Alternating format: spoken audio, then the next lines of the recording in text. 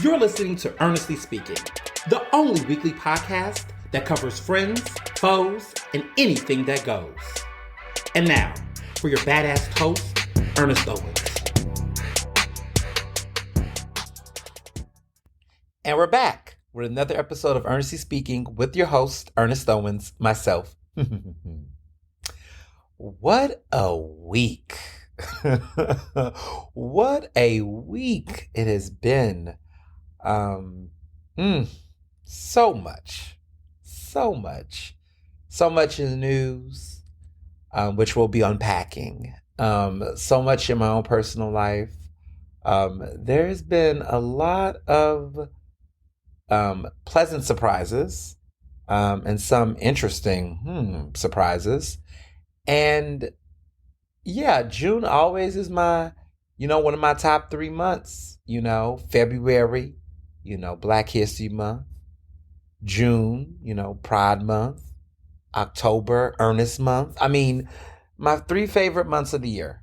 Every February, every June, every October. And it's interesting because my husband's birthday is in February. He's an Aquarius, as you all know.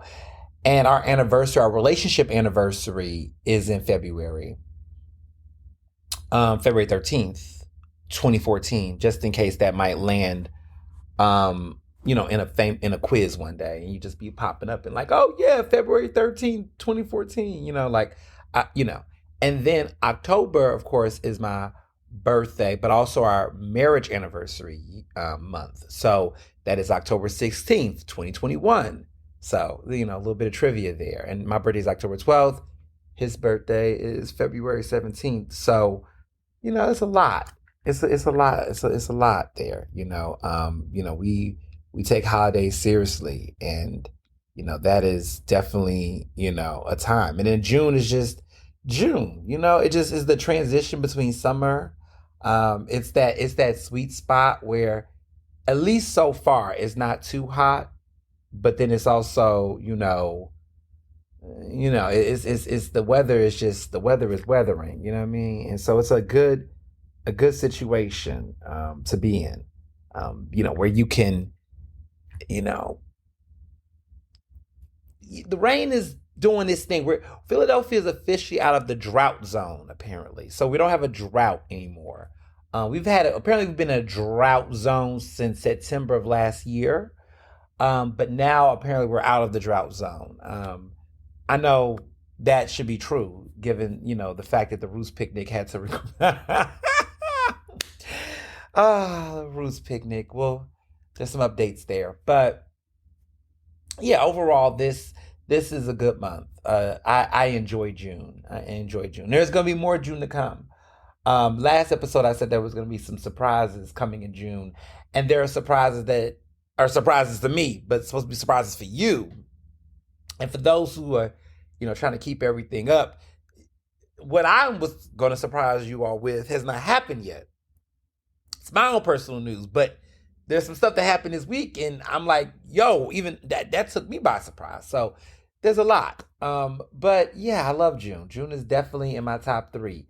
February, June, October, you'll find me in immense joy in those months. Every month I make the best of it, right? Like May was great. I enjoyed Cowboy Carter. PABJ gave me a professional awards. It was a great month, I'm not complaining there.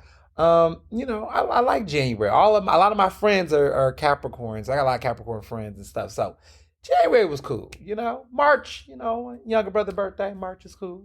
Couple of ex-friends' birthday in March though. I got a lot of ex-friends whose birthday are in March. And it's not even a zodiac thing, because some of them are upper March. Shout out to Abel. Now, Abel, that's the bestie. Like, that's one of the few I got in March. But everybody else is scattered. April's pretty cool. Got some good folks in April, some faves. They got birthdays in April.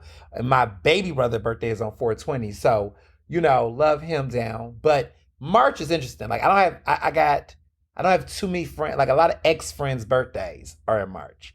And it doesn't matter whether it's on the lower end of March or the beginning. So it's not even a zodiac thing. It's just March. Just March madness is what I describe. Except my younger brother, his birthday's in March, who just graduated from Temple. His birthday March. We're of course, we're great, but everybody else in March, with the exception of Abel, a lot of the March birthdays, it'd be a little slippery. Um, July is, of course, Fourth of Jamarcus, so that's a given. July is also a good time, and my grandmother, who is no longer alive, but her birthday and her passing away date is in July. So July is always a very reflective month outside the turnip in the beginning. August is pretty much Martha's Vineyard. Like that's all I see is Martha's Vineyard. I just see summer, like the sweetest part of summer. And it's also like a reminder of like it's about to be over because September is like work and Beyonce's birthday. And yeah, it's just work. September just is like back to work, bitches. Like that's all September tells me. Like in my head, I read September as it's back to work, bitches. And then October is all me. Like it's just party celebrations. It's peak fall. Fall is my favorite season of the year, and it's just like I'm thinking my birthday. I'm thinking Libra. I'm thinking my birthday, my wedding anniversary. Um, just good weather, better weather, homecoming. I can wear a cardigan again, a really good cardigan, you know what I mean? And not feel like I'm out of season.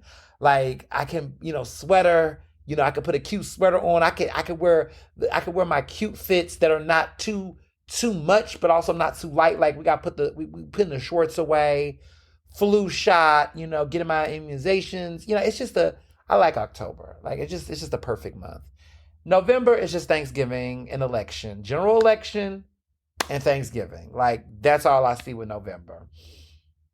December, wrapping shit the fuck up. End of the year, Christmas, of course, holiday party, tour, all these damn holiday parties. I'm not complaining. I'm just saying it's like wrapping end of the year up. You getting the best of the best. You getting the crazy of the crazies. Who getting fired, who getting laid off, who getting promoted, who transitioning, who's leaving. It's like December just gives like joyful chaos. And then January is very, January, the beginning of the year, just is very much like, hurry the fuck up, let's get to the drama. It's kind of slow. It's slow. It's kind of like everybody wants to act like they have to relax. It's like get on with it, right? And then February is just like I feel like February is when the year really starts. At least for me, in my mind, February is when the year really starts, and it's full of love. It's cold as hell. It's a bunch of things going on in February. But February is very exciting. You got Grammys. Some people observe the Super Bowl. The Super Bowl is what it is. You getting ready for the Oscars, which may take place it's normally in March, but you get ready for that. And then, all the seasons. But I could just analyze seasons all day. But my three favorite months is February, is February, June, and October, period. So I'm in one of my favorite months. And so it's a great time. And it's not even because of the zodiacs, because Geminis, and I can hear Joe being like, don't do that, don't go there, don't go there.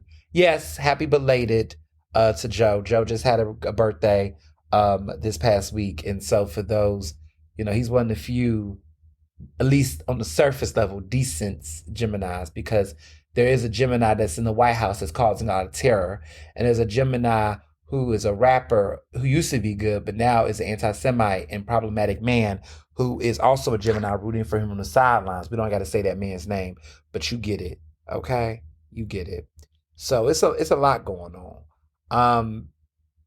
But I say all this to say that this month has not been without its surprises thus far, and we haven't officially landed into summer. So yeah, let's get into it. There's just so much to unpack, This week was lively. First of all, let me start by saying I love everybody that love me. But this podcast has went to new heights. We crashed into the top 100 highest ranking at number 55. We reached this week on all Apple News commentary podcasts, on all of Apple podcasts. Their news section commentary 55 out of all of those podcasts in that region. And we got millions of podcasts. And we broke into the top 60 at this week. And that was driven a lot by new subscribers and you all listening religiously to that Roots Picnic special edition episode. And let me officially say that that episode is officially the most listened to episode in the entire Earnestly Speaking canon. It is the most listened to episode, the most downloaded episode in Earnestly Speaking history thus far. A 1 hour episode. Who would have thought? This episode, so for those who want to know what was the previous most listened to episode of all time, it was Ernestly Speaking Special Edition, behind my unprecedented outing at NABJ. And that came out 2 years ago. And I never thought, or, well, never say never, but I never imagined what episode would be the one to surpass that. Because that episode, as you can imagine, it was definitive. It was a definitive moment in my life. It was a definitive moment in Black journalism history at the time. It was a big deal. And, you know, the thousands of downloads that episode had, I just was like, that was a moment. I don't really know how I topped that. I never thought to top it because I just was like, what else can go on that will get people that invested, that nosy on that scale? We get this podcast gets thousands of downloads a week. And that's scattered throughout various episodes. People listen to whatever. But that NABJ episode, the astronomical amount of downloads that episode got when it came out, I just was like, yeah, that's a special one of one kind of experience. And then you all surpass that in 24 hours. And that episode is still just killing it. It's like something I just thought to do. And I just, those are moments, right? You just don't know. Like last week, a week ago, right? It was about a week ago, right? I didn't imagine my Roots Picnic experience was going to be like that. And I didn't think, okay, this is going to be worthy of an episode. But the moment was there. And it's just the cultural zeitgeist. And I think every time I have moments where I'm just like, there's whatever. It's just, I outdo myself. Must be how Beyonce feels. She just probably somewhere is like, look, I'm chilling. I'm just having fun. I'm not trying to, I'm in a place of like very much gratitude and being fortunate about the things I have. I'm not trying to get out there in the paint and go competitive. I'm just doing fun. I'm just relaxing, right? But I find that every time these moments happen, in the city, nationally, whatever, it's just talent. I'm sorry. I'm going to have to give myself a pat on the back. It's just there is something innately special and unique about what I do and how I do it. And it's weird because for me, it's just like, duh. But for other people, just the tenacity of it all, the courage of it all, I guess it's just second nature. It's like breathing for me. It's like, duh. It just makes sense. But what makes sense to me is not necessarily common for other folk. And I just would recognize not to question it, not to compare it. It's incomparable. It's just a gift. And I am blessed with the gift to be able to just know how to tap into the moment at the right time with consistency. And that's just my talent. It's not a talent. It's a talent. It's not something that's just innate for everybody. And time again, I find myself in these moments in the culture where I just can see something. And I guess that's what makes a trailblazer, right? A tastemaker. That's what I've been called and been held. And, it's just magic. It's just Black queer magic, I call it. But it's just the thing where you just know, you just go, this just makes sense. And there's just that thing in my head. There's moments throughout when I do things, I'm just like, yeah, let's just do this. And so when I was in that line at Ruth's Picnic, I was like, there's a story here. This is different, right? This is different.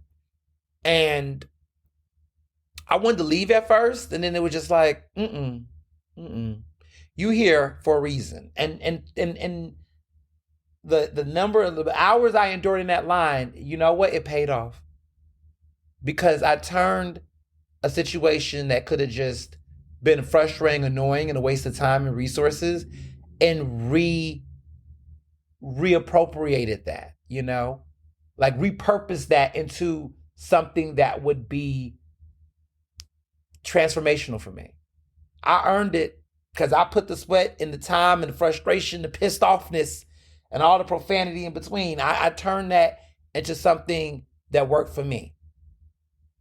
And a lot of people don't do that a lot. A lot of people take a loss or take an L or be frustrated, be pissed off, and they sit and they get mad, they move on, they just let themselves get fucked. I was like, nah, I'm walking out here with something. And I walked out with the most listened to podcast episode of my entire run. I've recorded over 150 episodes of Ernestly Speaking, and I would have never guessed that last week going to the Roost Picnic would give me the most download episode in my entire canon thus far. I've been recording this podcast for nearly 5 years. And what this episode has done, the number of subscribers and new listeners, what it's done for the entire catalog, the type of phone calls, type of opportunities now that I've been afforded with this podcast. Oh, baby, we going to keep it free because we got some sponsors. We got some business, okay? What this has done has just been incredible. So I want to thank all of you new listeners who are following the podcast now and listening. Not only that, but my most recent episode, post that episode, the numbers and the rate to which the downloads have been on that episode is surpassing the average of what I would typically get. Because now there's new subscribers, new listeners. We have a larger following from people that's not even in Philadelphia because those people were impacted by what happened in Philly. They were travelers, but heard about it while they were in Philly. And now there's so many of you who have messaged me and DM me and told me you're now a new listener, a new fan, and you are stretched from California to Michigan to somebody from Ohio. I got some folks in New Orleans. Shout out to the people in Louisiana that's all over Baton Rouge. Like just new people, just like was like, yo, I heard this show. I had my friends listen, like that word of mouth. And we didn't use any paid advertisements. I barely promote the podcast like on a very like massive scale. Like I do a social media. Shout out to my girl Candace. Candace, love you, honey. She's been a ride or die from the very beginning. She's been a super fan. She's been a super supporter. She, every morning, every time a new episode drops, she literally screenshots it, promotes it on her IG story, and I share with a link. That's literally the amount of like promotion I would do. Now with this Roost Picnic, we were showing love on the social. I did post it on my IG page and my followers and people, but like I rarely do mass promotion of my podcast episodes. I mean, my subscribers, I just don't as much. It's like it's a if you know, because I do be talking shit, but I don't listen. I'm not afraid. I'm not ashamed of talking my shit. But it's also just one of those things where I do it in a way that it's just if you know.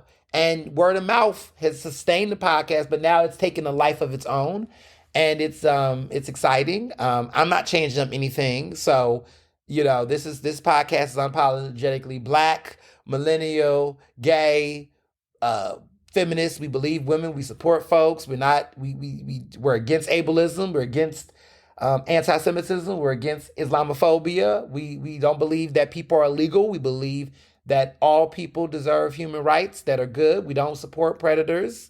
We don't scam people. We don't fat shame folks. We're not transphobic. We support all shades of blackness. We are not colorist. We like everybody that likes human, folks. We support everybody that supports decency and respect and inclusion and equity. This is a DEI podcast. We do support diversity, equity, and inclusion here. So if you don't like that, don't listen. Yeah, we got good taste. We eat well. We drink well. We read and we watch well. We do believe in facts and research. This is not a Trump uh, supporting podcast for anti-MAGA. Just want y'all to know that. Just in case we are not, we're not into the hotep and all that. We believe in reproductive rights. Yeah, yeah, we those are values. So if all of that, if that does not appeal to you, I just don't want you to get your hopes up. You might have liked the Roost Picnic episode, and you found me fun and you thought that was great, and then you were like, hold up, he got a husband? He what? He believes women? Well, he feminist. What? You might I don't want to listen. This might be your opportunity. Unsubscribe now. If this is not if you thought this was a different type of podcast, if you thought this was a Joe Budden podcast, don't. This is not that. Okay, we don't do red pills here. This is an incel. We're very anti-incel. So if you're confused, if you're confused, or you felt like your hopes were high, you thought this was something different. I just want you to know this is not that, and that is not this. And so, just wanted to put that out there, full disclaimer, you know. I'm just, I don't, we're not compromising, principles. So, maybe I got some new followers and we on the charts, we hot, but I'm not in the business of compromising content.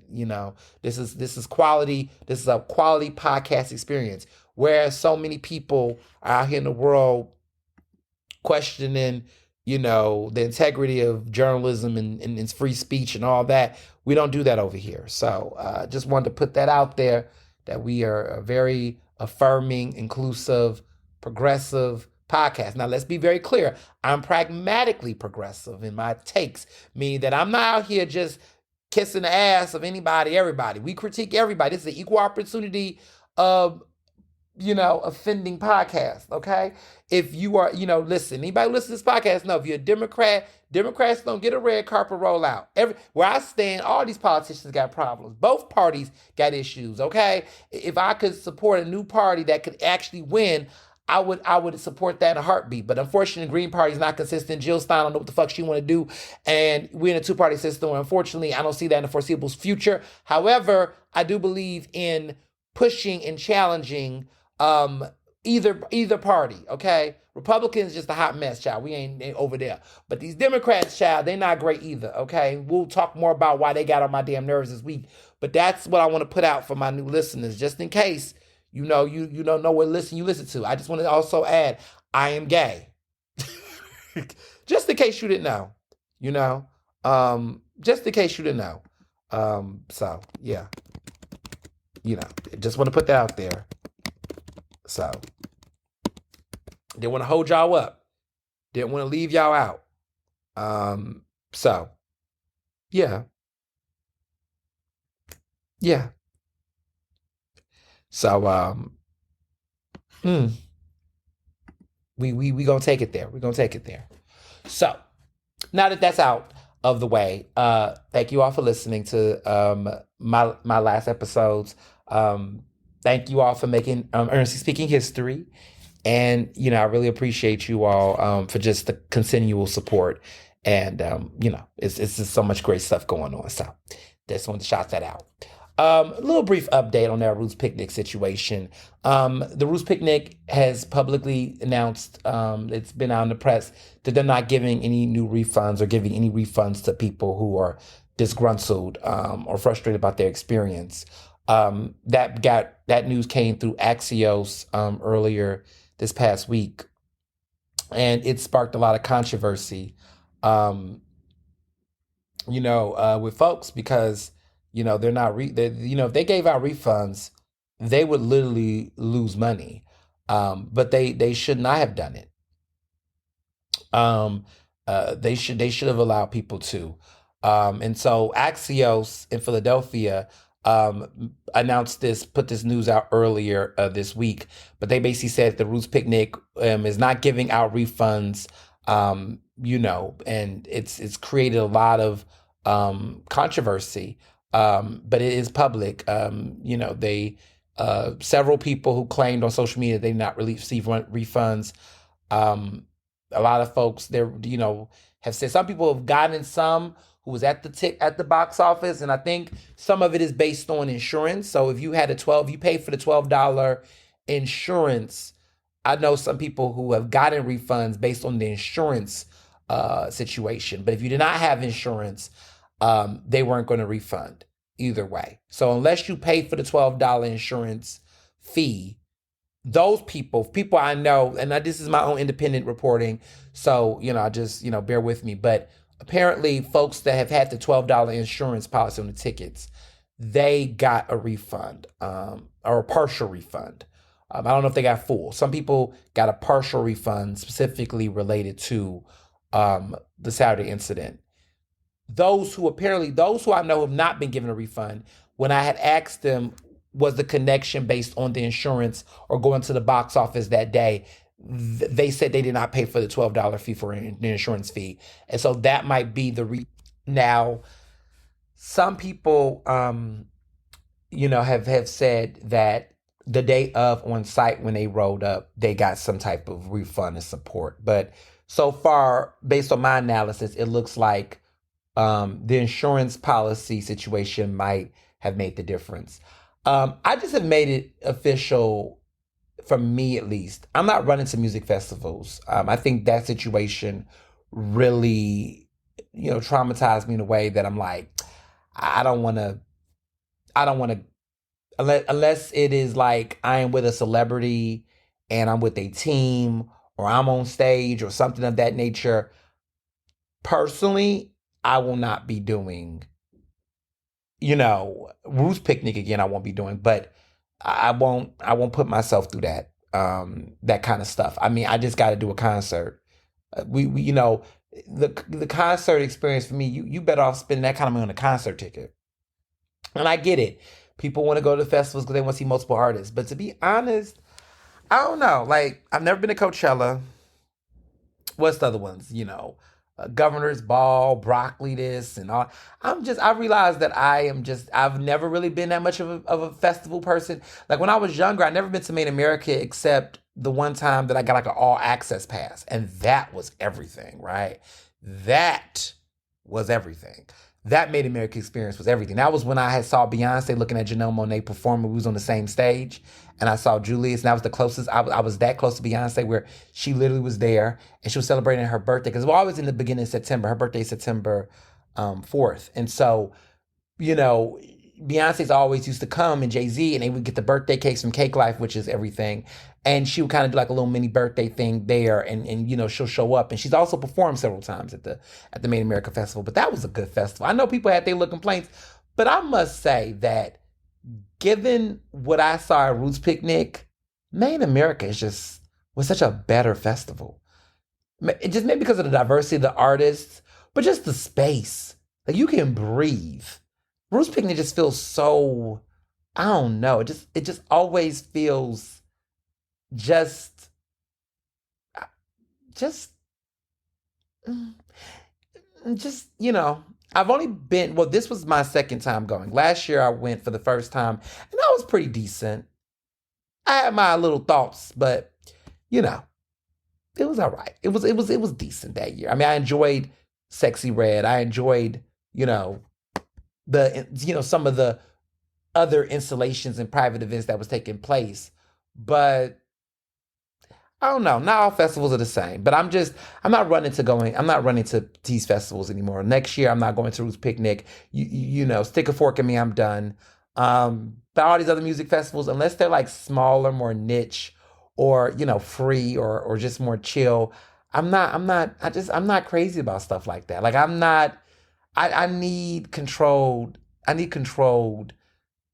space. I need controlled energy. I need as much as possible. I mean, you can't control everything, but I just need stuff to just be a lot more on point, a little bit more exclusive. I'll pay the extra money for the convenience of exclusivity. Like, and by that, I mean real, genuine. Like, they're charging $1,400 for a gold VIP bracelet or a pass. That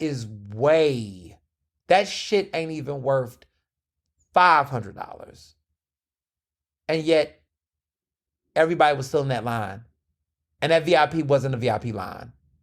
That was just, yeah. But I digress. You can listen to that episode and unpack it. But I just, I've moved on, but I'm still kind of like, stuff like that. You'll just never understand. You just won't understand it. But the rest of the week went off without a hitch. I checked out the new F1 arcade spot that's now in Center City.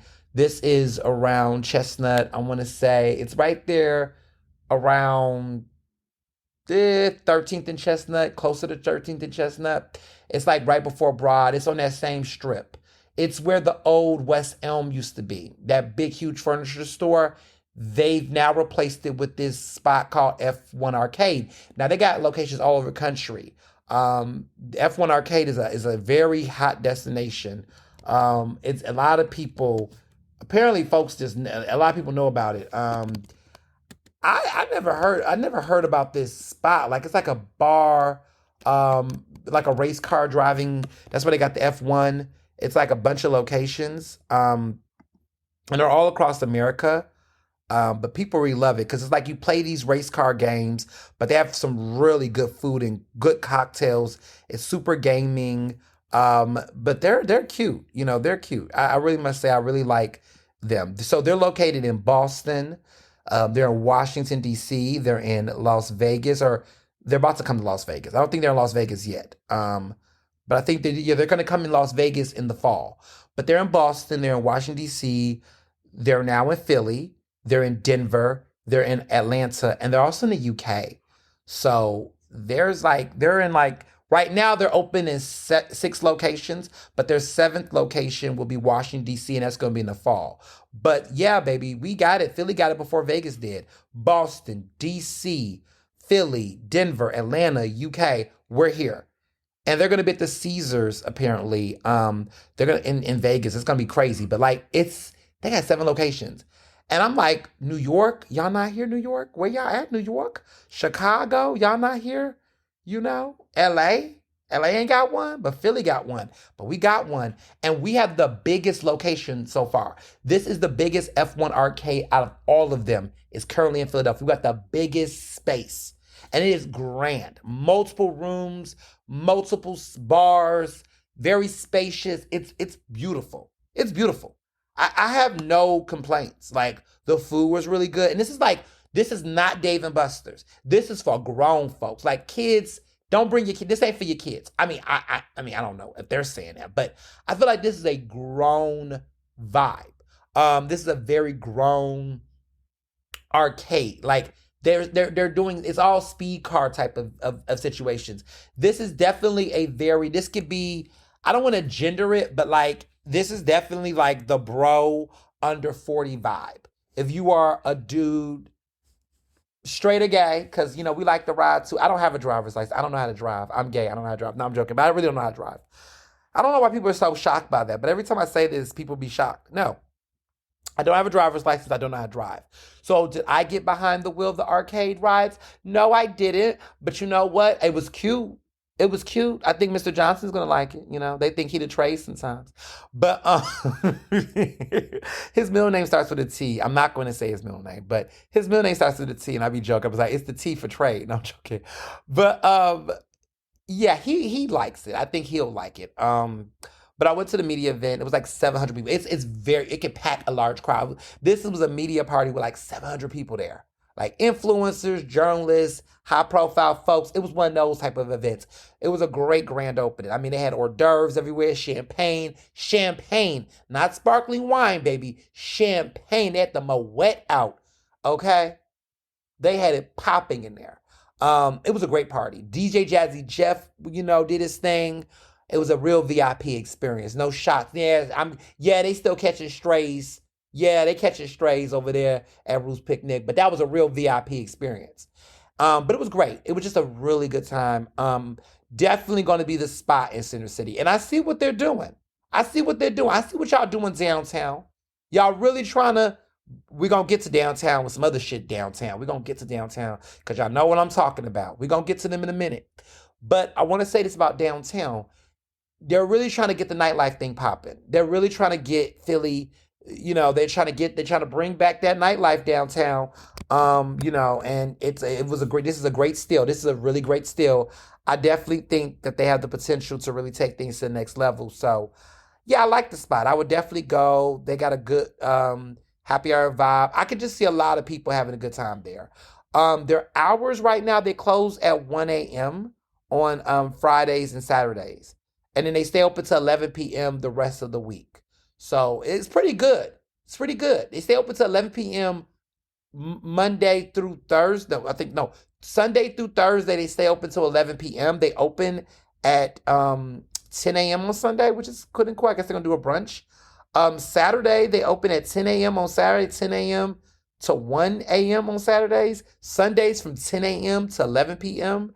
And then Monday through Thursday, 12 p.m. to 11 p.m. But Friday, 12 p.m. to 1 a.m. So it's a nice little situation. So if you downtown and you come in from a dinner, like I feel like for me, it would be a situation where one, my line brothers, my frat brothers, we would probably definitely, I could see us going there, if they want to spend some cash. And Alpha Brothers, we'll spend some cash because we'll go out, But I could definitely see us doing a general convention. Our general convention is going to be in July. And, it'll be, I could see some frat brothers, some alphas going down there, the real ballers, high rollers. Because I'm going to say this, it ain't cheap, but I like that. I like that. I'm not saying it's super expensive, but it is grown. Like these cocktails ain't no $5 cocktails. So if you don't come in here, they ain't got no $5 cocktails. These are some grown cocktails. So, if you here to drink and eat, that's for you. Come through, check it out, do your thing. But they, these are not no cheap little drinks or whatever like that. So if you one of the people that were looking for $5 drinks, let me just give y'all some of the clues of the prices.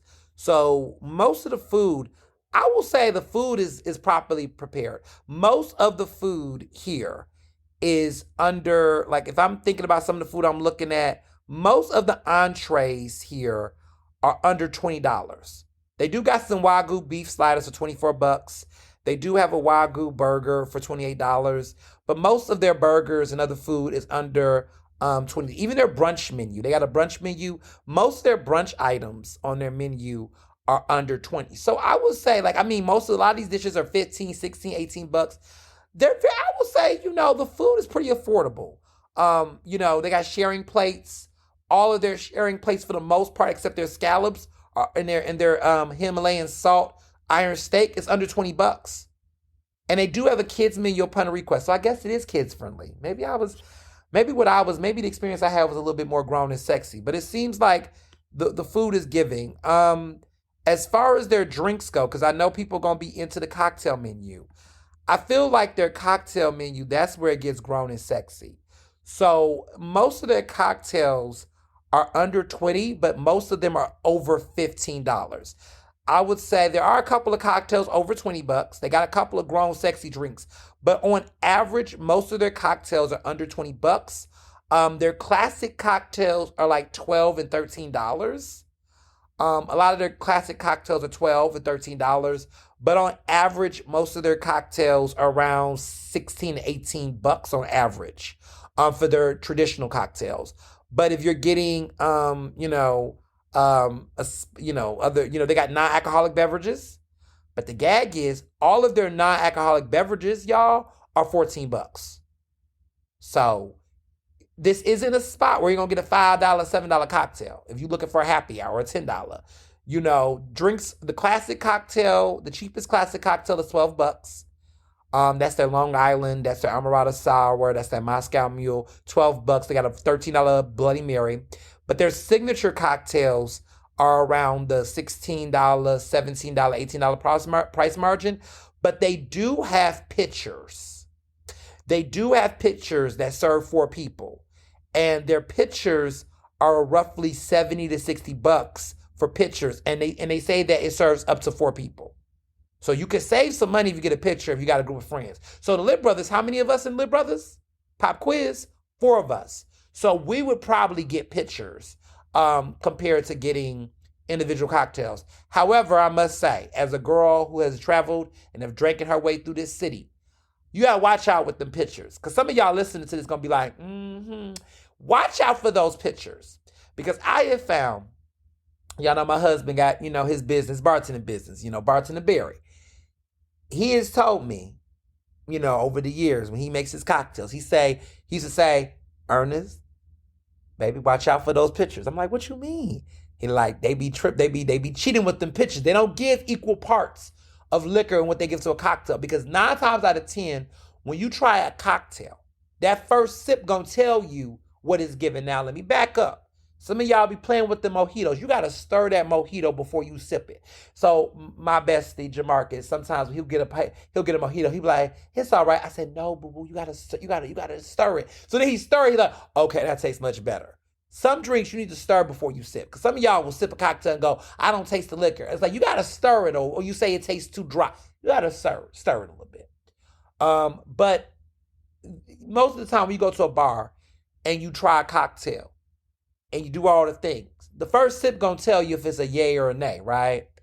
But with pictures, it's really hard sometimes to complain about the amount of alcohol because they'll tell you whatever. So pictures, I typically am like, but that price value point, you know what I mean? It's a nicer price point. So for example, the golden hour, it's $16 by itself, but if you get the picture, it's $60. So you save $4 if you care. But I don't know. Maybe what I would do is I would try the cocktail as an individual cocktail first to see if I like it. Like, don't go in here and get a picture until you know you like it. So if you with some friends and it's like 8 of y'all, 4 or 5 of y'all, whatever, try your drinks first. If you like the drink individually, like if you all can come to a term and say, okay, this is good, it's worth it, then if you do a second round, just get the picture as a second round. Fun fact. The more you know. The more you know, right? The more you know. So, yeah. But yeah, it's pretty affordable. It's actually affordable. But, listen, affordability is relative. Because some of y'all are like, I ain't spending that much for a burger. Well, no, this is not going to be the happy hour at... Listen, this ain't no Center City Sips. We're gonna get to that, but this ain't Center City Sip happy hour deals or whatnot. So if you a little bit on the cheaper, but I will say for a Center City location, I said Center City. I always say Center City because it's Center City. It's not really Center City to me. It's Center City. You know what I'm saying? Center City. Yeah, Floridian slip. That's why I should call it Center City Sips, but it's Center City Sips. But anywho, for this to be in the location it is in Philadelphia with these prices, pretty impressive. So, really liked it. Thought, the F1 arcade was a great experience. No complaints over here. Yeah.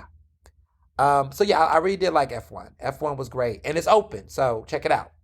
Other things that I liked, since people be out here talking like, you never say nothing positive, you always shading things. They don't listen to my podcast. Fuck them. But I just wanted to say that because people always like, you don't like nothing. What do you like? Well, you don't listen to my podcast because I start the podcast, talk about what I like. I did not get into what I don't like, but I talk about what I like. The Wiz, Ensemble Arts, I have to get used to saying this. I took my younger brother. We went to go see The Wiz, the new revival. Okay, so if you saw the old film with Diana Ross and all that, this is not that. This is the Broadway revival, okay? Modern, more hip, more, music is, the songs are still the same, but the costumes, the style, the script is a lot more modernized. It's very, very good. Probably some of the best vocals I've seen coming out of the Academy of Music. Vocals were vocaling. It was a really great experience. They're still running. It's a limited run, but they're still going strong. So if you are if you're like, oh, I don't know if I should go see The Wiz, blah blah blah blah, get you some tickets and go. If you're somebody that got a friend that's like, oh, I'm not really into musicals, this is what I call a converter musical. Remember I talked about this a couple episodes ago, probably maybe a season or two ago. But I always tell people there's certain musicals that I feel like are converter musicals. I feel like The Wiz is that. I feel like The Wiz Even though it originated on Broadway before it became a film, it has the kind of universal appeal to it that I feel like it will please all types of audiences that may not be interested or deep into Broadway. So I'm a big fan. It was a really great production, very black, very diverse, very just fun. Again, the vocals were vocaling, and I can't tell you how many times I was like, I want to stand up and clap and give a standing ovation. It was great. Also, a couple of you all bumped into me at the Hilton Hotel around City Line Avenue. I was at Teen Sharp. They had their 40th anniversary gala slash debutante ball. It was afternoon luncheon. I was, shout out to the founder of Teen Sharp, Miss Eleanor Jean Henley, who is an AKA, a legendary journalist. She used to be at CBS Philadelphia at a time in which there was not that many black women, especially dark-skinned black women that looked like her, as beautiful as her, were on air doing the news. And she's a legend. A lot of you all, if you're a Philadelphia native and you're somebody who's been in Philadelphia for a long, long time, you know who Miss Eleanor Jean Henley is. She's a legend. And she loves me. She's a big fan of me, as much as I'm a big fan of her. And we've known each other for like 10 years. Fun fact, I came to PABJ, a Philadelphia Association of Black Journalists, as a newbie. I was a newbie in 2015. There was a woman who was a president of the organization at the time who I do not like anymore. We're not cool. I don't fuck with her. Let me not be shady. But if you go back and look, you'll find out who I'm talking about. She got a little show called Studio Who on WHLY. No shade. Oop, that's no shade. Oop, that. I can't help myself. Well, anyway, she was the president at the time. This person. And she always emceeing something because she emceed this event, goodness. But she, I am not editing this. I'm not editing it. I'm going, if you caught it, you caught it. If you don't, you don't. It's fine. We don't like each other. She's not like me. I do not like her. I wouldn't consider it beef because I'm not beefing with, like, it ain't even a beef. I just don't like her because I don't like backstabbers. And, I just don't like backstabbers. Y'all know who that is. If y'all know who I'm talking about, y'all know who I'm talking about. I just don't. But y'all like her and y'all go up for her and y'all can because, I get it. I get it. If you don't know her, you will like her. And if you're like, broadcast journalists be fake sometimes. Not all broadcast journalists, not all broadcast journalists, TV, radio, whatever, are fake. But there are a lot of them that are fake.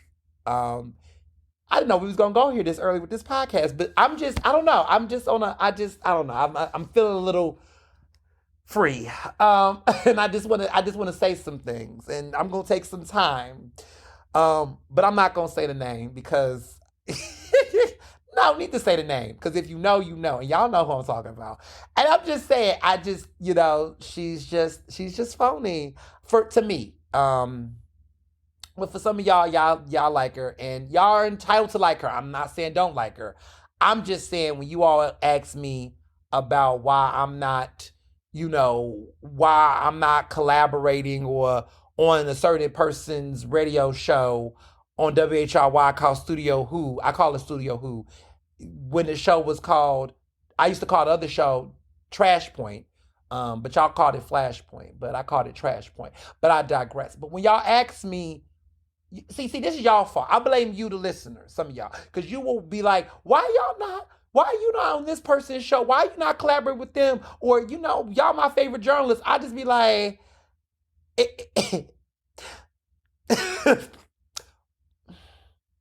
I will just say that there are some people that are just, at least in my experience, and they will say the same thing about me. Trust me, the feelings are neutral, but I will just say that one day, maybe someday, I will be at an age where I'm much older and I will tell the full story when I have a memoir, if we are still doing memoirs, but I will have an autobiography and I will tell you all a lot when I'm much older. Because if I could tell y'all some of the things that some of y'all faves have done, you would not like them. They would be canceled.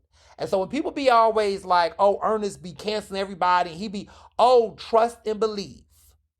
Baby, there's a reason why people are very selective and don't play with me. and just kind of let me do my thing and live. And I'm not blackmailing people. I don't do that. That's not how I get down. I don't extort people. I'm just saying that I have chosen to give a lot of people grace. And I mean that. I have just chosen to be the bigger person and to not be that person. But if I would have had 16 Ernest of 2016, baby, it would have been a different day. Some of y'all underestimate. See, I used to be a thug back in, no, I'm joking. Listen, I wasn't even doing too much back then, but I had an era where it was just different. I was just younger, and people were out here doing some bullshit about 9 years ago. But even then, I still didn't tell everything because it wasn't, a lot of shit would go crashing down. And so I just want you all to know that when you're asking me why this and why that, it's because of, it's by design. It's a choice.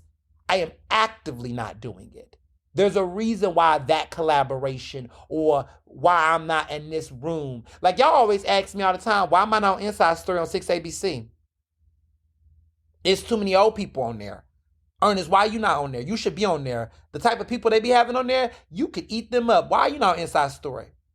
Because there are gatekeepers over there.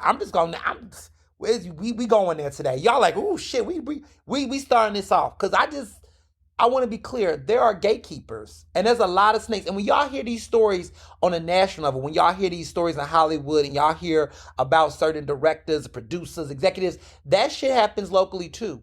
And I got local stories and I got national stories. I could tell you some shit and you will go, what? And there's a reason why I am respected and valued and protected like I am by certain folks. There's a reason why Miss Patty Jackson is a mentor and she's always been there. There's a reason why Miss Eleanor Jean Henley is always going to be by my corner and she protects me. There's a reason why Yuki Washington, and legends like that will have my back. There's a reason why the greats, support me. There's a reason why a woman like Oprah Winfrey flew me out and showed me. Like, there's a reason why Ariana Huffington put her hands over my shoulder and told me to keep going. There's a reason why a Byron Allen continues to support me and encouraged me and gave me opportunity at the Griot. There's a reason why the legendary girls, the editors at the Rolling Stone and other places give me opportunity. There's a reason why. I'll just say that. Because real recognizes real. And there has been people who've tried to blacklist me. Some folks that y'all know, that y'all think are the sweetest people. And I will just say that in the words of Taylor Allison Swift, the trash will take itself out.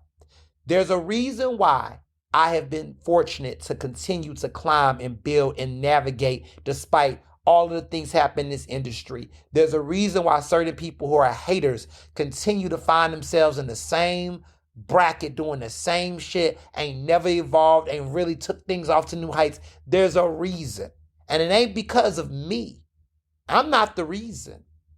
They might say I'm the problem, but I'm not the reason. And so I always will say that karma is real. What you put out in the universe, it comes back. The real will always overcome. It may take 12 years. It may take 5 years. It may take 10 years. But it will always be what it's going to be. And so I've always moved from a place of intentionality and transparency. And I've just learned to just, rather than try to be that person to get my lick back, I let the universe get its lick back. I let certain things play out. Because there's a lot of things, man, the besties, my friends, if you close with me, we'll talk. You already know.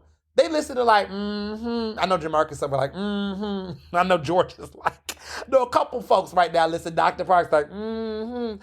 I stay real quiet about some shit. These politicians, oh, baby. It's a lot I could say. So for people that be just like, oh, Ernest he be lashing out. He be baby, I give y'all 10%. I give y'all 10%. Because if you knew the 90%, or you even knew 50% of the shit, you'll be ready to cancel subscriptions. You'll be ready to disassociate yourself. Some of these people could be in jail. Some of these people could be sued. Some of these people could be fired. at the bare minimum. Some of these people, y'all would be like, wow, that's a horrible person. But I have chose to be peaceful and civil. Yeah, I'll be a little petty and just say fuck that person. I don't fuck with them. But baby, that ain't nothing. Just let me just say that I have my reasons, and my reasons are personal, and my reasons are direct. They're not like an existential crisis. Look, two things can be true, but there's some real fake, phony, backstabbing, snake ass people in this industry. I ain't saying I'm not gonna name no names. I'm just saying that there are people that will smile in your face all the time. They want to take your place. The backstabbers, backstabbers. Woo! I'm just saying, and that's a classic right there from the OJ's. But there are some people that's fake as fuck, and some people will have found out and years later come back to me and say, you know what, you was right about. But I'm quiet. There's some people that walk around here talking about they allies, but homophobic and transphobic as fuck. There's some people that walk around talk about they want to mentor people and they want to encourage people, but they don't show no love to these incoming people in the industry. They don't. They be out here still taking up space. Still taking up space. Not opening doors, not encouraging, got tons of resources. And they do it to their own, mind you. Oh, with white folks, they love the white folks. But these young black folks trying to get into the space, oh, please believe it. When I came to this industry, there was some legends that y'all revere and y'all love. That baby, they gave me their ass to kiss. They saw me as a threat. They saw me as a threat. They knew I was coming. And it's always like that. Every industry I go into, any space I go to, people always see me as a threat. And I'm like, I want to be an asset. I want us all to win. I want to find ways to increase opportunity access. I have given, and let me talk my shit, because I'm going to talk my shit real quick. For somebody in my industry, at my age in this city, I have given more awards and roses and recognition to more black journalists, past, present, in this market than anybody else. I can track that. I can track that with stats. I can track the stats on that. I have given more legendary black journalists in this business, in this industry, PR, communication, media, more honors, recognition, reverence, and honor and respect than anybody else. When you're talking about actual, leadership-wise, than anybody in my industry. I can name the times, the awards, the recognition, accolation in my years of serving as PABJ president. I have given more scholarship money to black journalists in Philadelphia than anybody else. I can count the money. I now granted colleges and usage, but I have done that. You can quantify that, not qualify. You can quantify that. And I'm in my 30s, my early 30s. There are people that's been in this business for decades, but have not given back to young people, to young emerging journalists, to people coming to business, have not given that. So when people want to talk about paying dues, have you paid your dues? Have you done? Baby, I paid them in tenfold and 5,000 times over. So I can talk a little bit. It's been 10 years. I'm about fed up on being quiet about some people that be out here capping. It's been over 10 years, been in this business for 10 years. I can talk a little bit. And you say, oh, you're so young, because I started very young. See, when you start young, you can have a body of work. And I've been around enough. I'm gonna talk my shit right now, because it's some things I see and I just go, yeah, I just can't keep letting y'all think these people are my peers. Because some of these people are not my peers. They're not. They're not. They're not keeping it all the way 100. They playing it too safe.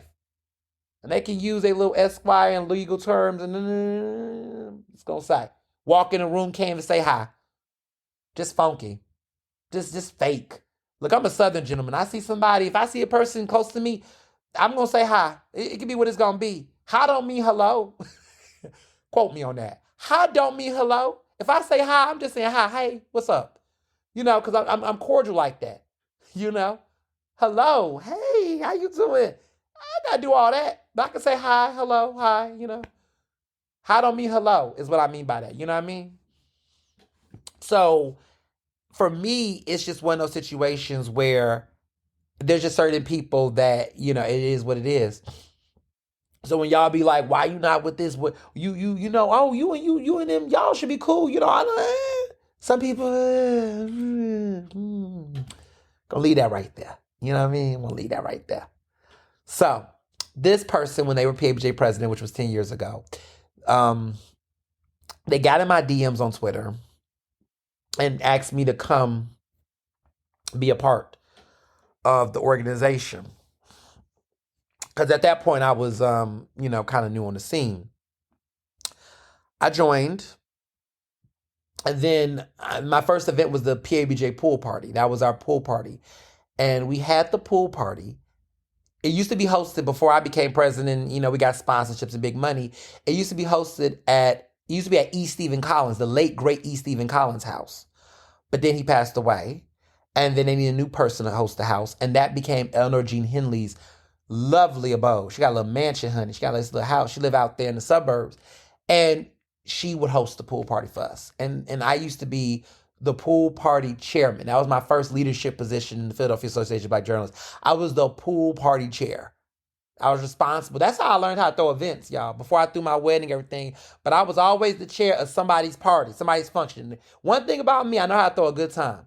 I throw good birthday parties. I throw holiday parties. I've thrown pool parties. I've thrown galas and luncheons, and I always throw a good time. So Eleanor G. Henley used to host it. And for many years, we used to go to her house. And then when I became president, I was like, I want to change the scenery, and I don't, I want to, let's take this out. So we've done it at different places since then. But shout out to Eleanor G. Henley, used to always host those pool parties, and she's someone I just look up to, and she's always been a great mentor to me, and I love her to pieces. So her event was Teen Sharp. There's a nonprofit that supports young girls, to just give them leadership opportunities, mentorship, and all that, because we talk a lot about young Black men, but we don't talk about young Black girls. We don't talk about the fact that they live in a society that is also cruel and unwelcoming to them. And we need to increase the resources to build their confidence and opportunities, and really strengthen them. And this organization has been around for 40 years.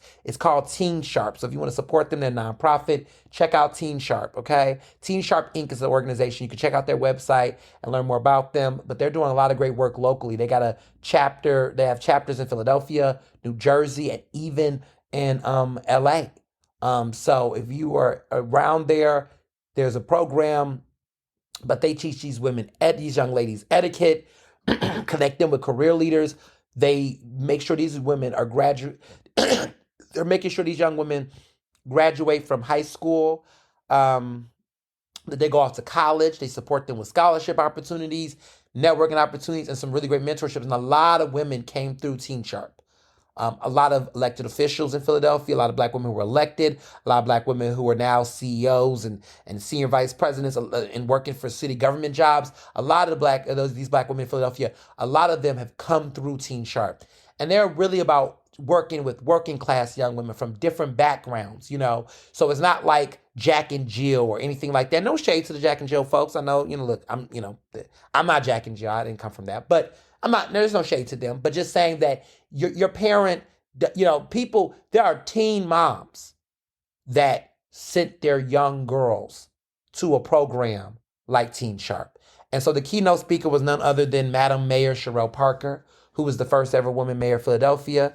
And she's a Black woman who knew the power of Teen Sharp for years and knows Eleanor Jean Henley very well. And, shared her story about like how programs like that has made an impact, because Sherelle Parker's story is incredible. She grew up from a teen mom. She was raised by her grandmother, and, had a lot of women that mentored her, like Miriam Tasco and Augusta Clark, and a lot of women like that who mentored her, and look at her becoming the mayor. She's politics aside, but she is a true success story, regardless of how you feel about her policies and things.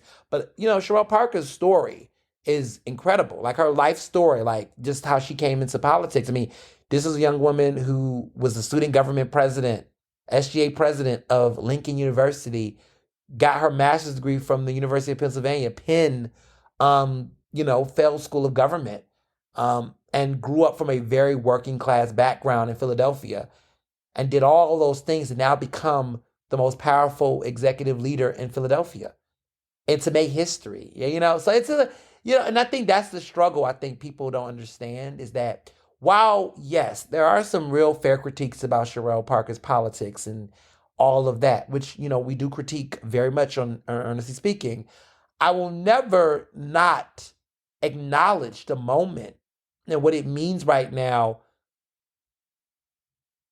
in the culture, right? For someone like her to be in the position she is. And sometimes that type of representational politics, I do feel like insulate our black leaders sometimes a little bit too much. That's not for white people to opine on. So if you're white and you're listening to this podcast, please do not message me and say, don't do that. Because we ain't going to talk about how we got to that type of insulation because it came from, but the answer is white supremacy. But to my black listeners and my black and brown folks, y'all know that a lot of times our elected officials who are black and brown that make history in these ways, sometimes we want them to be better policymakers and do better, but sometimes we don't challenge them as much because we do have that insulation of wanting to protect them because sometimes the criticism they face is racially charged. And for Sherelle Parker, it's racially charged and it's gender bias. I can't, there are some real legitimate critiques to her, for sure. But what is annoying is that sometimes I do feel like the press is a little aggressive in how they pounce on every little thing she do. And sometimes it's like you gotta let some things breathe a little bit before you jump. And I've also seen the double standards of that. The way in which there was a level of grace given to Jim Kenney throughout a lot of fucking fumbles. People didn't get into Kenny's ass, honestly, until the last 6 months of his second term. Okay. And I think it really kicked off, honestly, not even, was it? Yeah. It really didn't kick off until that shooting incident at the Wawa 4th of July, when he was like pretty much talking about he was ready to go, whatever those remarks were.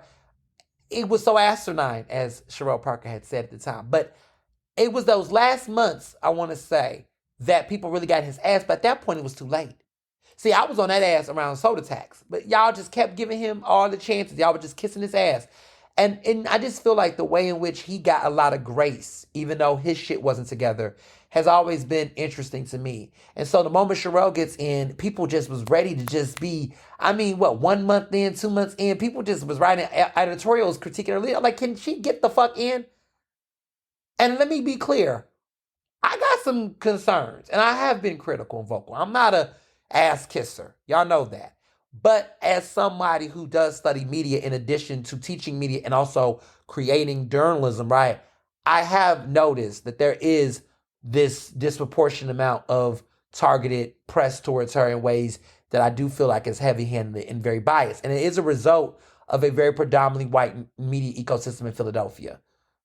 And that type of bullshit makes people protect her in ways that sometimes I do feel like she needs to be held more accountable, but you just dance that weird line. I think a lot of black folks, especially black women in Philadelphia, those who are educated, those who do vote, you might say they're so blinded by her that they're a cult and they won't admit that she does things. But I think part of that is because of the fact that they do feel like they see her in them. Because whether they're elected or not, when black women get in these higher positions, they are targets. They are hit with a lot of criticism that a lot of times is misguided or just heavy-handed in a way that isn't given to men.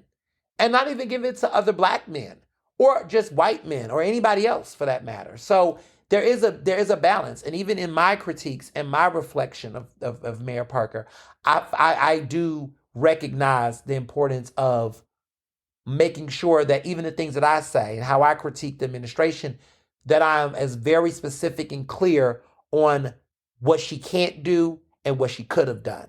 Because sometimes people do put the impossible on elected officials. And then in some situations, they're just like, this is not the mayor's job, right? This is something the governor needs to do. And y'all let that damn Governor Shapiro slide too fucking much.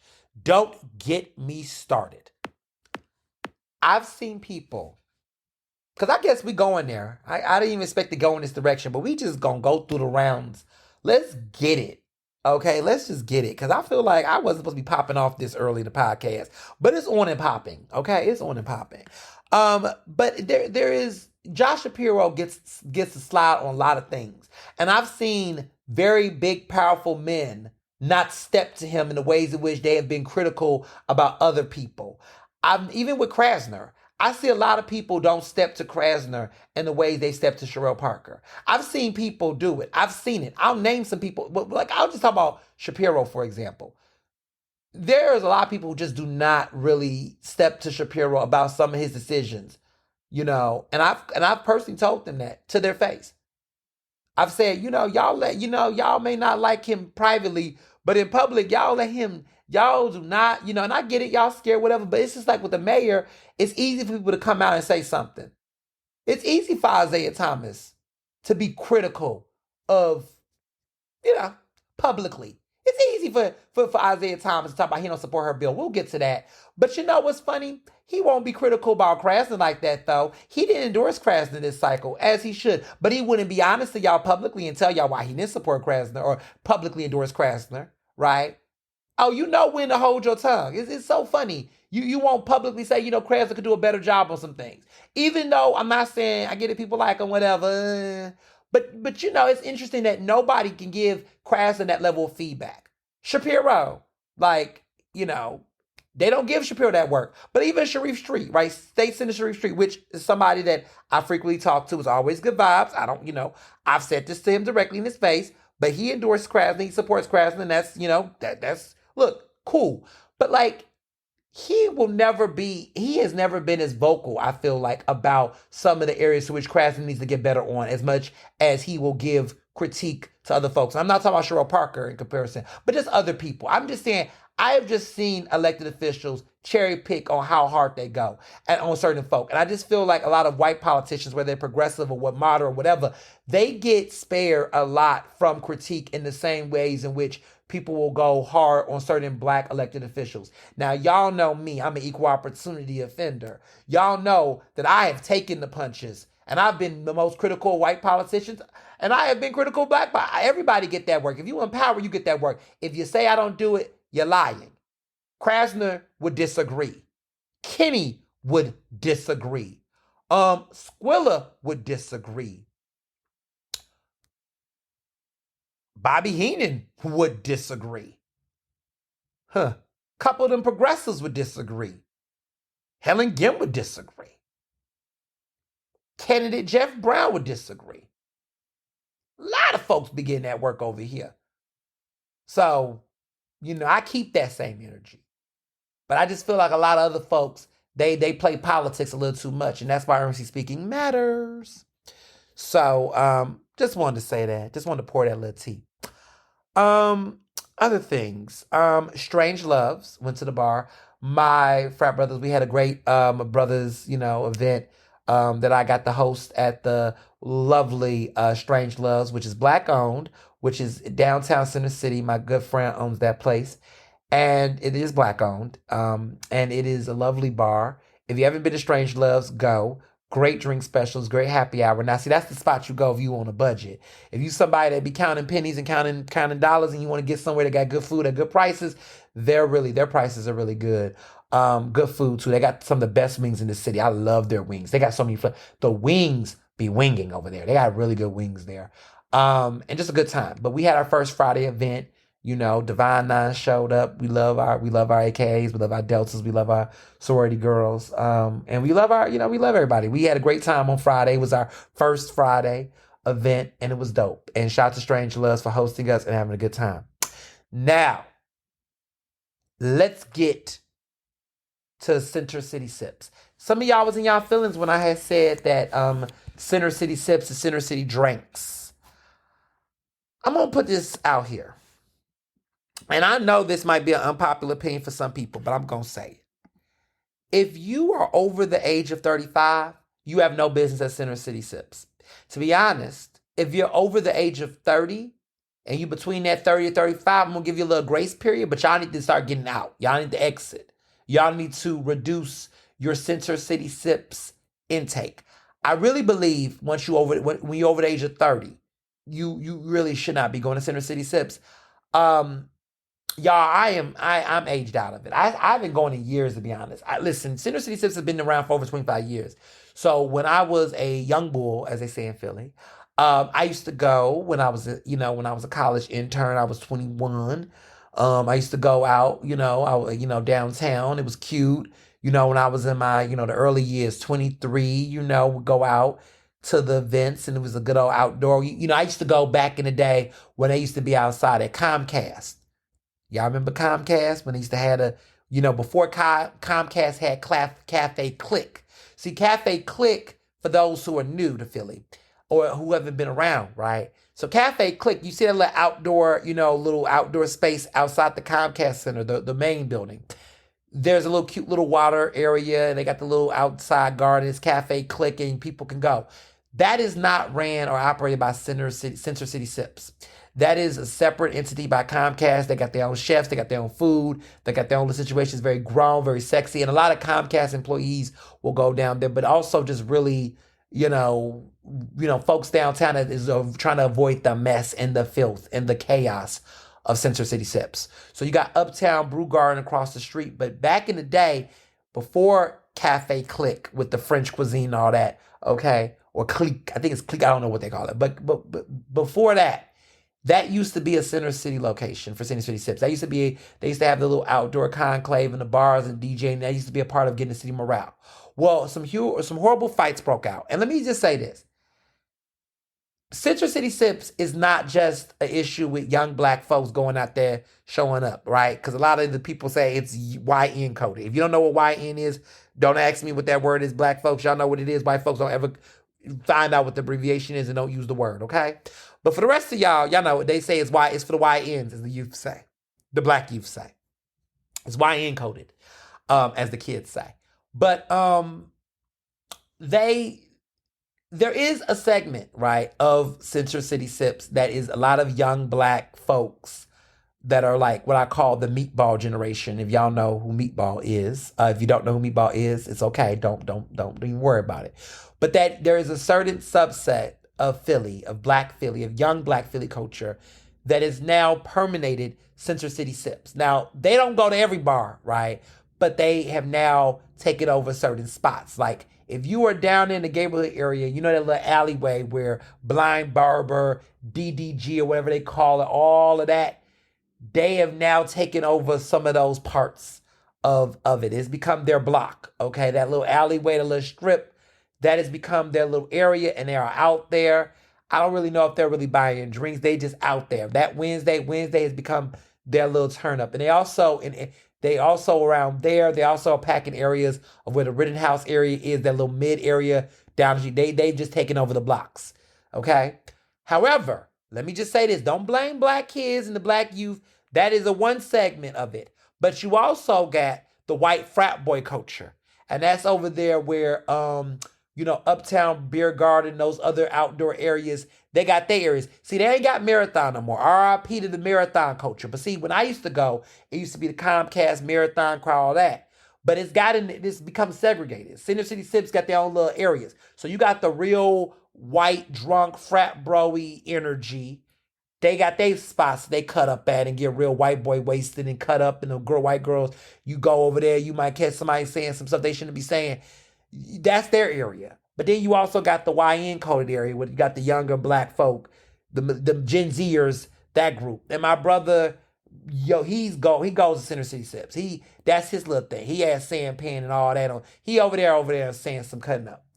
And so we went to go see the Wiz last Wednesday, and the show started at 7. Show started at 7:30, whatever. He comes, and I said, "Where you at?" He's like, I was like, "Oh, you want me to pick you up?" He was like, "Oh, no, I'm already in the area." I'm like, "Why are you in the area? What you down here for? What money you got?" Mind you, he was at Center City Sips. He went to Sampan, which is not bad. He was all like, "Oh, I go to happy hour at this place called Sampan. They got really good food." I'm like, now I know I'm getting old, because I'm just like, not you trying to put me on a Sampan. Not you trying to tell me about Sampan. And I teased him. I was like, "How did you know about Sampan?"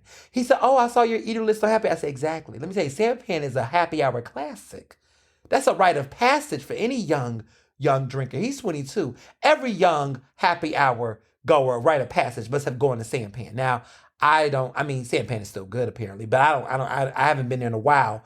I don't go there as much. My happy hours are more. I'm a little bit more. Baby, I go to a pyramid club. I want to get away from people. I go to happy hour and like to go to the more private, the more exclusive, the better for me. I don't care how much the drinks cost. I like to get away from the people. But when I was much younger, I used to want to be in all the crowds and stuff. But he likes the watered down. He likes the chaos. I imagine we all did at one point. But now I'm just, I was like, you was over that. Well, at least you went to a good classy one. Because a couple of times I done caught him, I see him around. He's all like, yeah, I want to go to Bud and Maryland's next. I'm just like, And he's trying to tell me about Bud and Maryland's. Listen, but at least he got taste. One thing I say, I'm happy that, the genetics of us having good taste. At least he's going to good places with good quality food and beverages. But nonetheless, it is coated. So back in the day when I was still going to Center City Sips, I remember a fight broke out at Comcast, the little Comcast area, with some white boys getting white boy wasted. It was not us, because they always want to act like it's us. No, it was not us. But they got in a fight. And that went viral. And that is when I was like, yeah, we got to do away with this. It's too, like, this is going too much. It's gotten too far. And I said that years ago. And here we are. Center City Sips is still going strong. Despite all of the critiques and all of the things. It is just one of those Philadelphia events that is still enduring. Just like Dinner and Blanc, which I will, y'all know how I feel about that, child. But there's just some things in Philly I'm just never going to be crazy about. Roots Picnic, canceled for me. Center City Sips, canceled for me. Dinner and Blanc, canceled for me. Those are just, and Mummers Parade. Oh, let's not forget Mummers Parade, canceled for me. Like, those are the four things in Philly. Look, I've been here for 15 years. I'm a Philadelphian, okay? Been here my entire adult life. Only paid taxes to one city and one state only, and that's Philadelphia, Pennsylvania. As a Philadelphian, okay, for nearly 2 decades, I am here to tell y'all, I don't see it. I don't see it. I just don't see it for those. I don't see it for the Mummers Parade. I don't see it for Roots Picnic anymore. I don't see it for Center City Sips. And I don't see it for Dinner and Blanc. I just don't see it for those four things in Philly. Those are like the most cringiest Philly things for me. Like, I'm just never going to be fan. I'm just not a fan of those four things. I don't care. Okay, I just don't. Those are the four things I'm just like, move. I can't even rank what's the worst. Y'all want me to do a ranking? Okay, I'll just do a quick ranking. Mummers number 1 for sure. Dinner and Blanc number 2. Center City Sips number 3. Roots Picnic number 4. That's my current ranking on the worst Philadelphia centered events. Are there more? Is there other things y'all want me to know? I will see honorable mention for number 4, and I know some of y'all gonna get mad at me for saying this, but I'm gonna say it. These goddamn fucking sporadic, spontaneous Eagle celebrations, when y'all tear the city down, that shit annoys the fuck out of me. That's my 5th. Oh, that drives me crazy. Y'all will never catch me downtown when y'all do all that. That's just honorable mention. I don't know how many more of those we gonna get. We might get another one this year coming up. But that right there, no. I don't get it. I will never understand why we tear the city down for good news. But then y'all get mad when we protest. See, I love a Philly protest. That goes in my top 5 favorite Philly things. I love a Philly protest. I love how Philly show up for a protest. When we mad, ain't nothing. I think Philly protest might be my number 1 favorite thing about Philly. I love a good Philly protest. I do. Number 1, in the birthplace of democracy, we do a good protest. When we get pissed off, we show the fuck up. Number one is a Philly protest. Number 2, favorite Philly things I like. 4th of July. No one does 4th of July better than Philly. Philly, y'all got that, and y'all should. Philly during the 4th of July, even though I don't celebrate the 4th of July, it makes me patriotic for the 4th of July. Because I still will wear my red, white, and blue, but I wear it for my bestie. But I do like how y'all do 4th of July in Philly. I will give y'all that. Number three. What is my number 3? Adun Day. Even though I really don't go to Adun Day, because it's like always a lot going on, I do like Adun Day.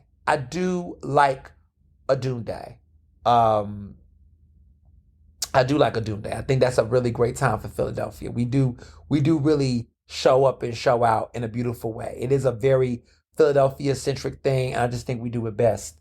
And it's beautiful. I do like a Doom Day. I just like what it represents and everything like that. Um, Other things that I like in Philly. Um, that's like a Philly thing, or what we do well. Mm.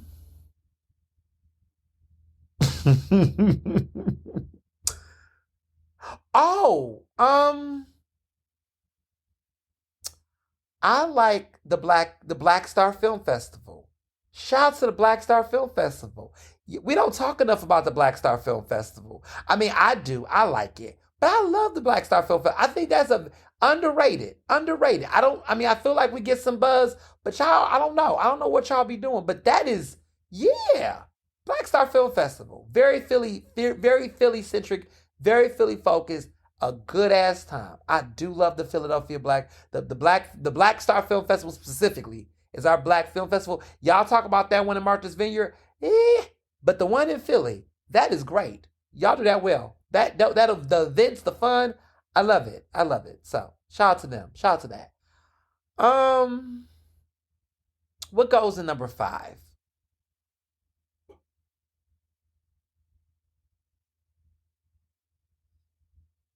Hmm.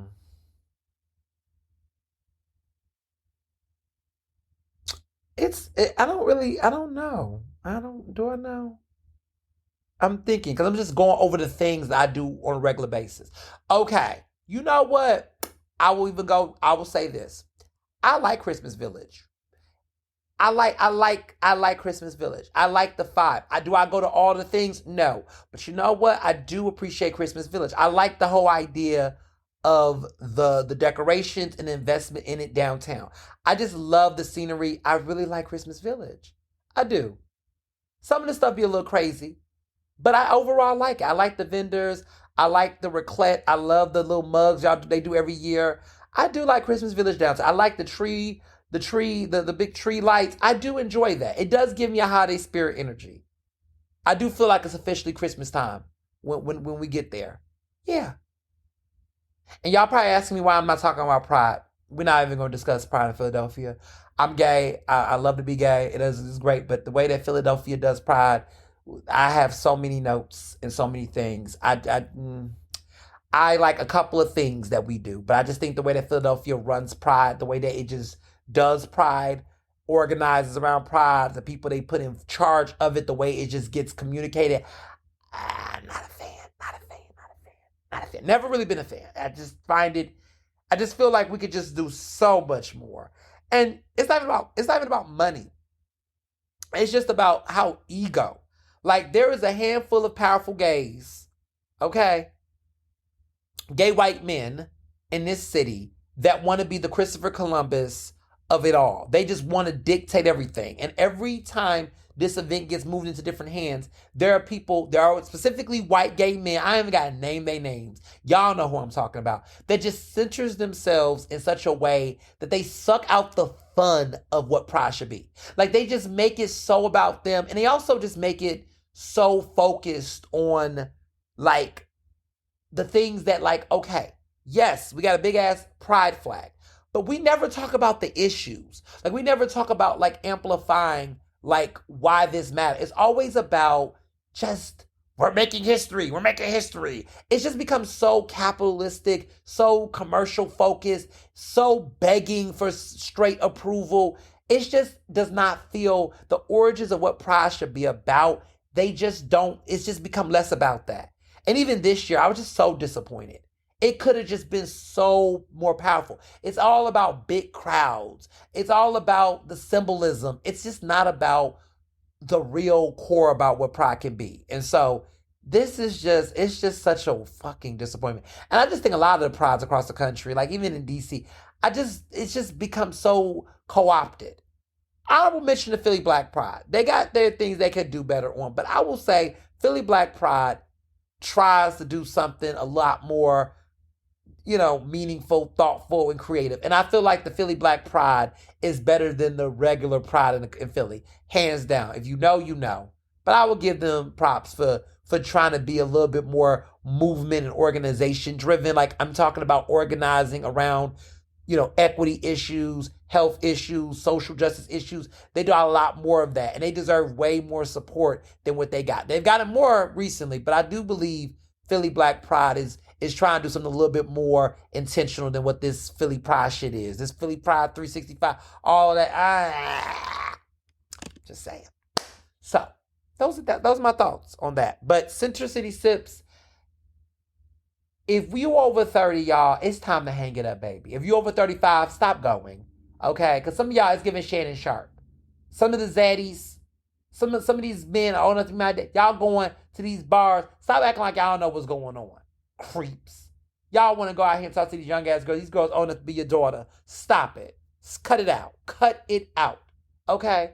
And some of y'all aunties too. See, I'm an equal. Look, I'm going to keep it even. Some of these aunties be out here too. Don't get it twisted. I see the aunties out here. The aunties be out here cutting up in rare form.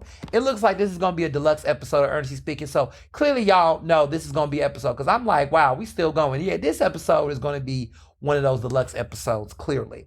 But I just wanted to say that though. The aunties be out here. They be out here too, some of y'all, looking for these young bulls. Trying to get y'all a little young buck. I see you. Stella got her groove back. We be talking about the men. The men be cutting up too. The old heads be cutting up. Some of these but y'all be out here trying to get y'all a young whippersnapper too, apparently. According to my brother, who's 22. Apparently, there's some Shanisha Sharps.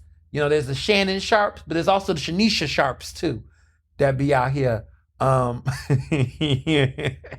be out here trying to grab the boys. Okay? I told him, let me tell you something. You better not walk up in here with a Drea. And for those who know who I'm talking about, okay, I'm like, leave him alone. Because some of y'all be like, who was he? Y'all see my brother and me, I go out, oh, he's so handsome. He's a young man, a young man. He's a young professional. Okay? But he be telling me these stories. He be out here doing his community work, working and stuff down in Germantown where all the old rich aunties live, and they be coming up to him, and he be saying he feel like he be getting hit on. I'm like, They trying to pull a Meghan Markle. Let me stop. I was like, they trying to get into the royal family. They trying to find a way to slide in. Real cute. I see you. But nonetheless, all I'm saying is if you're over the age of 30, and I hear you complaining about Center City Sips and about how the drinks are cheap and water and lines are long, I'm going to say that's what your ass get. Just like how I feel about Tyler Perry fans at this point. But I digress. So, that's everything. And then one little fun note before we get into hot topics. This week I was surprised, and I want to say this because this was not the surprise I was talking about in my last episode. That surprise will be coming later. But I was surprised at the end of the fraternal year for our fraternity, our chapter, of course, only single letter alumni chapter in our fraternity. Our chapter had awards that we do. We have a large chapter, and so awards are few and far in between, but they honored, brothers who did service and different things. And at the end, there is the most prestigious award that a brother can get in our fraternity, in our chapter. It's like the Purple Heart. It's not the Purple Heart. That's not a good. The medal, the highest civilian honor is what? The Medal of Freedom.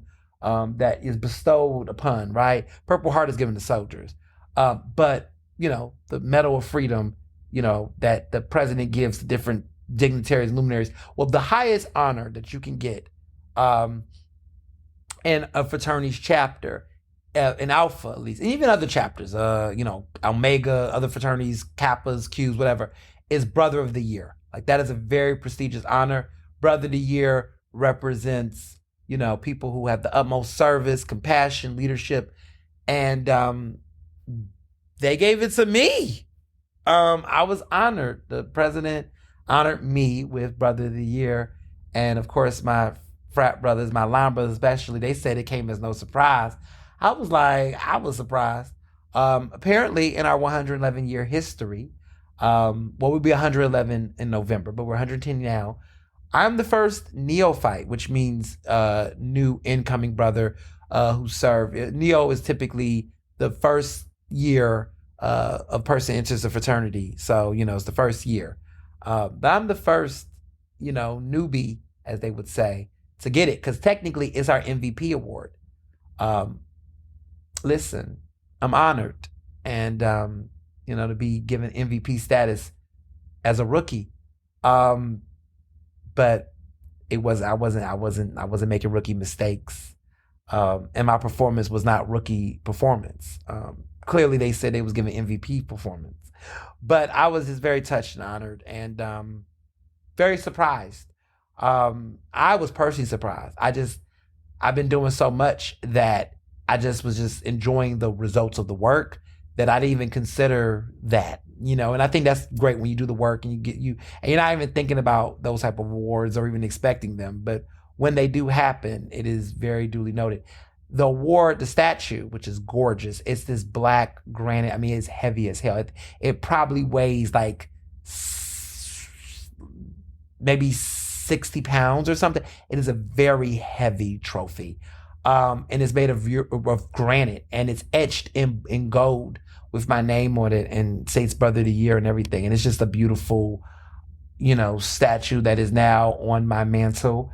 And I might need to create a whole Alpha Shrine mantle on its own that just has all of my, Alpha, relics and things. But I'm just very touched. And to get that award and be honored in that way is just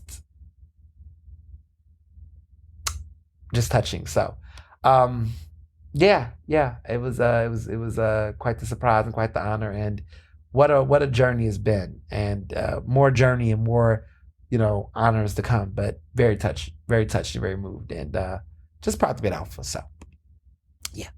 So let's get on to hot topics before I become a whole little emotional, little tender thing. So you all know what I'm about to talk about because this is like the top of the hour. This is the top of everyone's mind. Elon Musk and Donald Trump. The bromance is over. They're broken up. And in last week's episode, I was already talking about how, things were. But I also said from day one, this was never going to end well.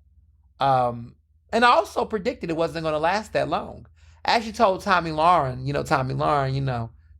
be wanting me to come on her show or whatever. But Tommy Lauren, I told her when I was on her show, her YouTube show, months ago, I said, girl, this is not going to last. And she was just all whatever. And now the GOP, they in a clusterfuck right now. The Republicans don't know where to land on Elon because Elon has a lot of power. Elon has funded a lot of campaigns. And, he might work actively against the campaigns.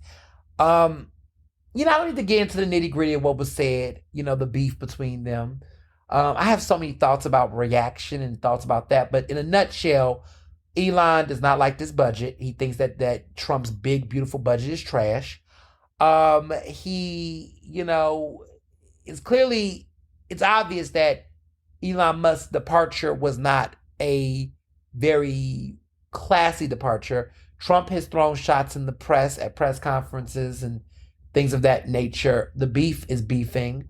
Elon has made some strong accusations against Trump, talking about the Epstein files and that drama, which, to be honest with y'all, sidebar, I really don't care about the Epstein files. I think that that's a mass distraction. I just think that it's just one of those things where it's just one of those obsessions. I don't know. Like every time there's always like these crazy, UFO. What was going on at that chemical plant in Waco? Like there's always going to be these like, conspiracy theorist things. And I just feel like, y'all, like, can we just stop? Like, what I've learned, and see, this is what I want to be honest about. Y'all don't care about that. Y'all don't care. Y'all don't care. The Epstein files, y'all don't care. You know why I know y'all don't care? Because y'all still defend Diddy. A lot of you all still continue to play and pick and choose. Y'all don't care about victims. Y'all don't care about sexual assault. Y'all just don't collectively care. Y'all continue to listen to R. Kelly. When the facts are provided to you, you will still refute them. So with the Epstein files, what do you want to find out? Because whatever you find out are things that you probably already know. Do you need Trump to be in the Epstein files, quote unquote, to believe that Trump is an abuser?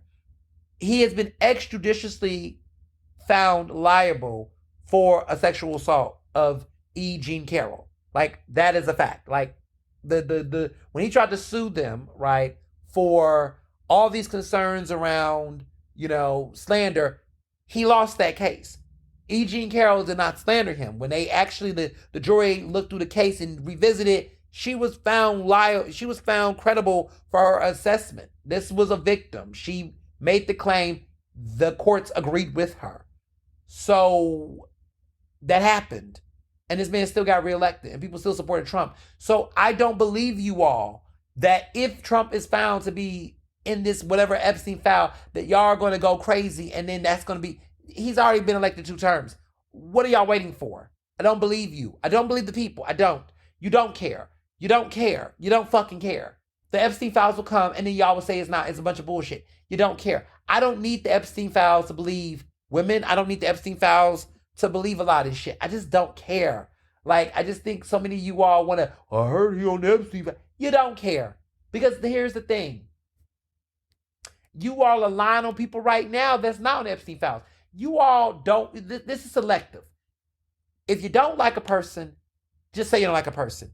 If you think a person is a problem or you think they're creepy, just say that and move the fuck on.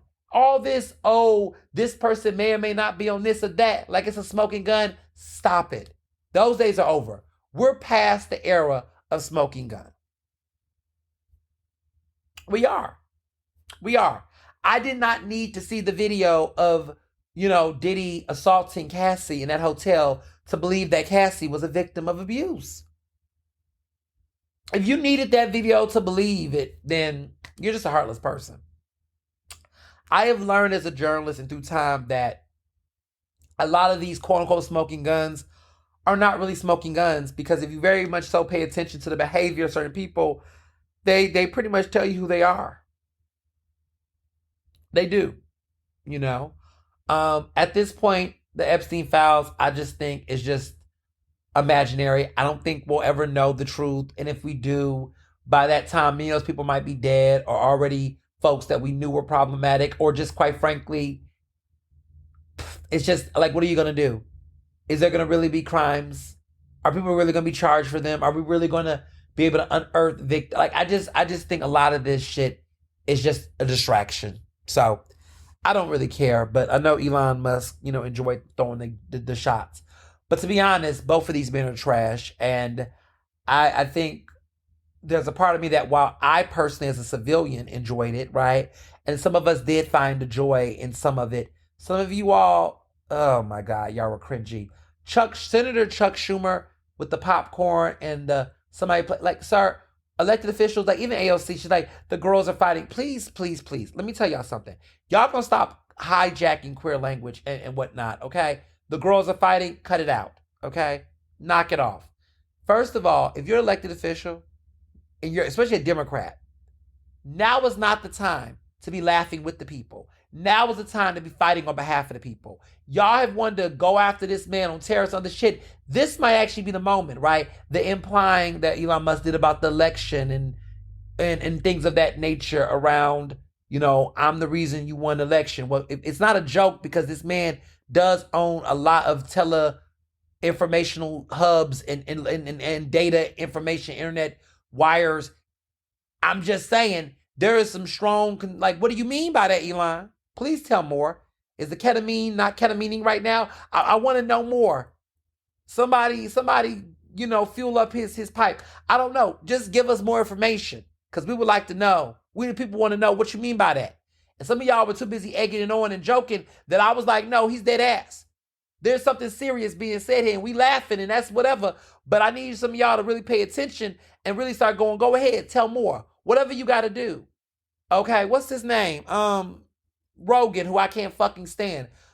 Joe Rogan, go do another interview and smoke a blunt with him. Figure out what's going on and get this man to do a tell-all. I don't know, because maybe we need to subpoena Elon Musk, since y'all like to subpoena people. Subpoena him to testify about the things that was going on in Dude.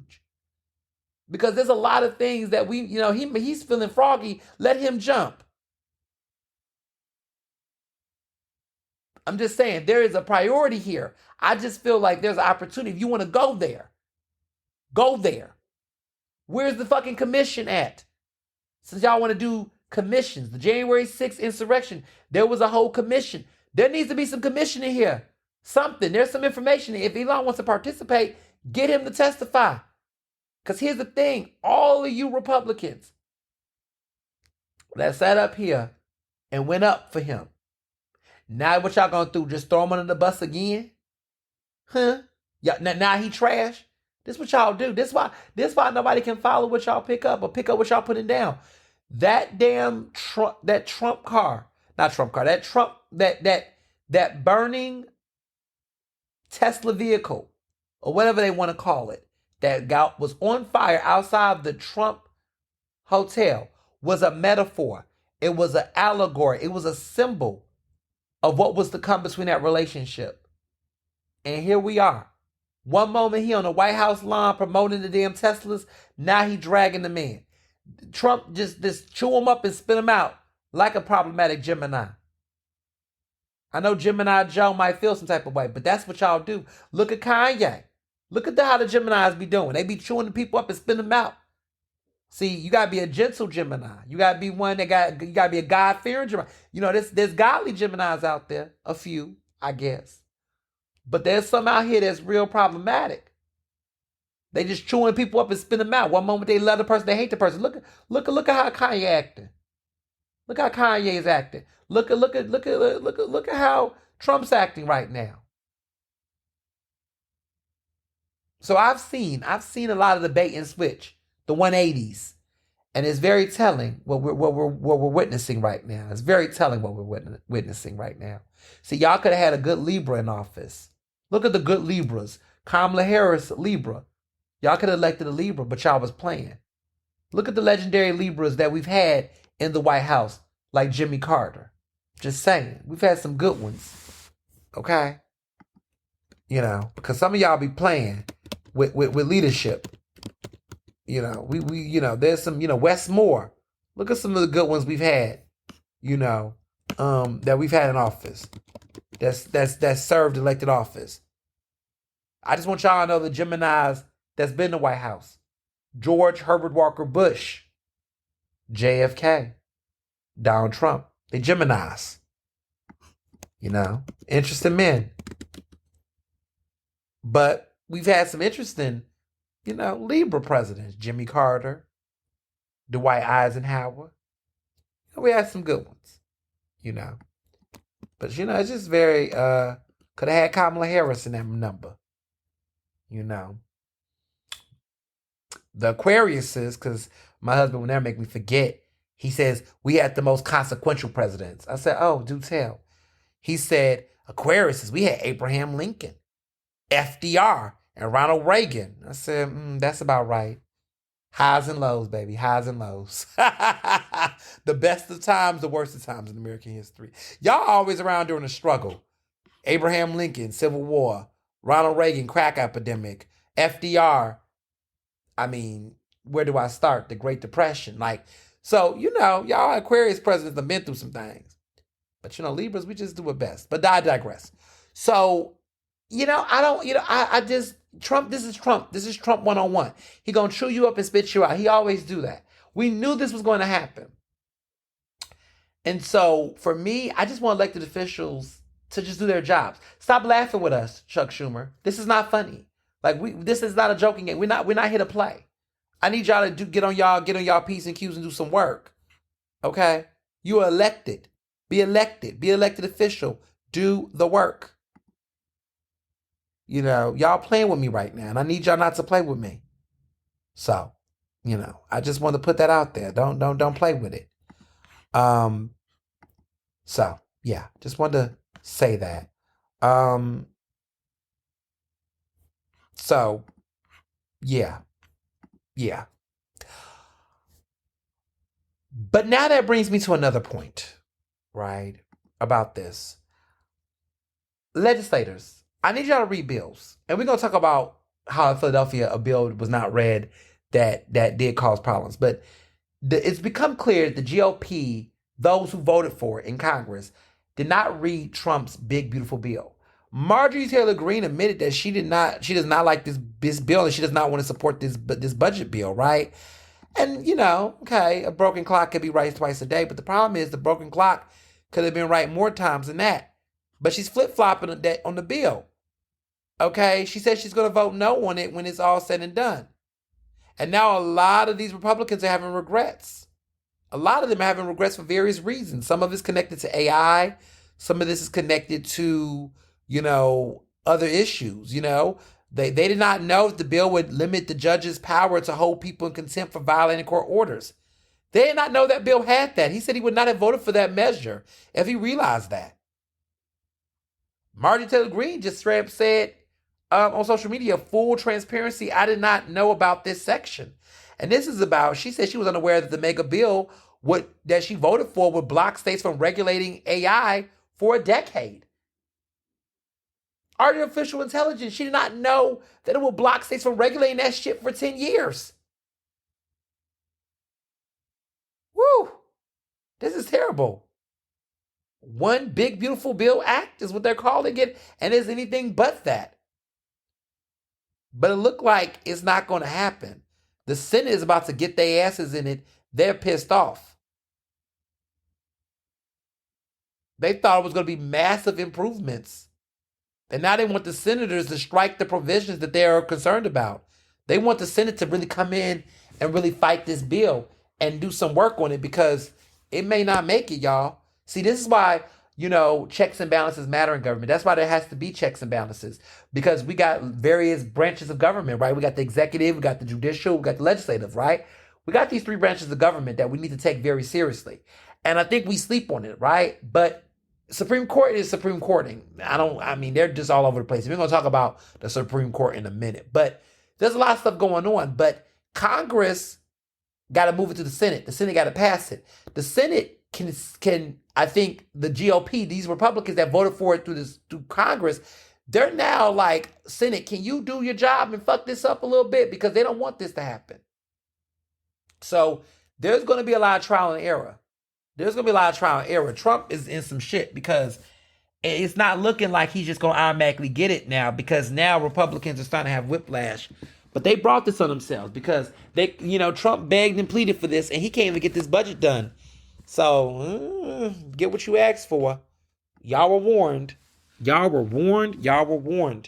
And speaking about being warned, we're not even talking about the fact that, oh my goodness, this man has deployed thousands, 2,000 people, 2,000 folks from National Guard over what has been a little protest around ICE in LA.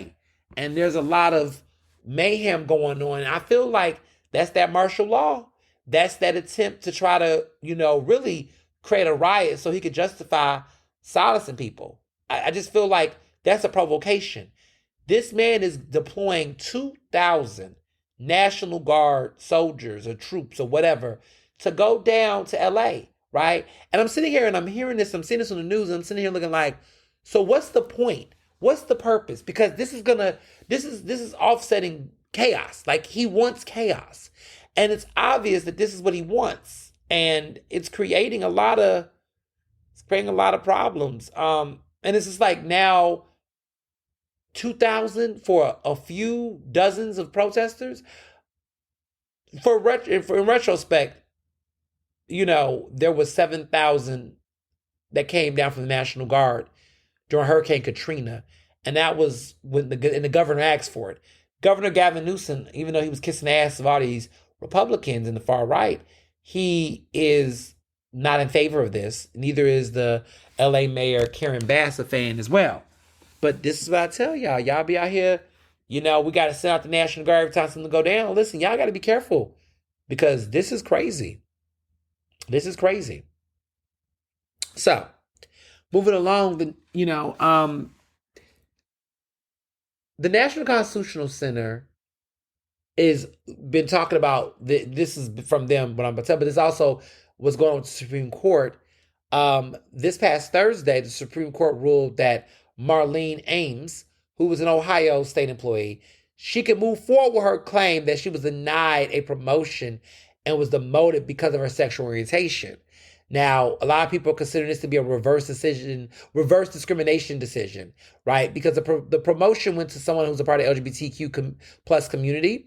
And basically, after the demotion of her job went to this LGBTQ person, she feels like it was because of that. And she identifies as a straight white woman. Now, in the opinion by Justice Ketanji Brown Jackson, the court rejected a lower appellate court ruling that Title VII, the nation's major job bias law, required Ames as a member of a majority group, straight white, to show more proof initially than members of minority groups. So they, the court rejected that lower appellate court ruling.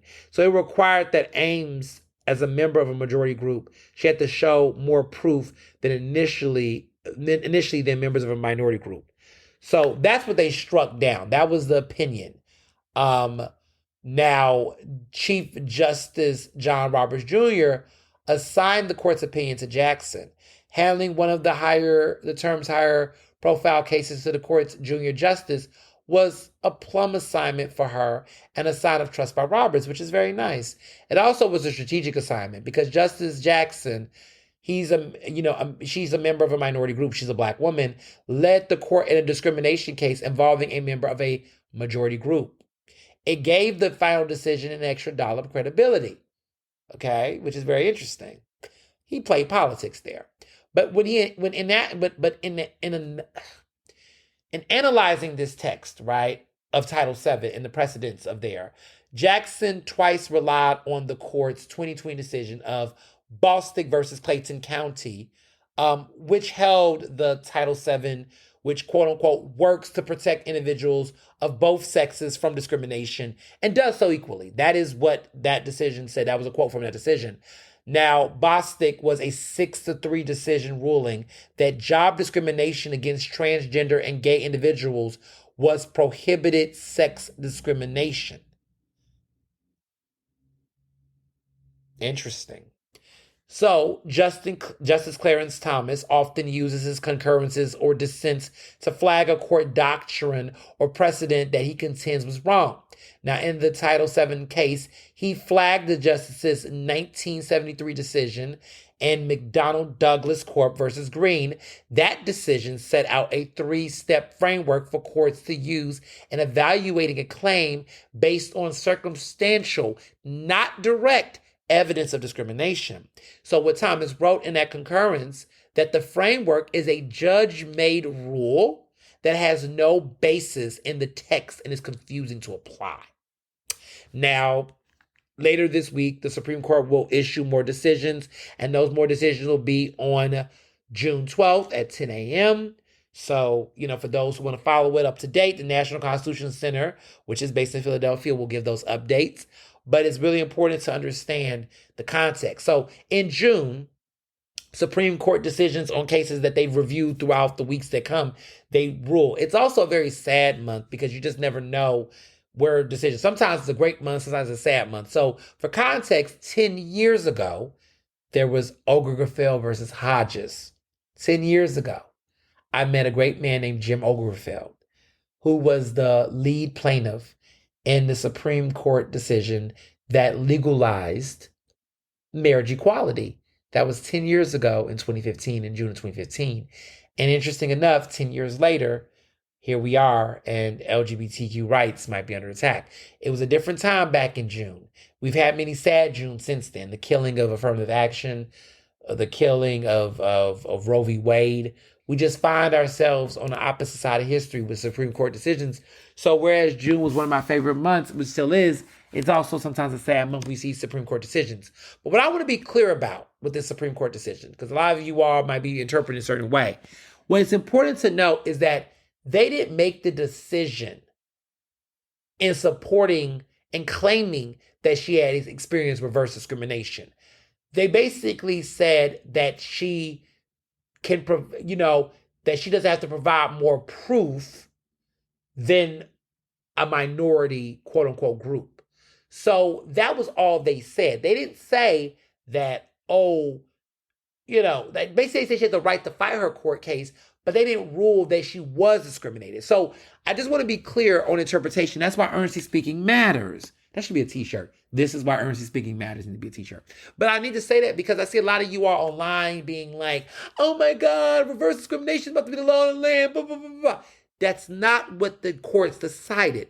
What the court simply said, and I get that some people might find this to be a setback, which I can see the slight setback. So in the past, there used to be an understanding that if you came from a majority group and you was making an argument of being discriminated against on the basis of sexuality or whatever, let's say, for example, in this case, let's say you're a man and you're saying you experience reverse discrimination.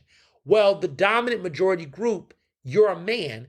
A woman is considered in the minority group in this, in as far as power and things of that nature. So let me be very clear.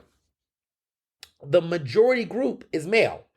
If you're claiming discrimination based on gender, then you would have to provide a proponent of a majority of evidence, a preponderance of evidence that is going to show gender discrimination in the reverse. So the precedent used to be that you have to have more receipts and you have to make a stronger case for yourself to be considered to be heard.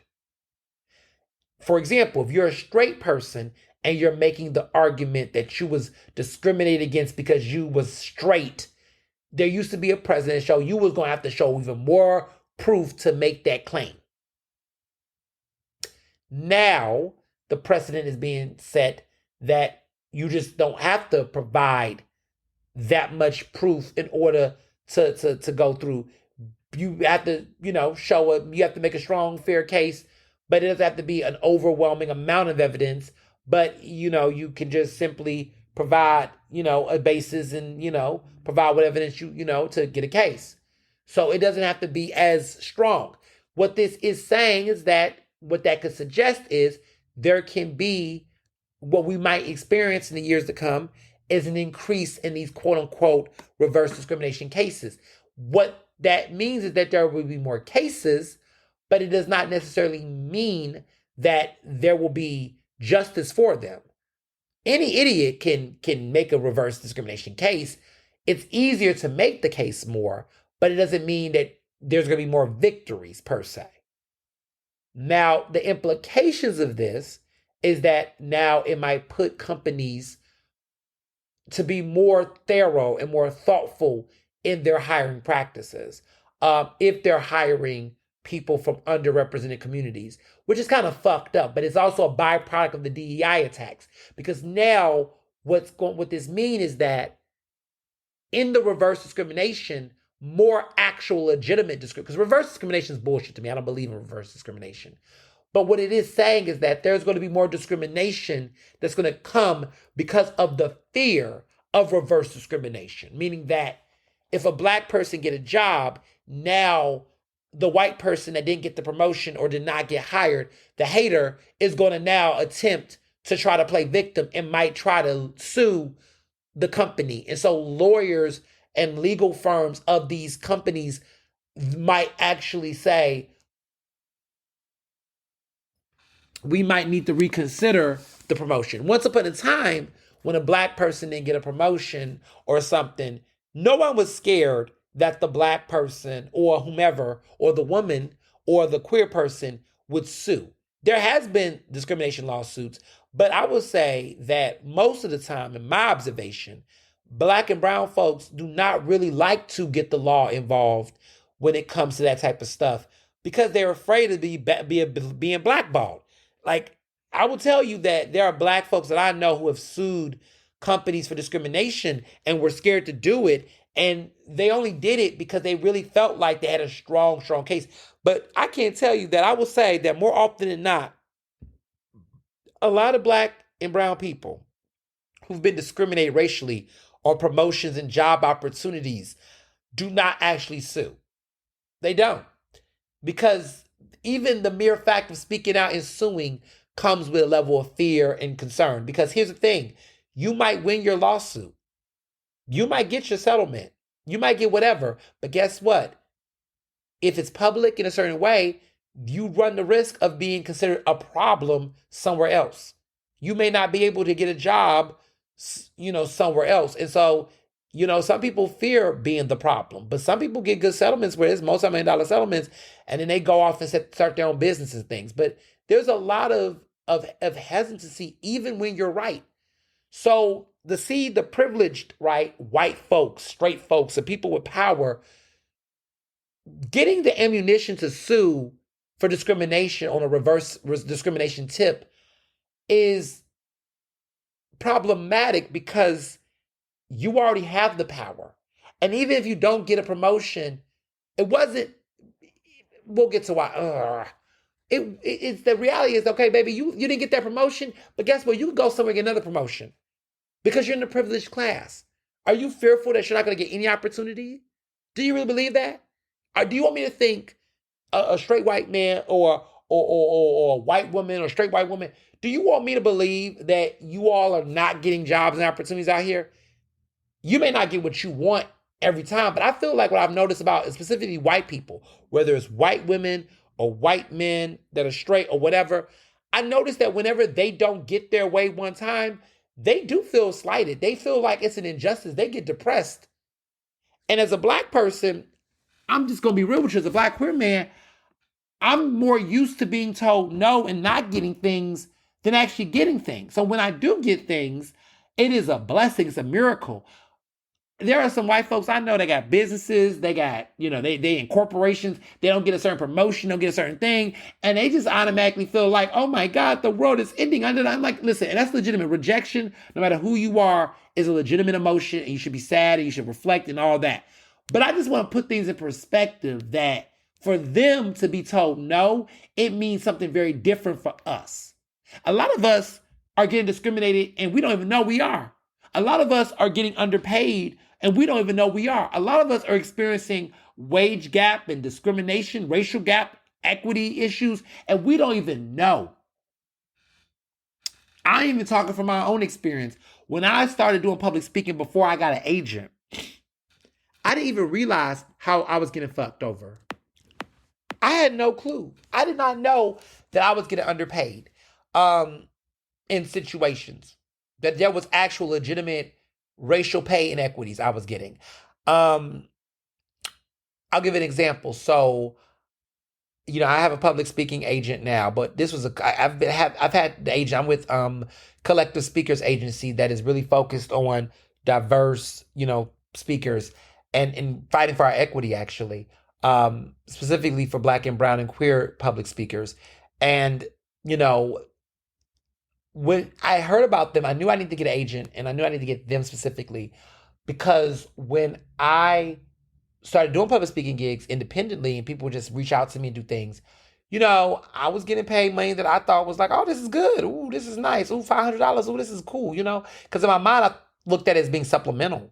I was like, oh, this is supplemental. It's a cute little gig. I could, put this money on a hotel, a trip, or, I was getting paid. Like, I wasn't getting paid crazy money, And so there was one panel, and I never forget, and this was my wake up. This was my moment. I was at a panel, and I can tell the story now because, there's been some time from it, and now I feel, I've made so much money since then. I can feel good to tell it because at the time I was just like, oh my goodness, I was so embarrassed. But no, I got invited to be on this really, really very good panel, and it was a part of a conference. I'm not gonna name the conference. I ain't gonna put no names. I sat on this panel, and I was on this panel with some very good, like legit folks in the industry. Some popular names. Y'all may know some of them names. I'm not gonna tell the panel. I ain't gonna do it. No, I'm not gonna do it, Ernest. Don't do it. And I was on this panel, and I was killing it, y'all. I think I talked the most. I just gave some really good gems. I was definitely, like, if you go to a good conference or a good convention and you see a panelist, there's always going to be, sometimes you get a panel where everybody good, But a lot of times, if you go, there's always that one or two people that's really bringing the heat and bringing thoughtful things and some insightful things. I'm that guy. And so I did this panel. It was like a 1 hour, panel, was really good, very powerful, very good. When the panel was over, we started getting unmiked and we were just sitting, some of us on the panel, it was like four of us, and we were just talking, and somebody on there was like, oh, wow, you're good, man. You brought the fire. And somebody was like, yeah, he must have got paid the big bucks. And I'm over there being all modest, being all charming, but I thought I got paid good money. I'm going to tell you how much I got paid. I got paid $500. This was many years ago. You cannot pay me $500 now, because yesterday's price ain't today's prices. Even yesterday's prices were not even yesterday's prices, but I digress. So I didn't say how much I got paid, but I thought, ooh, 500, I'm doing something. Child, this man says, you must have got paid the big bucks. And I was like, I got a little something, something. I'm thinking I did something. He just says, yeah, I took this for $5,000, man. It's a little chump change, but I gave them what they gave me, because they could have paid me a little, they ain't pay me with my rate what I normally get, but I got a little $5,000. Another dude, moderator, said, yeah, moderating is John, $7,500, but normally I go for 10. And I'm sitting here like, excuse me, the moderator got 7,500. This panelist, this guy who barely said shit, he said a couple of things. He got 5,000 and I was paid 500. And I want to be clear. I'm not saying that, I was worth 5,000. I definitely am worth 5,000. Child, I get the money now. But back then, I was like, so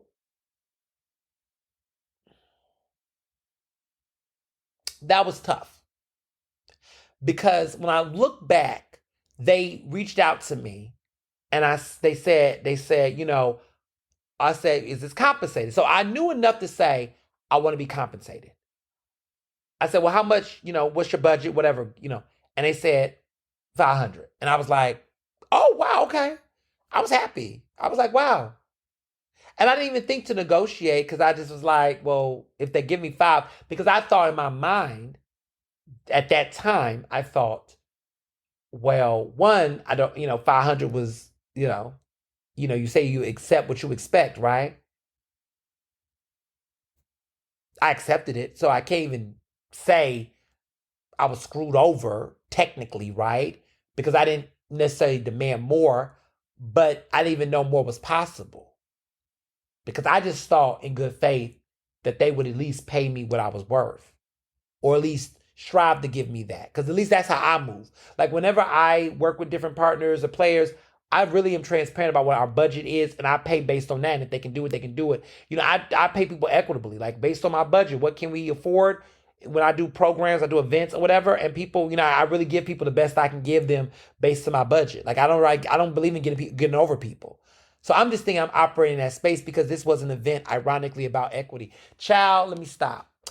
So in my mind, I was like, I had 2 minutes. I said, fuck them for just not even being equitable. But then I had to tell myself, you didn't demand it, but I was also like, I didn't know to demand. And at that point, I said, you know what? I need an agent. But let me be clear. Not everybody's going to be able to get an agent. Okay? Not everybody's going to be able to get an agent. Because there's levels, right? You got to be able to be in a position where you got enough stuff going on that justifies you doing it. Like I'm an author of a book. I make regular TV media appearances. I'm a professor. There's a lot of things that open me up to being able to get booked. And a lot of times people say, I need to get me an agent. It's like, because you got to, agents get paid. You got to have enough events and bookings that give them commission and stuff. So some agents are not just going to take a person just because they're a good speaker. Like whether you did a TED speech or you did, a couple little appearances, like they typically pick people that have some notoriety or some visibility in a way that they can be able to pitch people for stuff. So I realized at that point, I said, you know what? I'm going to shoot my shot and get an agent. And I did. My social media following at the time, I had a book. This happened years ago. I had a book, about to come out. I had a lot of stuff going for me. that got me aging. Ever since then, it's been beautiful. I'm about to be in St. Louis next month for a speaking engagement. They're paying for my flight, my hotel. They paying me a good coin, baby. It's a good bag. And I told myself never again. And so sometimes in these situations around equity, it's just important to just know, know your worth, know what you're getting paid for, know what you're bringing to the table, because a lot of people will exploit that. So yeah, I'm just happy that I know my worth, because woo, woo, get a little wild out there. You know what I'm saying? But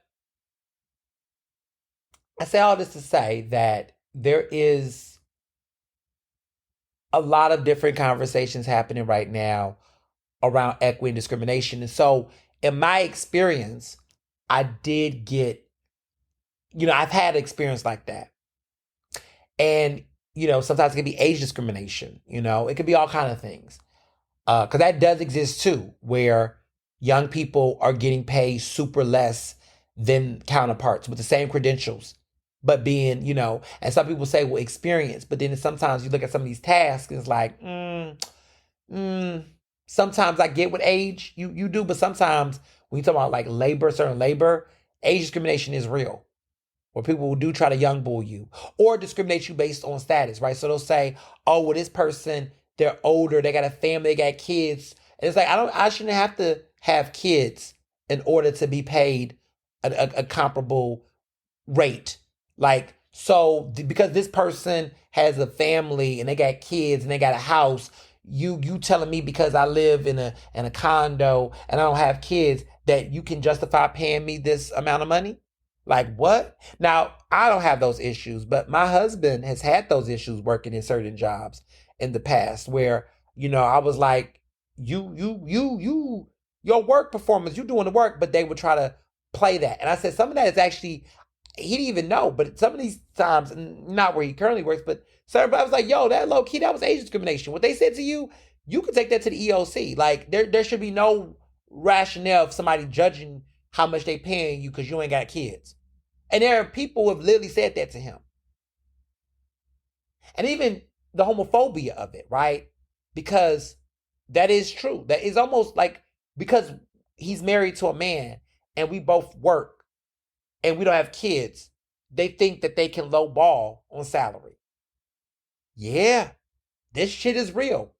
The discrimination is real. And so when I hear people from a privileged class, when I hear straight white men, and straight white women talking about some reverse discrimination shit, it's like, y'all the ones out here getting the jobs still. Y'all still get jobs. Just because you don't get every job you want, every little contract you want, you don't get. There's contracts and things y'all getting that black folks still ain't touched. Especially in this city. When I think about Philadelphia, there's opportunities that folks are still not getting to do it. So spare me your crocodile tears when you come talking about all these miss this and miss that. It's like, be reflective of the industry you're in. And maybe sometimes people just want to go a different direction. And don't hate either. Because I saw a lot of people hating during racial uprisings when companies were giving opportunities. And they was like, oh, black people get it. Let me just say this about reverse discrimination, why I think it's bullshit. 9 times out of 10, the black person, the queer person that got that opportunity did not get it because of their racial identity, whatever. It may have been something they said, look, let's give it to a person that's changed, but baby, they were better than you and you was probably mediocre. There's a lot of people who, like Jay-Z said in his speech during the Grammys, that said some of y'all shouldn't even be in the category. It's a lot of people that get stuff because they're white, because they're a male, because they're straight, because they're considered safer. A lot of these contracts that are being taken away from women-owned companies, queer companies, black companies that are reversing discrimination policies, they are benefiting white mediocrity. They're giving it to white folks not because of the fact that they were the better option, but because they're afraid to give it to a qualified black person because they don't want to deal with the fear of a reverse discrimination lawsuit. Because we know the Karens of the world and the Chads of the world are going to now have this new chess piece of now being a Karen now. You don't give me this promotion, I'm going to consider my legal options. Because if a black person get it, you're going to be ready to say the person got it because they black, which is so fucking racist because it's implying that there could be another reason why the person can get it other than race. You all are literally doing the thing that you're accusing the other people of doing. But the gag is that there's institutional history and policy on our side that justifies the discrimination. You don't have that. You don't have it.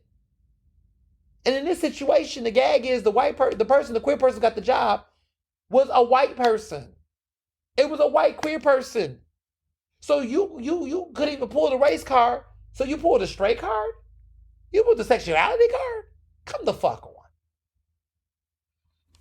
So we're going to see a lot of that in the years to come. But what's ironic is we're going to see that shit in the years to come, even though DEI is scaling back. I don't think the case is going to happen. I think that because it's going to go back to the courts before did not feel it, wasn't feeling it. That's why she took it to the Supreme Court. She didn't get a ruling in her favor. She's just going to get shut down because if y'all don't notice and have not been following this case, the company was able to prove the sufficient reason why this person was more qualified than the straight woman. They was able to prove that this person has sufficient levels of experience and qualifications that allowed them to be able to do this job and do it properly. So they're going to lose this case, as the fuck they should.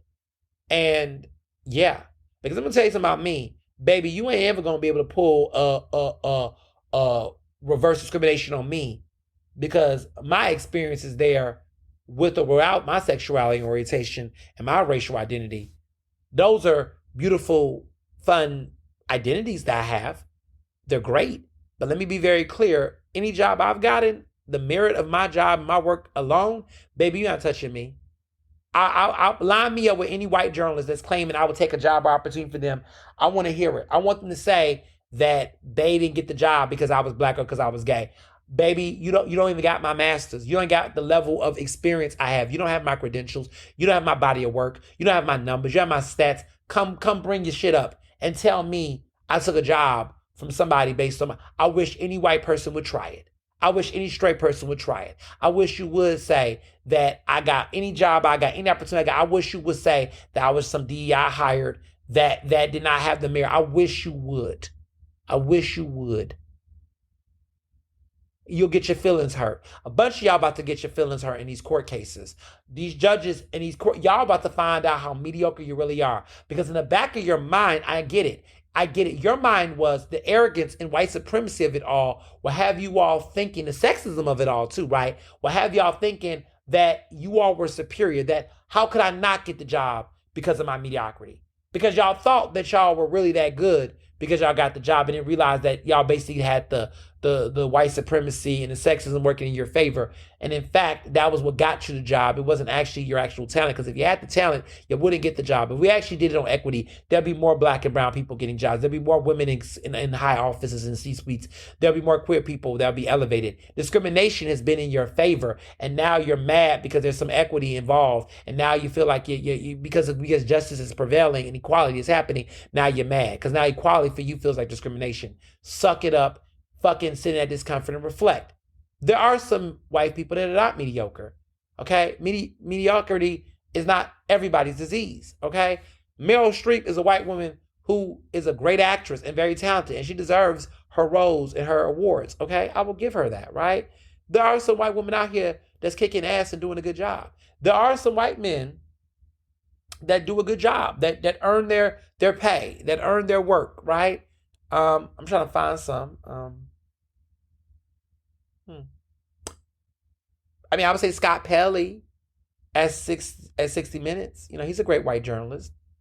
He's good. You know, ain't nobody touching Scott Pelley. I think he does a good job.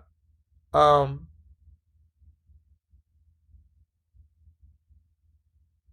trying to find other white men. But there's got to be some good white men out here. You know, there's some. There definitely are some. I just they're not coming to the top of my mind right now. But there are some that earn their job and do good work. I don't know if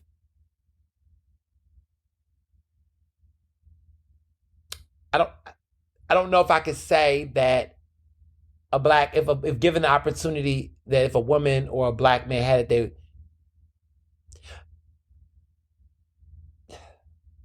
I'm trying to.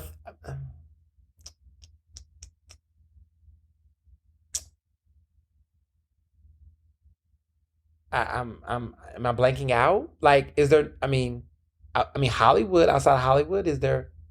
Uh, there are some. I know some. I can't think of any immediately right now. I mean, I guess Warren Buffett is. He works hard, right? Steve Jobs. The late Steve Jobs. Um, yeah, I can't. There are some that are doing the work. I would just say that. There are some that are doing the work. That are doing the work. Jimmy Carter, but y'all didn't let him do a second term. But the late great Jimmy Carter, you know, I mean, some people didn't think he did a good job. I guess so. That's why he didn't get real. I, Bill Clinton, I don't. Joe Biden, no, Trump, no, never that. George, no. Yeah, I don't know.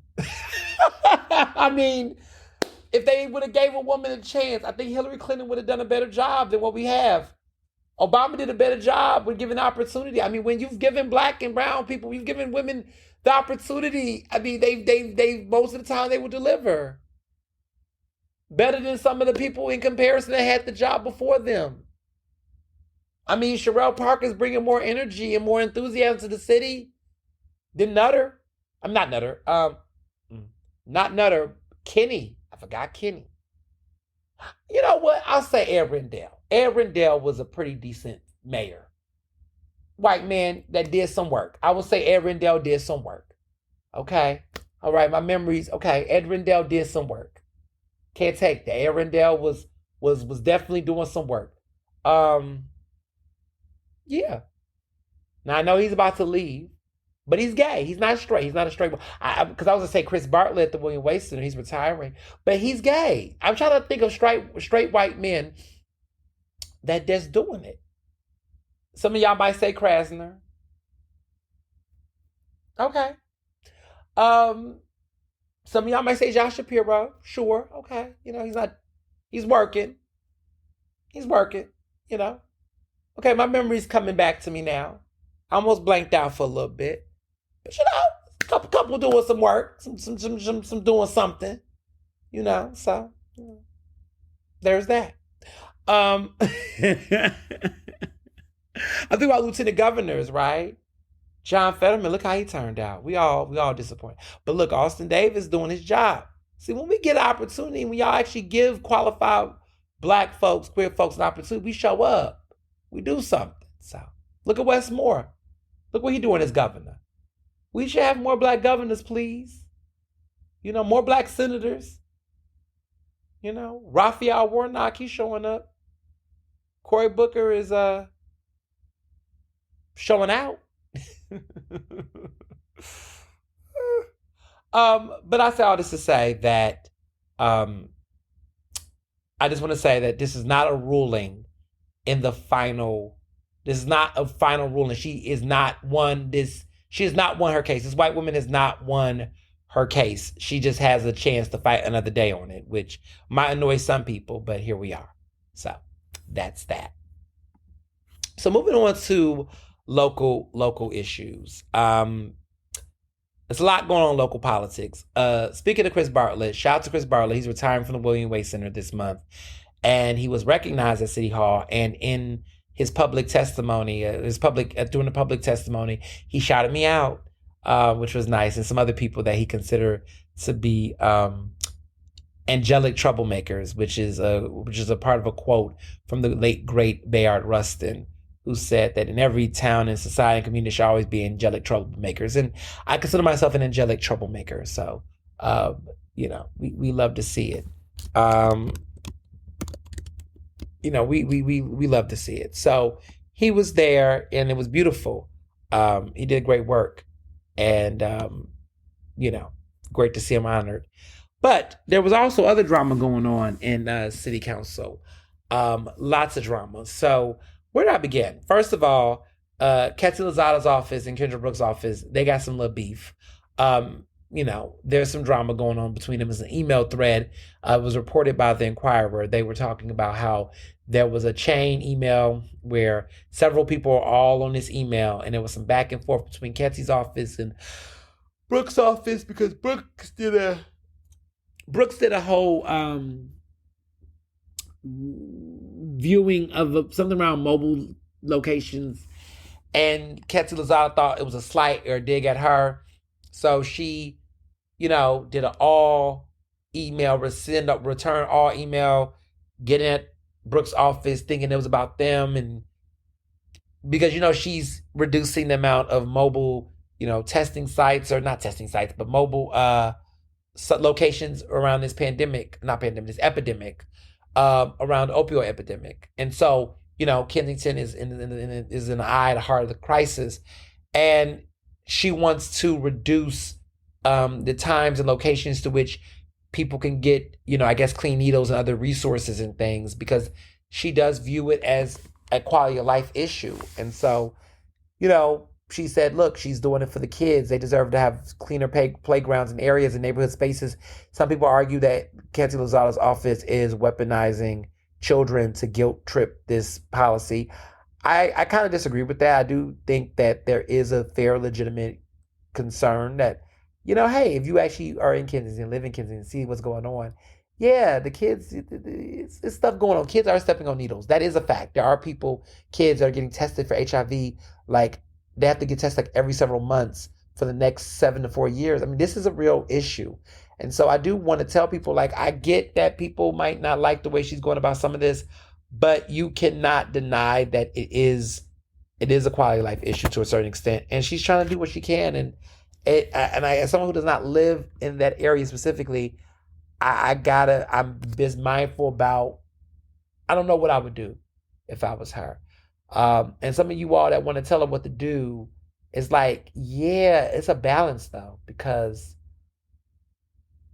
if you heard the constituent concerns, you just really can't turn a blind eye to it and just act like, oh well, nah. People got a right to be frustrated, got a right to be pissed. So I do carry a little grace for that.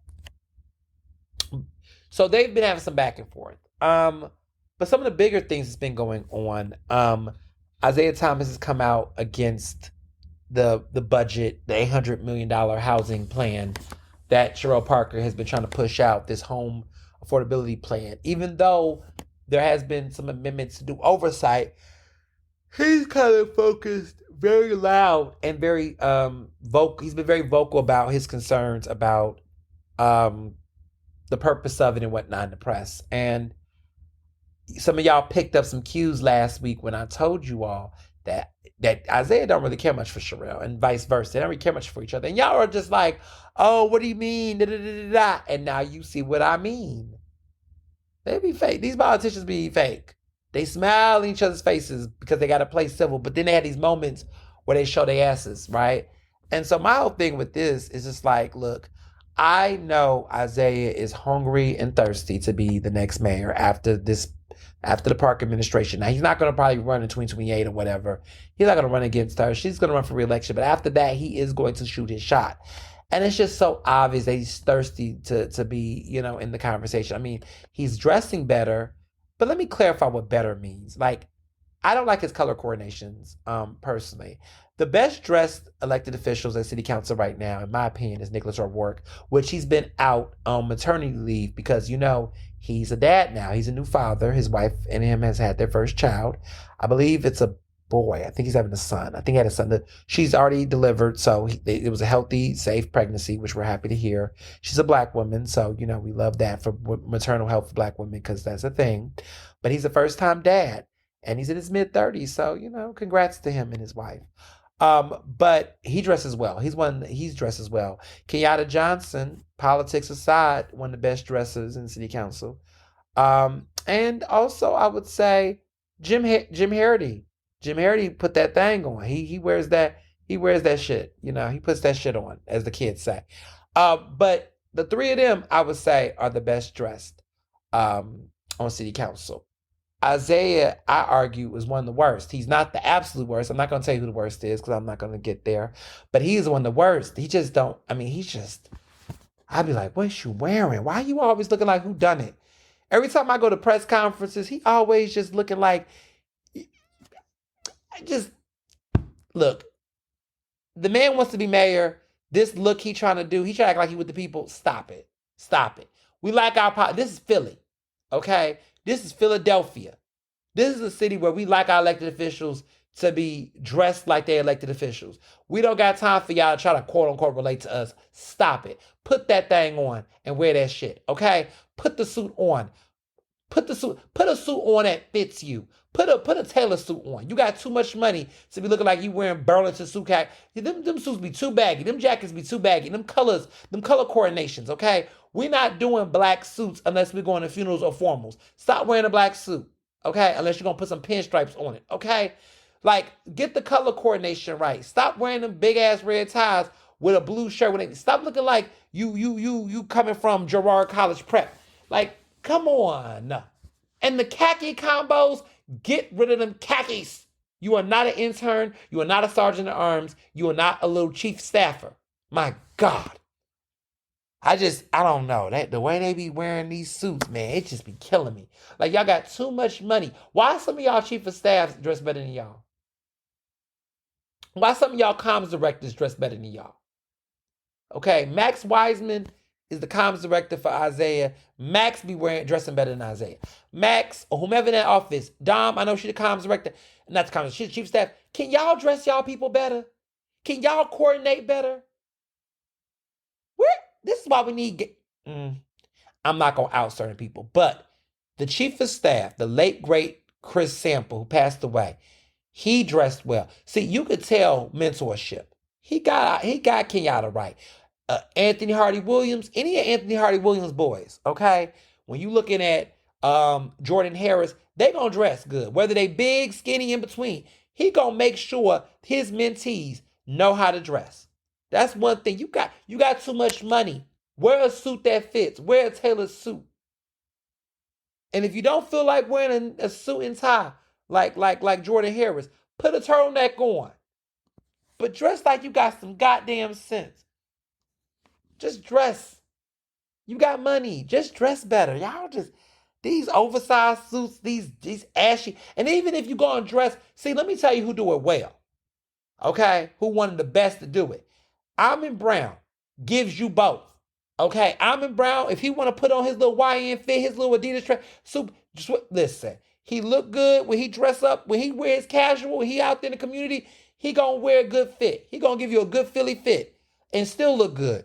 But when he in a suit, he can cut up in a suit too. He eats in a suit and his casual and formal wear, they ain't touching Almond Brown. Isaiah, that's what you want to do. Take some notes. I know you and Almond Brown don't like each other. I know you don't like him and you got your little beef and all that.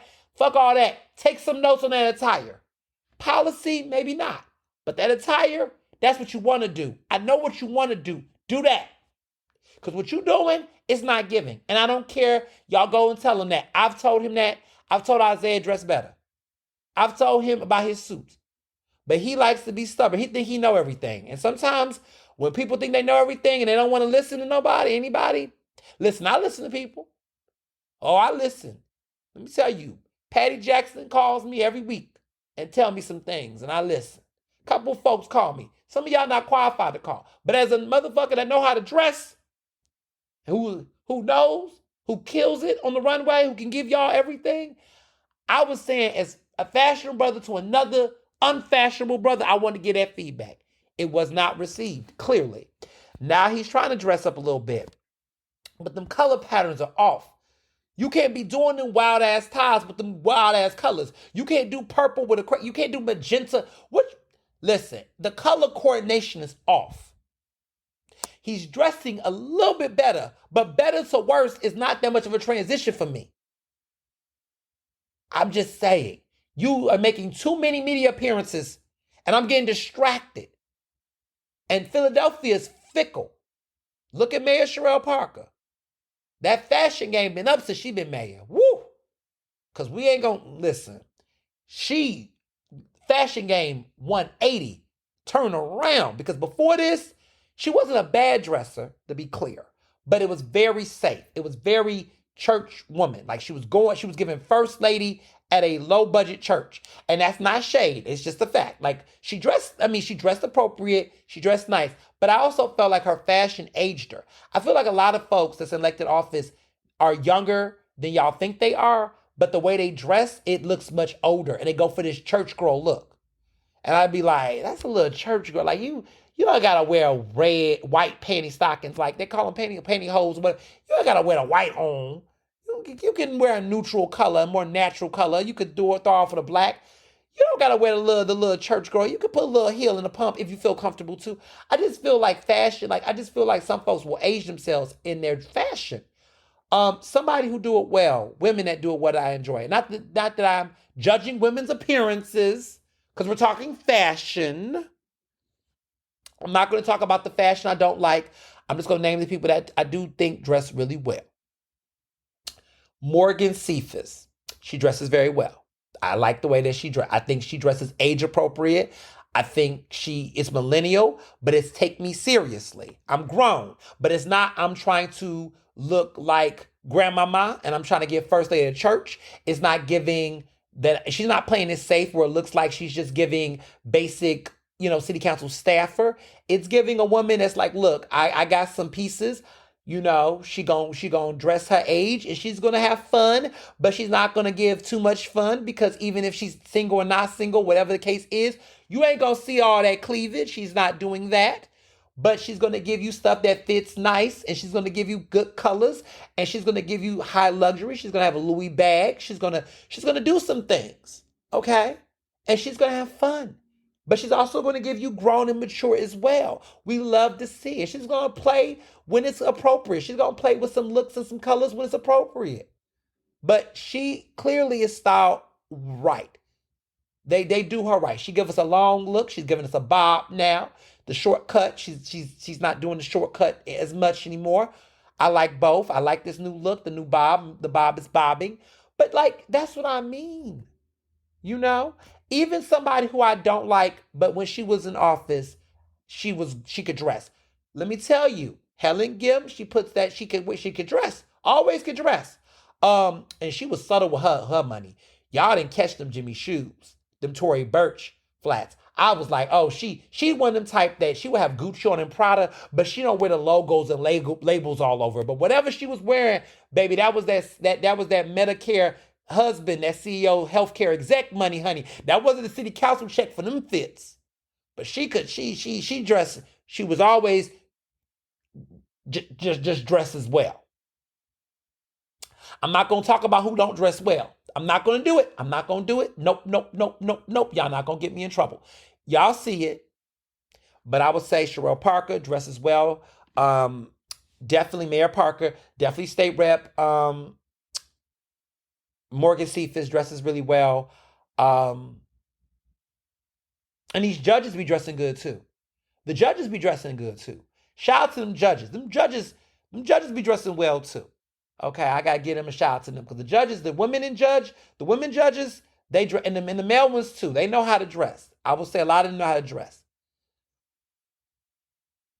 I'm not gonna talk about who can't dress. What I will say, and I'm not talking about anybody in particular, so let me be very clear. Some people, I like what they're wearing, but I don't like what they're wearing in the offices they're wearing it at. Some people are wearing summer dresses to City Hall and the chambers in Harrisburg, and I'm just like, I don't necessarily know if the outfit is nice, but that's not the appropriate place to wear that outfit. Like some people be looking like they going to a really great day party. They ready to go straight to the club, or they ready to go to a great summer, it's a lot of day party. A lot of day party, summer vibes. And I'd be like, I wouldn't wear that on a Thursday city council session. But to each their own, right? Some of my brothers, I just need y'all to keep these haircuts. What's going on with these haircuts? To my city council brothers. to the men, white or black, I need haircuts routinely. I need the suits. Like, okay, so Jay Young, I like the way Jay Young wears suits. That's, I will say that he wears, but he used to be a lawyer. So the lawyers be lawyering. Some of them be, they know how to dress. Some of them. Most of them do. But some of y'all,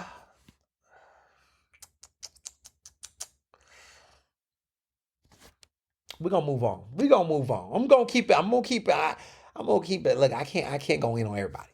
But the big thing, though, that came out of City Council Thursday that was very contentious is a situation that involved Rue Landau.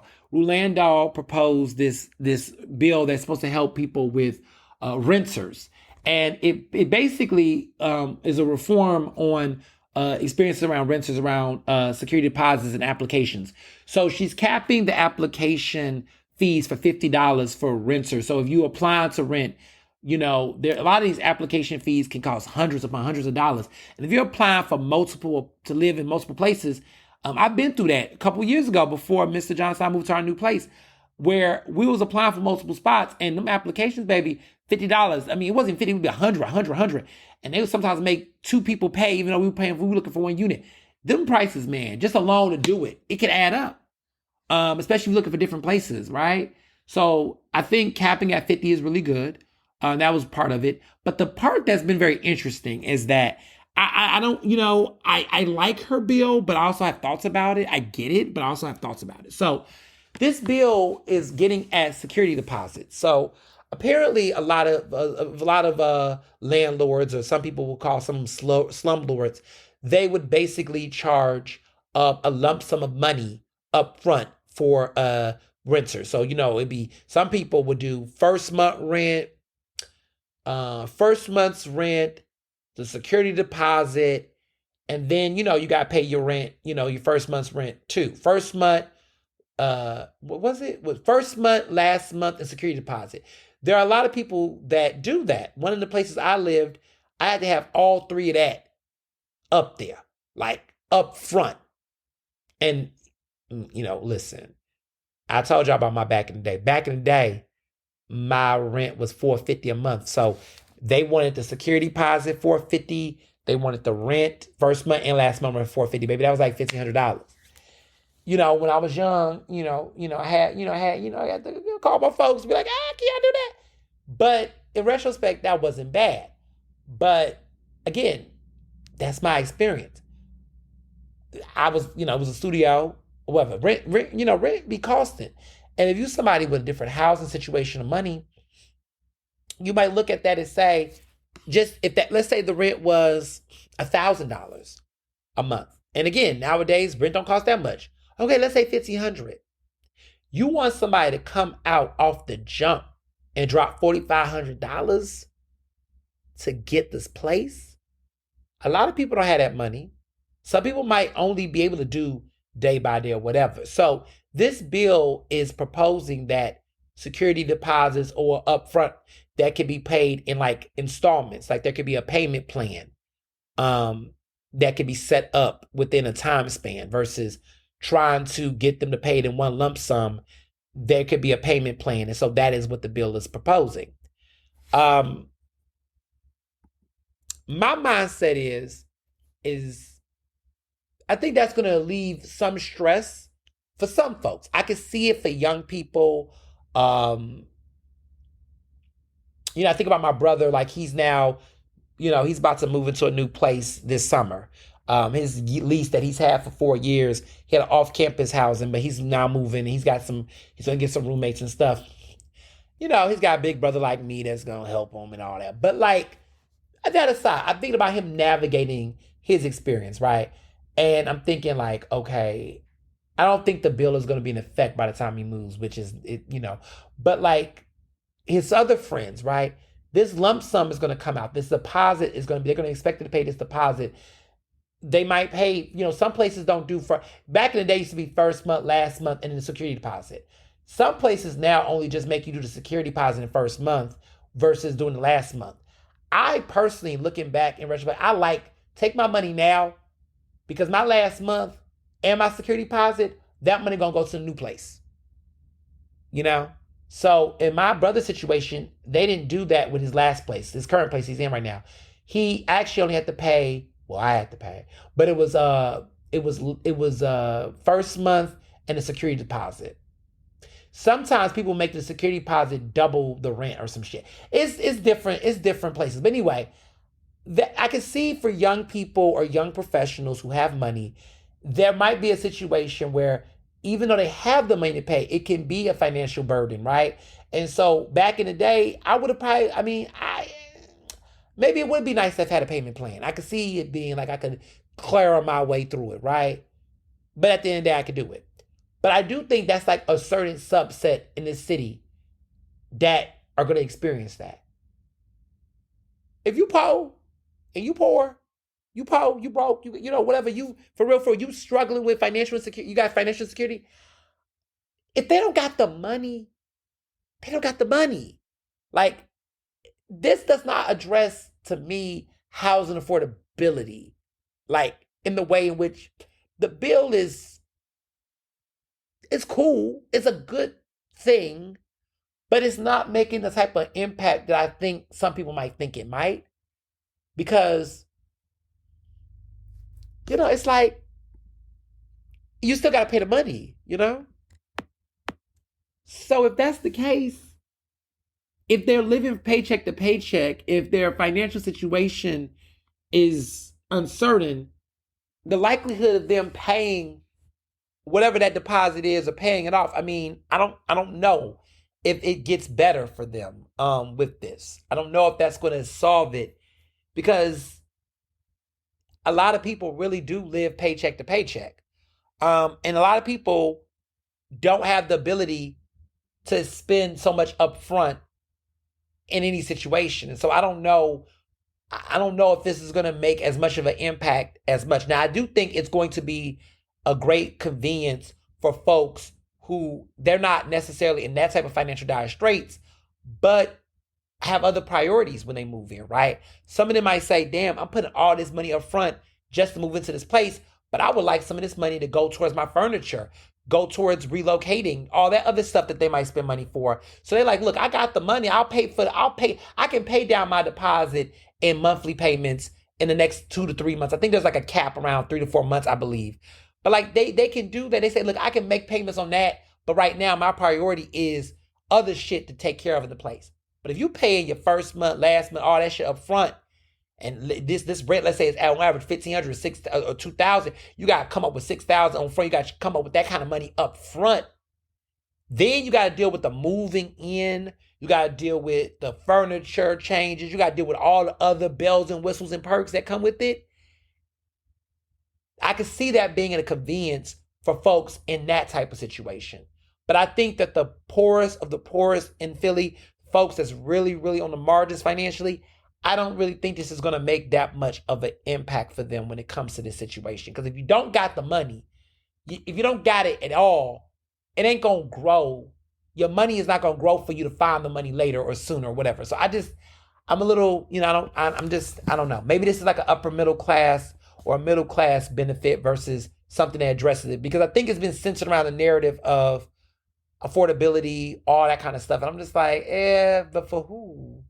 So that's my hesitant on it. But I do think it's a good thing. I just think that people just need to be mindful about it. So in a surprise move, unexpected move, council member at large and majority leader Kathy Gilmore Richardson proposed to everybody that she was abstaining. And I think that some people, you know, looked at that with a certain level of shock.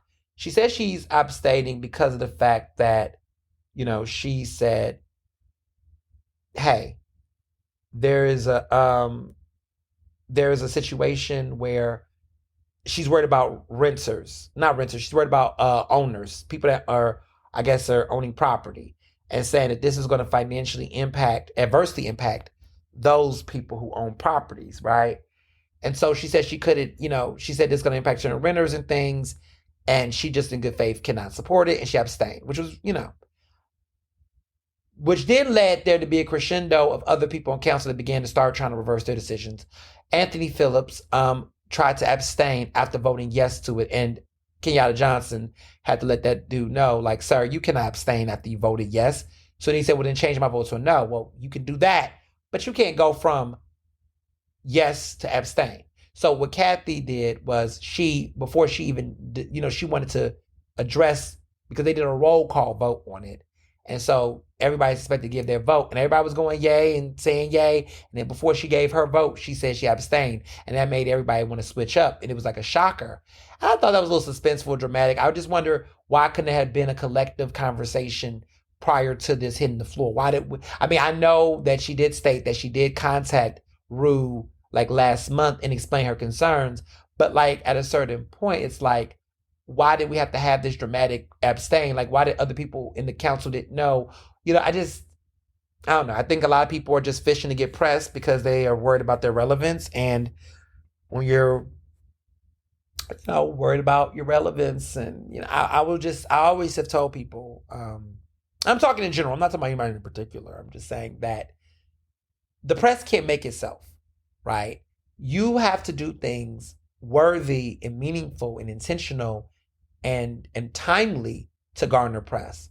And I feel like, Isaiah, are you there? Are you listening? Is your team listening? Take some notes. I think there's some people in council, and this is not just this current class, but just this always happens in council, where rather than actually get in the studio, right? Get in the booth, get in the studio, as my girl Lotto say. She need to get in that damn practice room and practice that choreography and just give better live performances. But she's in the studio doing them songs. But get in the studio, get in the booth, as they say. I need them to do that, because all this other like theatrics and tit for tat stuff, while it does generate press, people do get a little annoyed. I just feel like, even though I do understand Kathy Gilmore Richardson's position on it, I'm just kind of like, did you have to do it like that? I mean, because y'all not had talked about this prior, like really talk about it? Or could you let her know, listen, I'm going to abstain if you put this on the floor? Because I think if she would have said that, it could have forced a different type of conversation. And so instead, what ends up happening is that Cindy Bass, she says, well, she tried to reiterate that she was under the impression that it was optional for landlords to do it, which I don't understand how it could have been optional, because what landlord is actually going to give their tenants that option? Like, most of them want their money and want it now, right? There might be a few compassion landlords, but whatever, right?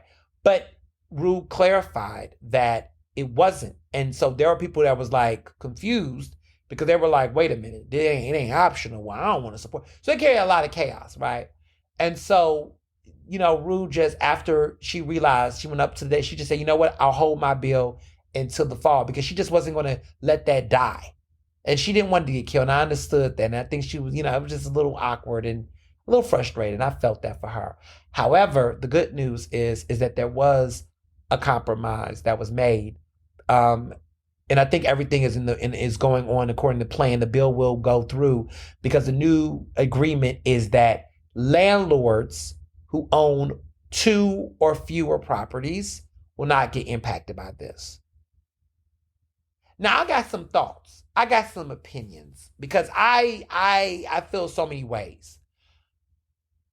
I'm not the only one in my house that agrees with this, but I'm just talking for myself. But I find the slumlord property owning culture of Philadelphia to be some of the most embarrassing, most disgusting shit ever. I am not a fan, and I'm just talking personally. I'm not crazy about this whole people, everyday folk, just buying up a bunch of properties and trying to make landlording their income. Like, I think it's disgusting. And I know people talk, but I just think it's disgusting. I just find for me, it's a little cringy. Look, this is the radical progressive side of me that comes out. And I mean, I am who I am. But I just don't like this idea that there are people who, like, it's one thing to own, apartments. Like, you have a complex and you own like mega property and you're like a major developer. I get that. That's a career, I suppose. It can be problematic. But I get if that's what you do. Like you a big investor, you got money, you're building buildings, you owning properties, like big massive properties. I can see the career in that because you got to really do a lot of work, right?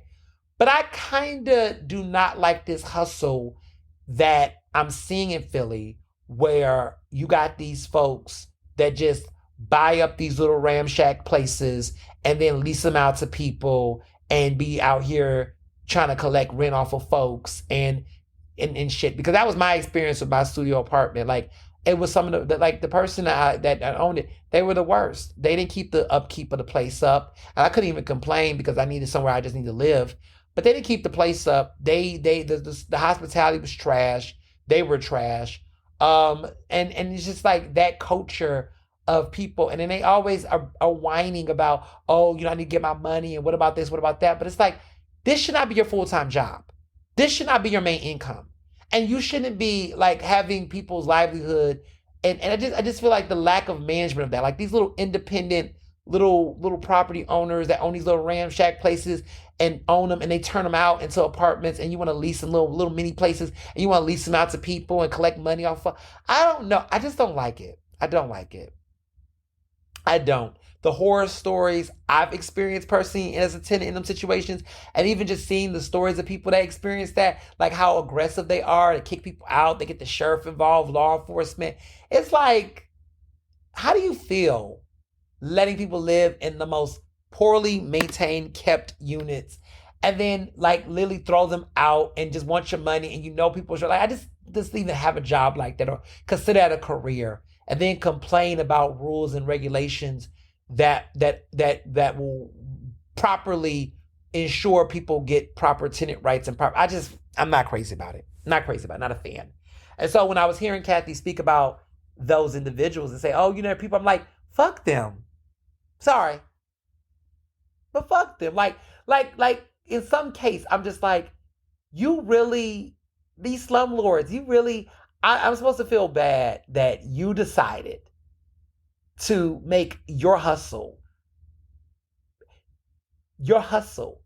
and housing people and poor people at that, people who are struggling, like that you take advantage of raising properties and trying to make it a hustle, and you want us to feel bad for your gross capitalistic way. Like I don't know. I'm not a fan of it. And people say, well, what can they do? What can they do? But I'm like, I just think it's a gross hustle. I just think the hustle of it is just, it doesn't sit well with me. And it's probably because of where I lived in Philly when I lived in one of those units. And it's not like a affordable housing unit, nothing like that. This is one of these, like some slumlord owned a piece of property. And this was in West Philly. And I remember seeing a single mother who literally had a kid with disability be forced out because she couldn't pay her rent. And I remember we were in the building and we all wanted to pitch in and just help her because it was just so sad. And the landlord was pissed and it was a mess. And she was a piece of shit and sent this lady out. And folks had to come and move her stuff. It was just embarrassing. It was just, yeah, I was not a fan. And that was the end of my lease, actually. I moved out as soon as I could get out. Because at that point, I think Philly Mag, I had just gotten at Philly Mag. This is when I first got there around 2016. And I was like, it's time to go. And I think it was the end of 2016 because Mr. Johnson had graduated. And then we moved then once he graduated. Because then we got a lease together. And then we got a 1-bedroom. We lived in a better place. It wasn't the best place in the world, but it was a lot better than where we previously lived. And so I just think about that trauma of that, and that pissed me off. So yeah, I don't know. I'm happy that there was some resolution. I guess the people who own 1 to 2 little properties, they get to still slumlord without no real consequences. Woo. But other than that, I don't care. I pay your fee. So for that alone, maybe I do like the bill more than that, because I do think there are some people that have been really nasty to folks who are struggling with housing affordability. So that's maybe I just changed my mind while listening. Maybe I do like it a lot more. But it's a real thing. The budget is coming up this week. It will pass. Despite all of that performative shit that you've seen, it will pass. They like to talk their shit, but it will pass. And there's a lot of talk. So things to predict. I don't necessarily know if Kendra Brooks and Nicholas O'Rourke are going to vote in favor of this budget. Um, there was some strong points they made in the statement that I'm going to actually read. And this is Working Families Party, but this is Kendra Brooks and Nicholas who did a joint statement as the minority wing on this 2026 budget that has already kind of passed. It's going to pass, and Sherelle's going to get what she wants, and in spite of all that public shit talking, is happening. So this is what Kendra Brooks and Nicholas O'Rourke has said in the joint statement. They're both city council members at large. They're from the Working Families Party. Kendra Brooks is the minority leader, and Nicholas O'Rourke is the minority whip. So here we go.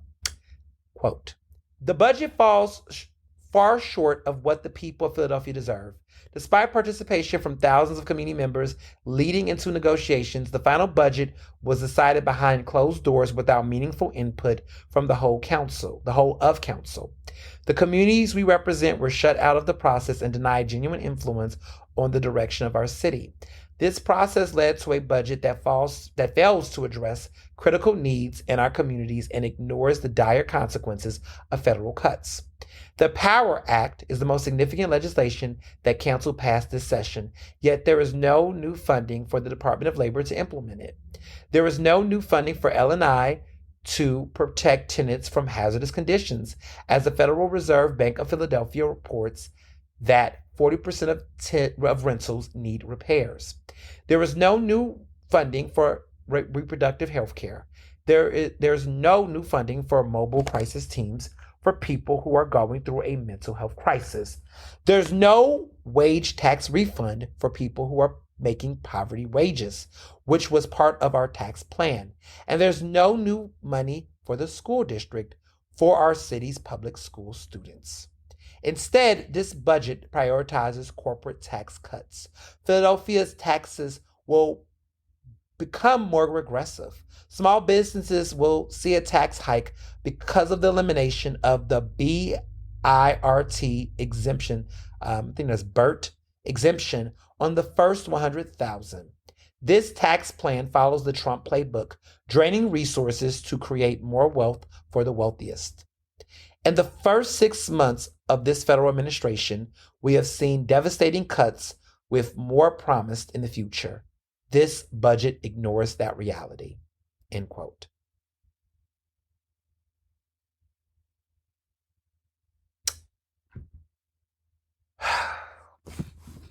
Y'all get ready. Y'all get ready. And so I'm going to be curious to see who votes in favor for this budget, who votes against it. I do predict that Nicholas O'Rourke and Kendra Brooks will vote against it, but it might be the Democrats who might vote all in favor of it. A lot of people did not get what they want from this budget. A lot of things that the budget could have went to, but a lot of businesses are going to get their big. This is Sherelle's big, beautiful bill. I'm not crazy about this budget from City Council. I think what she's referring to, Brooks is referring to with the backdoor rooms and stuff, involved the council president.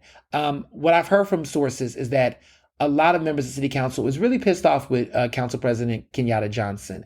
I've heard allegations that he was the one who brokered some deals behind closed doors in his own favor with the Parker administration to get some stuff. And a lot of his own colleagues, some of which have defended him and liked him in the past, felt like they were in the dark with this. And a lot of what has come out of this budget has ignored a lot of the resources that people thought they were going to get. So, yeah, the budget is very telling, and I'm not too crazy about it, to be honest. I thought that there were some good things, but it just seems like things have not necessarily improved.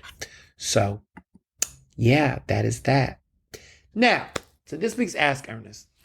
A lot of you all had been hitting me up throughout the week about how I navigate gaslighting, I guess, and criticism whenever I, go public and have a viral moment and things of that nature. And every time I do, there's always that peanut gallery, that little group that got something to say. You know what I think? And I've gotten better with this. And even earlier in the podcast, y'all heard me, kind of venting about some stuff. What I will say, my rule of thumb has been, in taking any type of criticism or people's opinions. I wrote my piece. I wrote a piece for The Root, actually, talking about my experience with, the Roots Picnic, and there were some people that felt like my opinion about it was strong language, that describing it as the Philadelphia Fire Festival was real strong, and that's alluding into a scam, and you know, um, just being critical. If we lose a Roots Picnic, this is something nice for the city, and this and this and this and this and this and this and this. Like I said before on my podcast episode, that special edition, I started by saying I don't give a fuck. I want to be clear about that with a lot of things. What I have gotten annoyed with our people, and our people isn't just black people, it's not just queer people. Our people as in we the people. We as civilians. We as people that are not in power, right? We spend so much time caping and defending folks that hold immense power. We spend so much time defending multimillionaires and billionaires. We spend so much time giving them the benefit of the doubt more than we give everyday people, poor people, marginalized people. We don't give, we have a weird, twisted fantasy. And so I find myself in situations where this week I respectfully cursed out some very influential people. Respectfully, and they did receive it, that tried to come to me and give me my feedback. You know what's funny is that it's a little bit of a bias, though. I ain't gonna hold you, because there's a lot of straight men, black or white or in between, that get to have strong opinions and speak how they want and be very offensive. But they are allowed that pass. And I'm not saying that they shouldn't be challenged, but I find it that they're allowed to be loud and wrong and mean and dumb and misinformed and have no facts. But this black queer dude that has legitimate facts, speaking from experience, heaven forbids that he has an opinion that you don't agree with, and you feel like it's so important to censor and challenge it, or just really act like you have to speak in protest. But who the fuck are you defending? You're defending institutions that make millions of dollars off of working class people. And you're mad at me because I'm actually standing up for folks and consumers. Like when these celebrities do shit, they be like, oh, not too much of my man. You don't know that motherfucker in real life. Y'all not friends with these celebrities. Like y'all be like, oh, you coming for my man shit. That's not your man. And why are you talking to me about this? Like, why are you in my DMs defend? Like, it's crazy. Do y'all defend y'all kids? Do y'all defend y'all schools that's underfunded? Are y'all defending the public schools y'all kids go to? Are y'all defending, the youth? Are y'all defending the kids on y'all block? Are y'all defending y'all wives, girlfriends, your cousins who's been raped? Are y'all defending them? Are y'all speaking up? And the answer is no. You know how I know? Because y'all don't even defend yourselves. A lot of people get punked out here. They're scared. They live in fear. They're defensive. And all I'm saying is don't bring that energy over here to me. Don't bring that cowardice to me. Your insecurity, your fear, your hesitation is of no consequence or reality for fucking me. And so if it's something that you won't do, oh, absolutely. I had to get a dude together, and this is what I'm going to say what I said. He was just like, I just couldn't even imagine. I said, no, I know you cannot. Because those are my shoes. Those are my shoes. You couldn't be in my shoes. You couldn't be in these pumps. You couldn't be in these Giuseppe's, these you couldn't be in them. You could not be in these Ferragamos. Because let me tell you why. Because heavy lies the crown. And my mindset is to anybody that got something to say about people who are out here speaking their truth to their fucking power, fuck you and go fuck yourself. And I'm very clear on that. I don't like when people really go after folks who are outspoken and speak. Now, unless you are going out there with them and y'all are in disagreement about and you do it. So see me, I go toe to toe with other outspoken people. I will call out Charlamagne the God. I will call out politicians that ask that my text. Yes, I will do that. Yes, I'm gonna go up and speak up against, whatever, like powerful folks that are out here with platforms. That's what I do. But what I'm not about to deal with is people who don't have the balls, the courage, the integrity to speak up for their own, but then get mad at somebody else on speaking up in the line of what's right. Don't tell me you agree with me, but then go, well, I don't like that you said it that way. Leave me alone. I don't care. I'm not changing anything. I said what the fuck I said. That's not for me. And I think we as people, my fellow outspoken people out here, my fellow courageous people out here, we got to get to a point where we got to tell people, because see, we good, and this is something I've learned through time, because I've noticed that, yeah, there's always going to be the outspoken haters, right? The people that gonna have something bad to say. But those people don't annoy me anymore, because I expect them to talk shit. I get it. When the Roots Picnic came, I knew the Roots Picnic people were going to be defensive and talk their shit. Like, I knew the organizers were going to gaslight and boo their bullshit. But what I get annoyed with, real rap, are the people who say that they understand me, that they agree with me, or that they fuck with what I'm doing, but they want to behind the scenes censor what I do. No. Don't tell me not to go hard. Don't. That's not your. You're not my referee. You're not my man. You're not my family. You're not my agent. You're not that person. When I'm right. When you're telling me I'm right, but don't tell me to be loud. See, here's the problem. Y'all let the liars be loud with the lie, but y'all don't want the truth tellers to be loud with the truth. Oh, we're in a different world. The truth needs to just be as loud as a lie.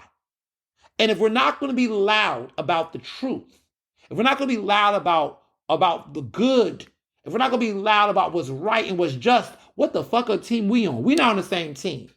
See, I'm not in the DL about nothing. I'm not in the down low about my sexuality. I'm not on the down low about my blackness.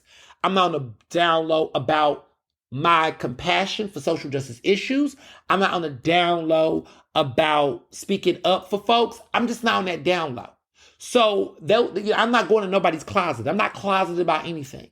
So if you are uncomfortable with my truth and how I give, that's a personal problem. But I don't need you to tell me that.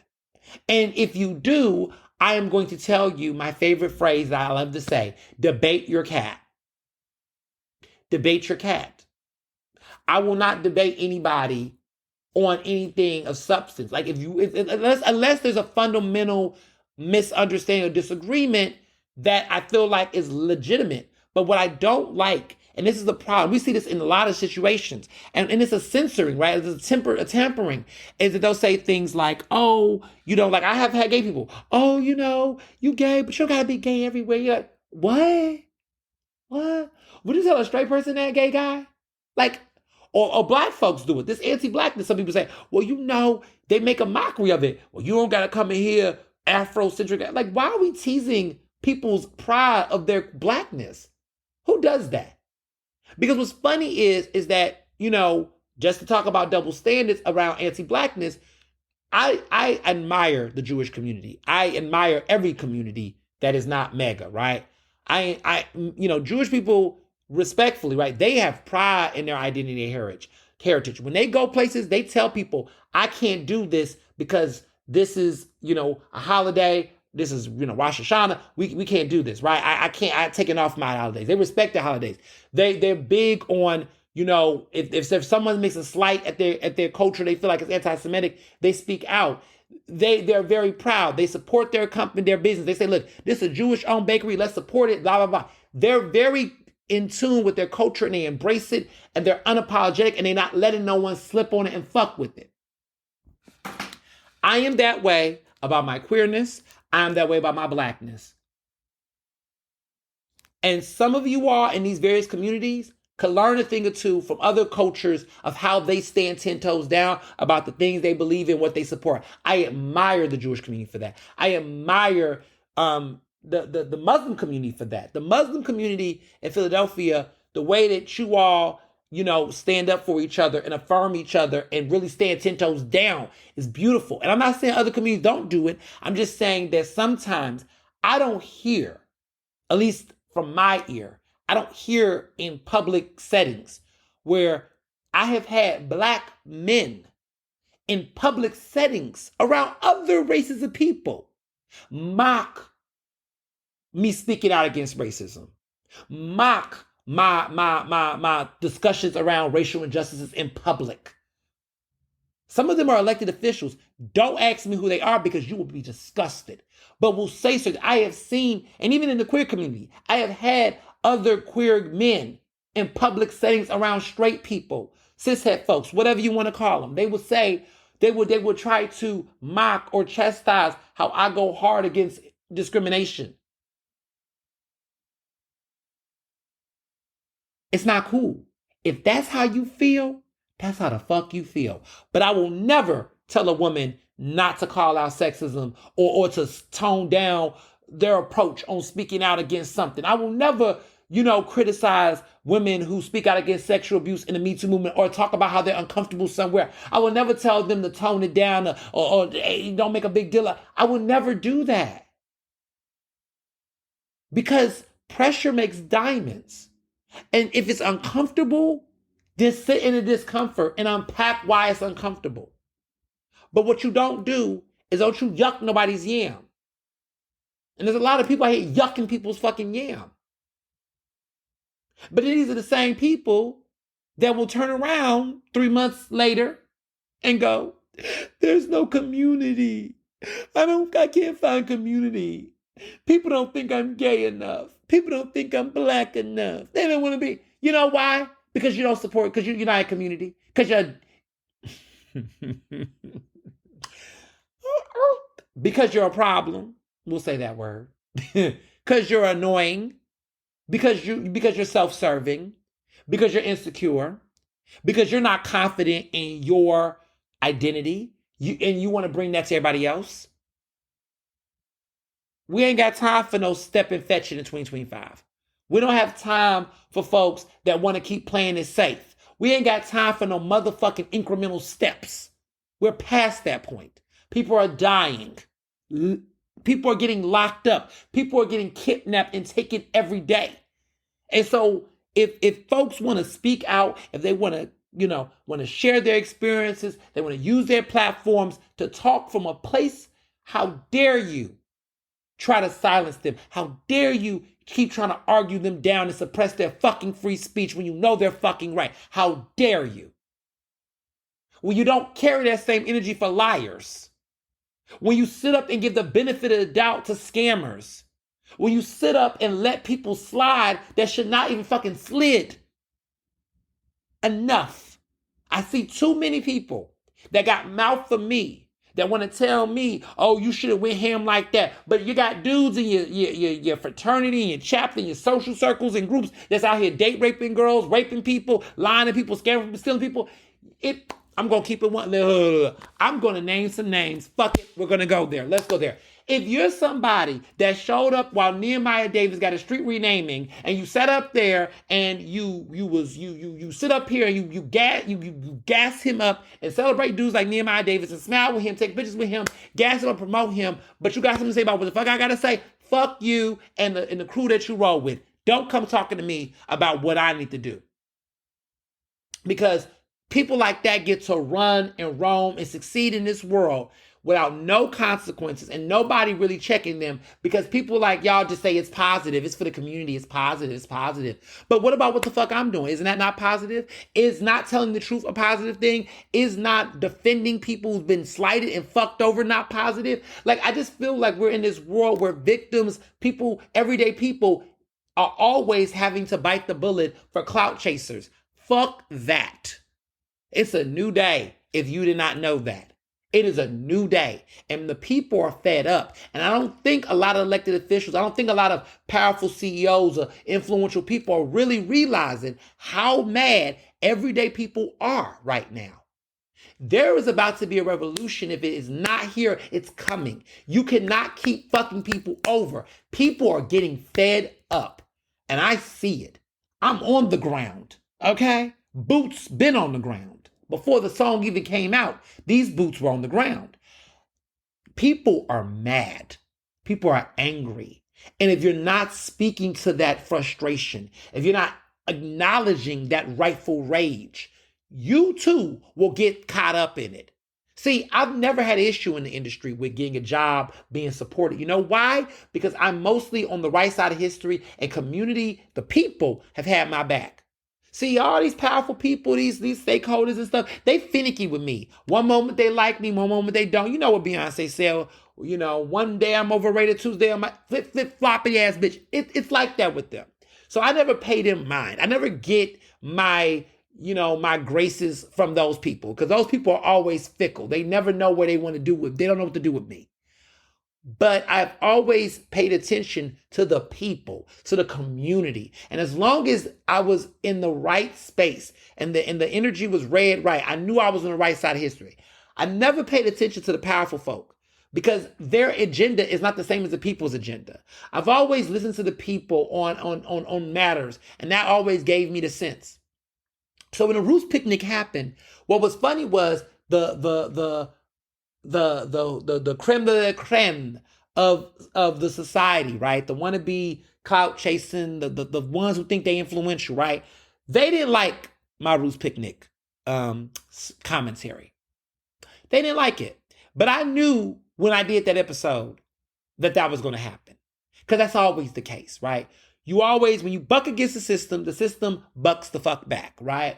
So I knew they didn't like it. And the people that came to me, I ain't gonna name their names, but was always going to come up with, I agree with this, so the way it works is this: either they don't like it, which fuck them, but then you got the new language they say. I agree, but the way that you said it, and I'm just like, if you don't agree with the way I said it, then you say it then. The way that you like to say it. Because I am me and you are you, and together, unique. That's what you are, right? You do it. You say it the way that you want it to be heard, since you got the fucking platform. Oh, but you're not going to do that because you're scared. So you go take your scary ass over there and don't talk to this bold, bad bitch. Don't talk to the BBB. Don't talk to the bold, bad bitch. Don't talk to me, because I'm going to say however I want to say it, because I live fearlessly. See, if you're not going to say it a better way that you think I should say it, if you're not going to, because I'm not going to do it. So what you're not going to do, there's one person, I'm not going to name his name, but if he listens to this episode, he'll know what I'm saying. But I felt, what it was. You ain't going to give me no notes if you're not going to be the one. Don't give me notes on how to deliver something if you're not going to be the person to take them notes and apply it to your own situation. You speak up. You say it better. Period. That's my mode. My mode is, don't tell me the way that you don't like the way I do something. Okay, thank you. Bye. Cool. And what I mean by this is, I'm talking about strangers. I'm not talking about friends and family, because I do get feedback from friends and family. What I would tell you was beautiful is none of my friends, none of my family, none of my mentors critiqued or said it was bad what I did. None of them did, which is why I was cool with it. Me and Patty kikied about it. A couple folks that we did. Because they, you know what they do? They respect my swagger and my style. That's just really what it's about. I'm not, I get annoyed when people say this. This is one of my most annoying catchphrases. Although I don't agree with everything you do. Who agrees with everything that everybody do? I just find it just tacky. It's like, I don't agree with everything that anybody does. But why do we have to put that disclaimer? And why do we have to let that be known? As if because then it just opens up a conversation of, well, what do you not agree with? And I don't necessarily care to know. And quite frankly, I just never, with people I interact with, I never feel the need to predicate that, although I don't agree with everything you do, blah, blah, blah. I don't do that. I don't. Unless I'm specifically talking about a policy or particularly, make a disclaimer. But like with regular people, like I'm not talking about politicians. Like politicians, I do think sometimes you do need to disclose that, right? Like you could say, look, this person was wrong on this issue. However, on this point, you got to make sure people know, because people think we're in such a stand culture and with politicians that, either you love them, everything about them, or you don't like everything about them. I don't really find myself in that situation. Like AOC, the things I like about AOC, I'm going to name them. The things I disagree with, I just disagree with. But I don't do that disclaimer on people. Like I'm never going to go up to a regular person and be like, although I don't agree with, I'm like, who the fuck cares? The fuck? Like who does? This is stupid. I just feel like what you support, name it. If you don't agree with something that deals with you, you can name that too. But I just feel like we give so much grace. It's like we need to live in a world where the same ability that we allow powerful rich people to get the benefit of grace, to have opinions, to speech. Can we give that to everyday folk too? Can we give that to journalists? Can we give that to other people? Can we give that to everybody? Until they do something that's completely fundamentally fucked up. Yeah. So I've got to a point where this one person came up to me at an event. We ain't gonna get into names. Was like, oh, I got some notes. And I was like, notes. And it was like, and they was just like, oh, I just felt like, the Roots Picnic is this, the Roots Picnic, they did this. I said, that's great. But what they did was fucked up. And unless you was in that line with them thousands of fucking people dealing with that crisis in the ground, you can never tell me how loud or how whatever I could be. Because at the end of the day, based on your rhetoric, any negative critique of the Roots Picnic would have put you, I could have said it in cursive. I could have said it more proper. I could have said it in so many different ways, and it would have still never rose to the occasion of approval. And so that's what I've realized, is that what you will find is that people don't want you to talk about things that they like. And my response to that is, deal with it. If you don't like what I said about the Roots Picnic, okay. If you don't like what I said about anything, okay. Like, I just feel like we can coexist in a world where we don't have to force this, because I just get confused. I'm like, what's the intention here? Is the intention to censor me, to stop me from talking? Because it's your thing you don't like. Like, I used to deal with this. I'm like, y'all, I have had bigger fights. I have had real beef. I have duped with some of the biggest, okay? And what I've learned in those journeys is that what it boils down to is the person that has the quote unquote notes, the person that has the, I want to give you some feedback thing, they're not out here in the paint. They're not going to ever speak out. There will never be a better way to address anything that they don't have the courage to speak out on. What I've learned is that people who do support my outspokenness are never in the business of trying to tell me how to talk.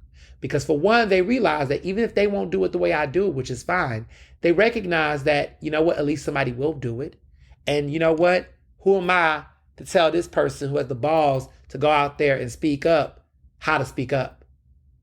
That's what gets me. I noticed that for years, people always had this smoke for Black Lives Matter activists and protesters.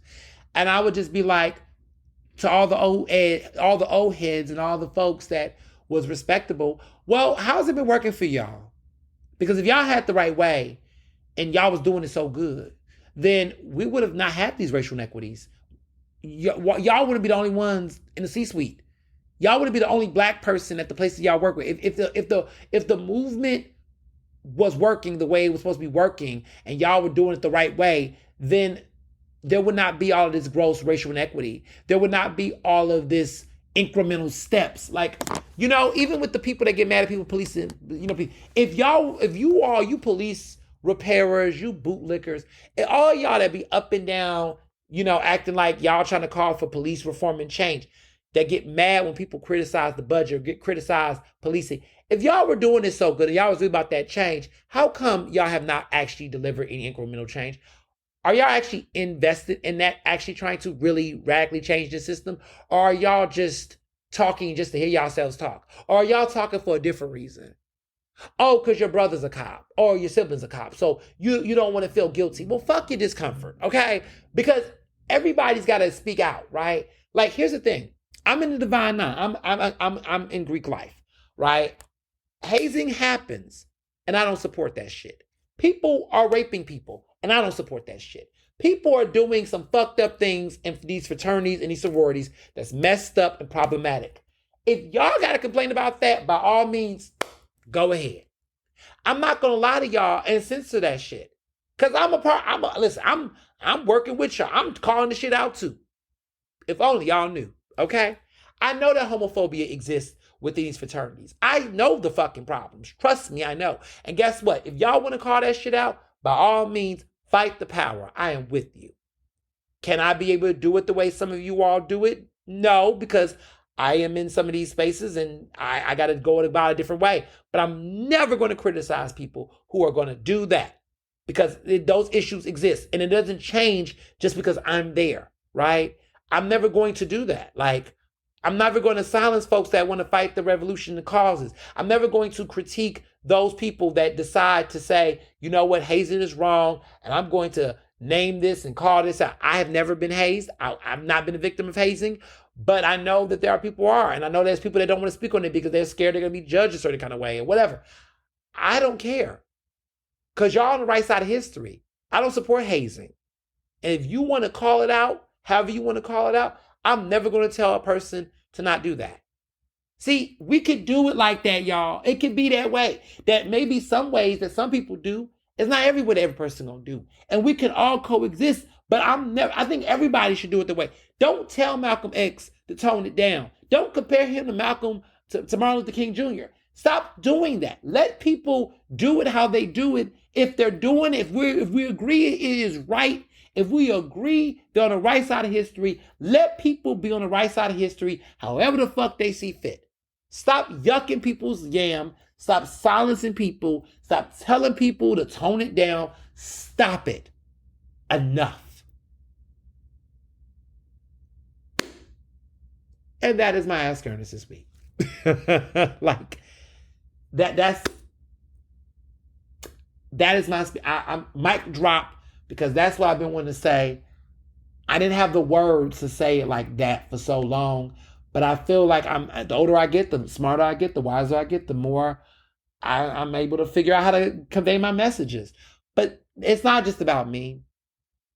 It's about so many of you all who I know go out there and fight the good fight and call things out and speak out and just share your experiences.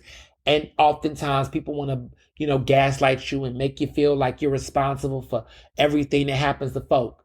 Listen, if the Roots Picnic does not happen next year, it will not be because of me. I don't know about that. It will not be because of me. It will be because of their poor mismanagement. It will be because of the thousands of people who said never again will it come to this. It will be because of their own doing. And we got to recognize that bad faith players, bad actors, scammers, and I'm not saying the Roots is scam. I'm just saying folks that does not do right by people. Let's say that. Institutions that do not do right by people will suffer their own demise and downfall. The trash will take itself out. Okay? I don't gotta take the Roots out. I'm just not buying tickets, right? I'm not going to the Roots Picnic again.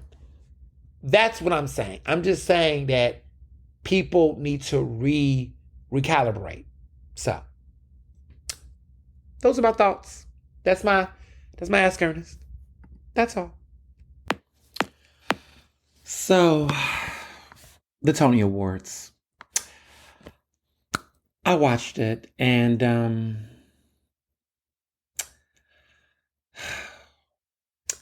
so, I was rooting for Audra McDonald to win Best Lead Actress in a Musical, which would have been her 7th Tony Award for her outstanding performance in Gypsy. She did not win. She lost to Nicole Swissinger, whatever her name is, the Pussycat Doll girl. She lost to her. I was annoyed because, I watched for 3 hours and everything was looking, the show was suspenseful in its own right. And Nicole, did a performance in the beginning and it was good. It wasn't bad. But Audrey McDonald did Rose's Turn and killed it. Like internet, I mean, when you're talking about internet, like the biggest, most generated buzz of the Tonys trending was that performance. And you're like, okay, this is closer to the end of the show. They had Oprah present the award. So you're like, okay, this is like clearly, like Oprah clearly has praised Audra's gypsy performance. Like it's obvious that they're trying to have a moment. Like Tony's is trying to have a moment right now. And it makes sense, right? How beautiful it would be for Oprah to come out, present this award to Audra McDonald, which would be a 7th Tony win. She's already tied for the most Tony Award winning performer, right? She has 6 and she's tied, right? But if she would have won 7th, she would have beat her own record, but would have been the standout sole performer to ever have that many. I believe Angela Lansbury also has 6 Tony wins, who's no longer alive. The late, great Angela Lansbury, who, she was a great actress in her own right. Can't deny her talent. She's won several of awards, and she has an EGOT. She's one of the few performers to receive an EGOT. So I don't have any. She's a legend in her own right, and so she's won 6. She's won Best Actress in a Musical 4 times for Mame, Dear World, Gypsy, Sweeney Todd, and Blithe Spirit, which was a featured actress in a play performance. And then she won a Lifetime Achievement Tony Award. So,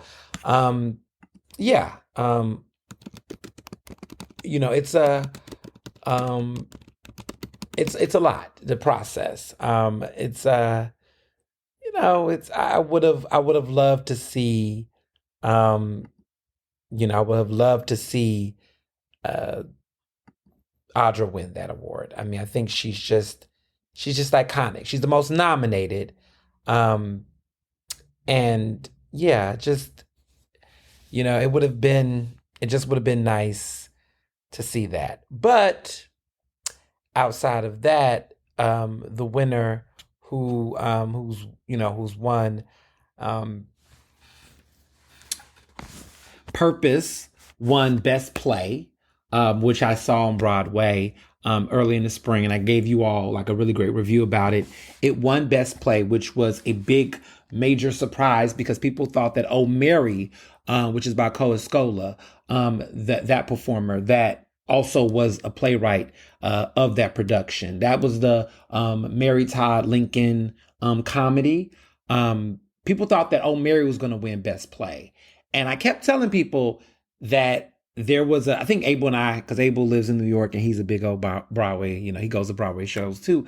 But I was telling Abel, I kept saying, the tide is turning. I know everybody talking about this on Mary, but the tide is turning for Purpose. And I did call that.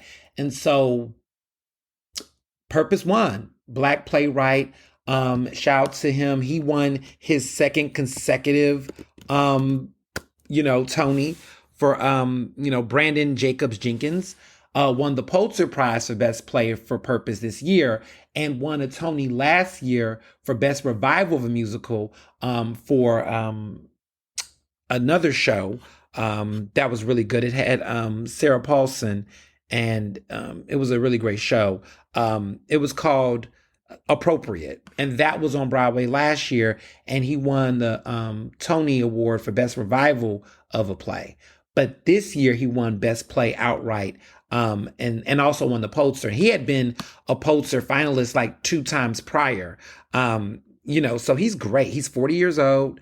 I talked about him earlier. He's a Fulbright Award winner, MacArthur Fellow. Like he's goated. Okay, he's a beast in his work, and he is just doing great work. And he's gay, and he's doing wonderful work as a black gay playwright and creator. He's married to a black man. We love to see it. And he's just doing his thing. And so kudos to him. And also my girl, Cara Young, who I met the day before I saw Purpose. She won her second consecutive Tony Award for Best Actress in a Featured Role for her performance in Purpose. She had won last year, and this was her fourth consecutive nomination for Best Featured Actress in a Play. But she just won two consecutive times. Like, she's killing it. So she won for her performance in Purpose, which is really exciting. And yeah, it was great. The Tony Awards was cool. Cynthia Erivo was the host. And I have to say, even though Cynthia is an interesting person, outside of her art, she's talented. I can't take that from her. Personal life, a little messy, for those who know. But talent-wise, you can't deny her talent. She was a great host. I was happy that she hosted this year's Tonys, because they had that actress who I just felt like was just, I don't want to throw shade, but the actress, she won the Oscar, Ariana DeBose, but she hasn't really done anything since then. And she just has been very, I just feel like she won the Oscar, and then ever since then, she won Best Supporting Actress for West Side Story, the revival, the remake that came out in 2021. And she won Best Supporting Actress. She had got that grand awards sweep. She won the Golden Globe. She had won these awards leading up to it. And then after that, she just kind of just seemed to not really do any major big splash films right after. And I don't know if this is she's 34. So she's, we're both 90s babies. She was born in January 91. I was born in October 91. But I just she's, is that a thing? Is that going to be her peak? There's some actors who get that one big Oscar, and we've seen this happen in Hollywood, where they get that one big Oscar, and then we don't really see them in any major films after that, or they don't really do anything that garners that level of buzz. And so Hollywood has moments like that, where a person can win that one big award, that one moment, that one movie, and then after that, you really don't kind of see or hear from them much.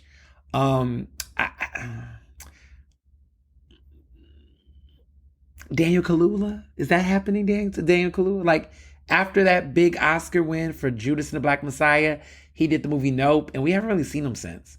And, I think of other actors who have that. They win that Oscar, they have that moment, and then they kind of really don't do much after that.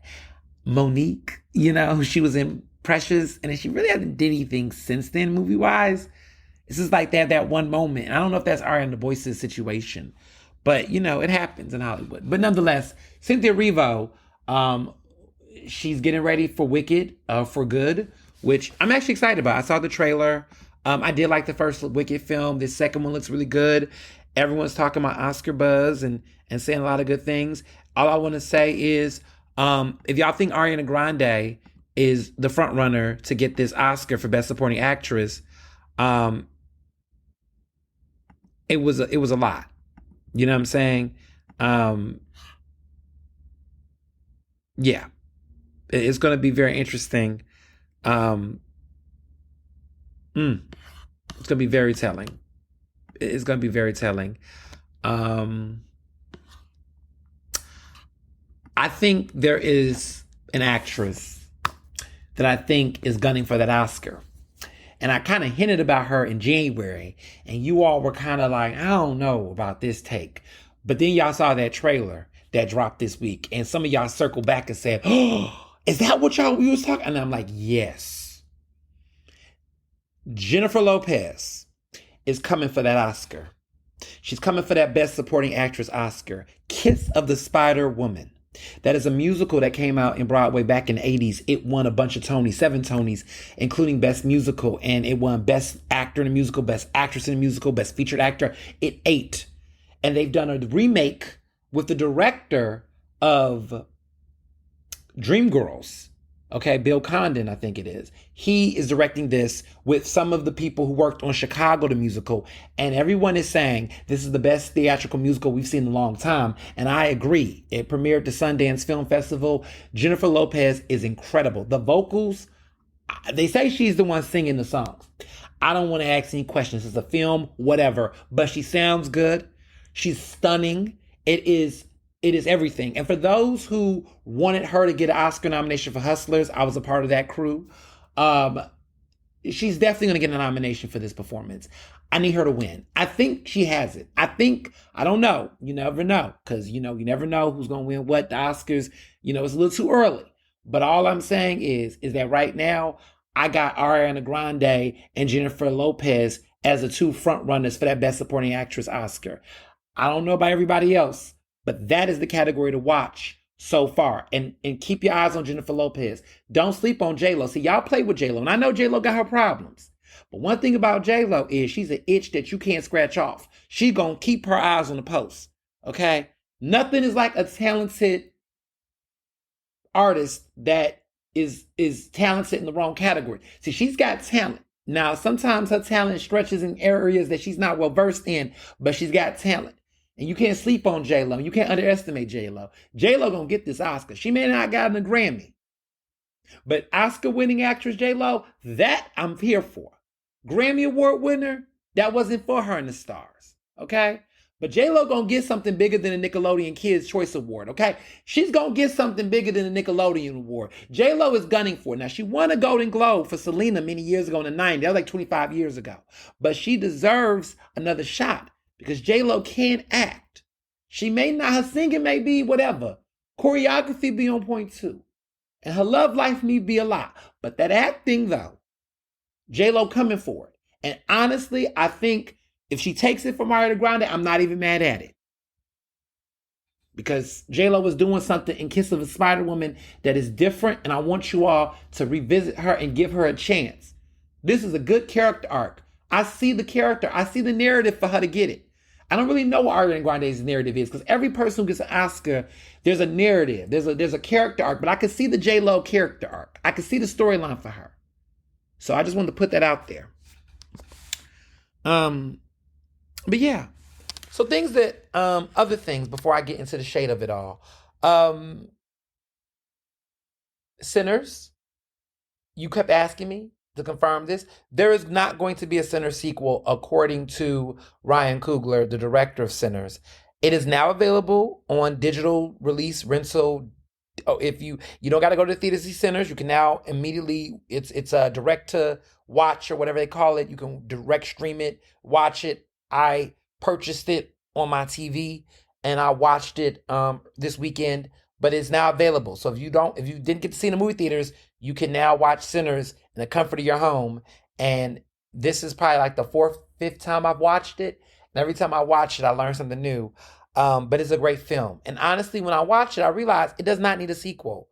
Okay, can we have an original film, y'all? So what's interesting is that Sinners is about to surpass, I think, $370 million in domestic box office. It will be the highest grossing original film in like 15 years since Gravity. Since Gravity, y'all. 15 years. We haven't had an original film gross this much at the box office since Gravity. Over a decade, y'all. That's crazy. So, in my opinion, Sinners is getting nominated for Best Picture at the Oscars. And I do think it deserves Best Picture. I don't know if that's going to happen because you know how the Oscars get. But it's definitely going to get nominated. And I'm willing to even bet Michael B. Jordan, as much as I like to drag him on his acting in the past, this is going to secure him a Best Actor nomination. I don't know if he'll win, but I definitely think there is the fifth slot. There is a slot for him.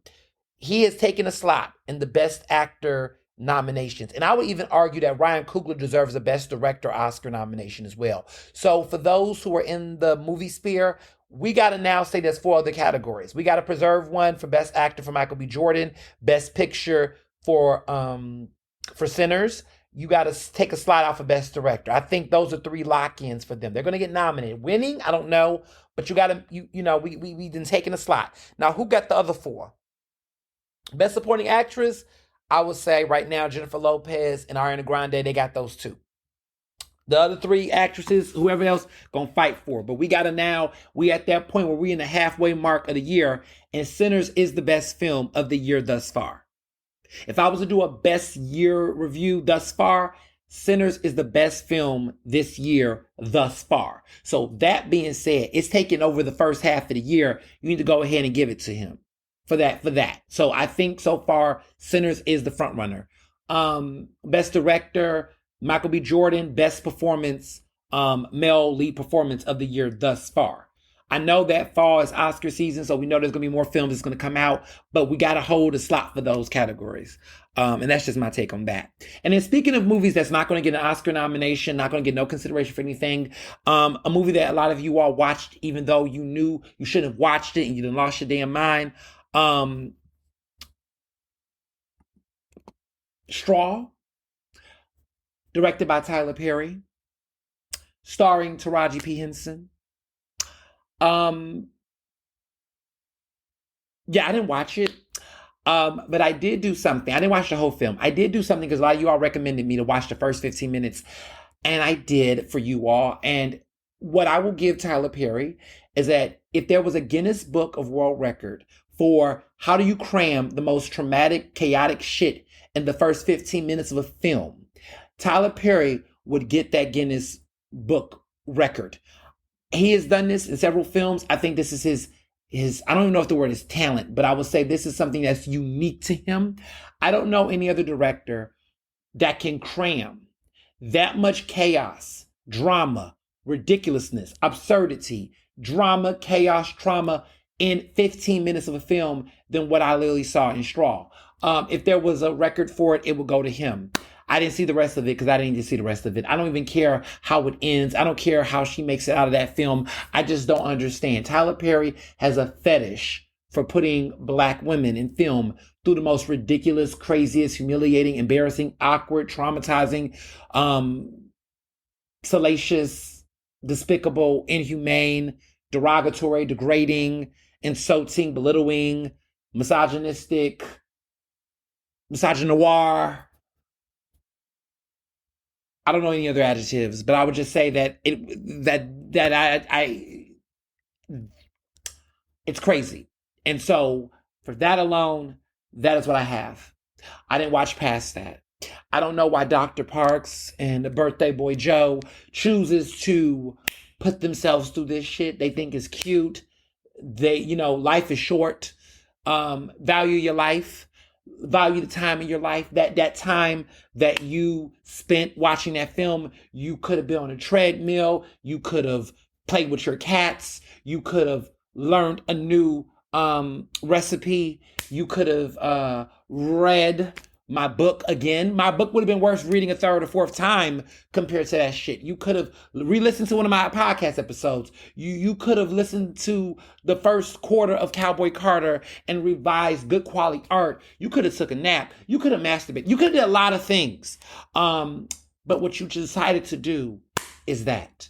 So when I had watched that 15 minutes, and that was 15 minutes too long, what I decided to do was cleanse myself, and I decided to watch something better. So I watched a better Black director, and I watched Sinners for the fifth time, because I would rather watch Sinners for a fifth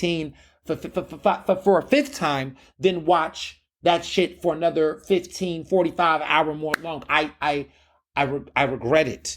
And never again. I know he's got another Medea film. I'm not watching that shit. And I'm not about to play with you all. There is delusion, and there is Tyler Perry fans. And for those who are fans of Tyler Perry, listen, there was a time where you could argue some of the films were good.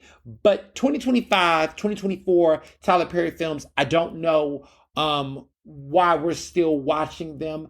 I feel like somebody said they think he's an industry plant. I don't necessarily know if it's industry plant. I think he's an op.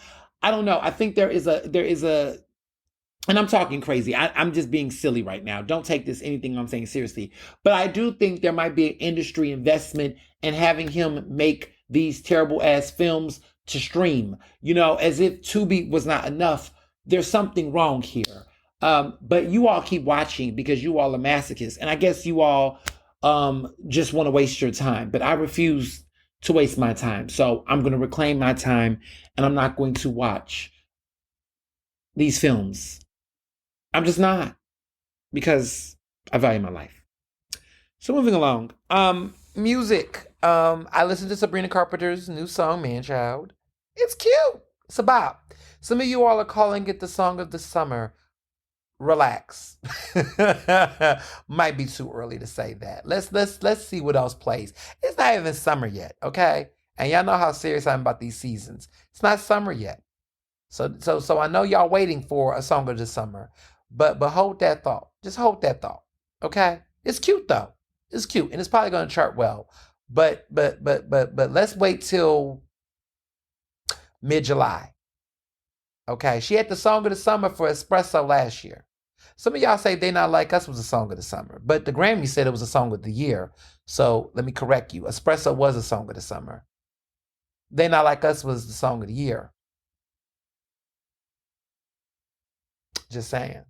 So I don't know. Man Child is cute though. It's a nice little return. It's a nice little era switch for her. But yeah.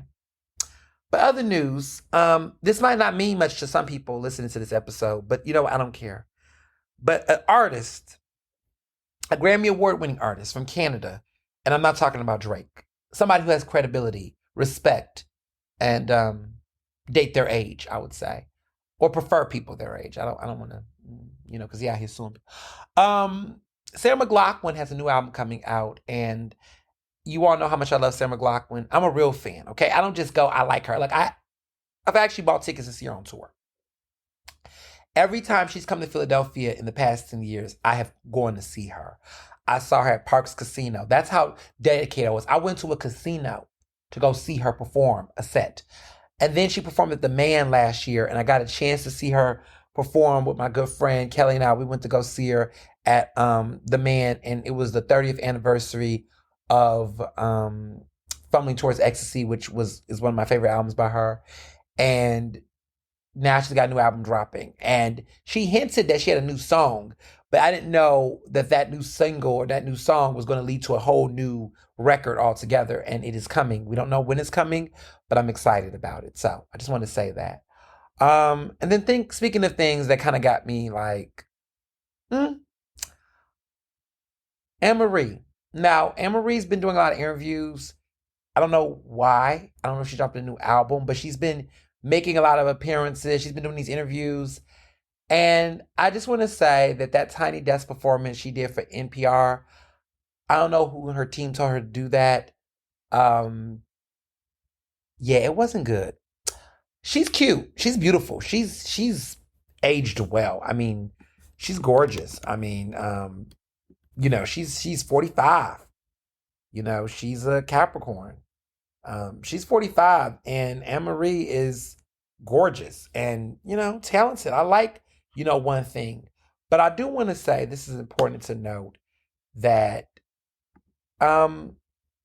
yeah, she's not, the vocals are not vocaling. The vocals are just not there. Beautiful gowns, gorgeous gowns, but that Tiny Desk performance and them backup singers, yeah, it wasn't giving. It wasn't giving. The vocals, it wasn't giving. So I just gotta say that.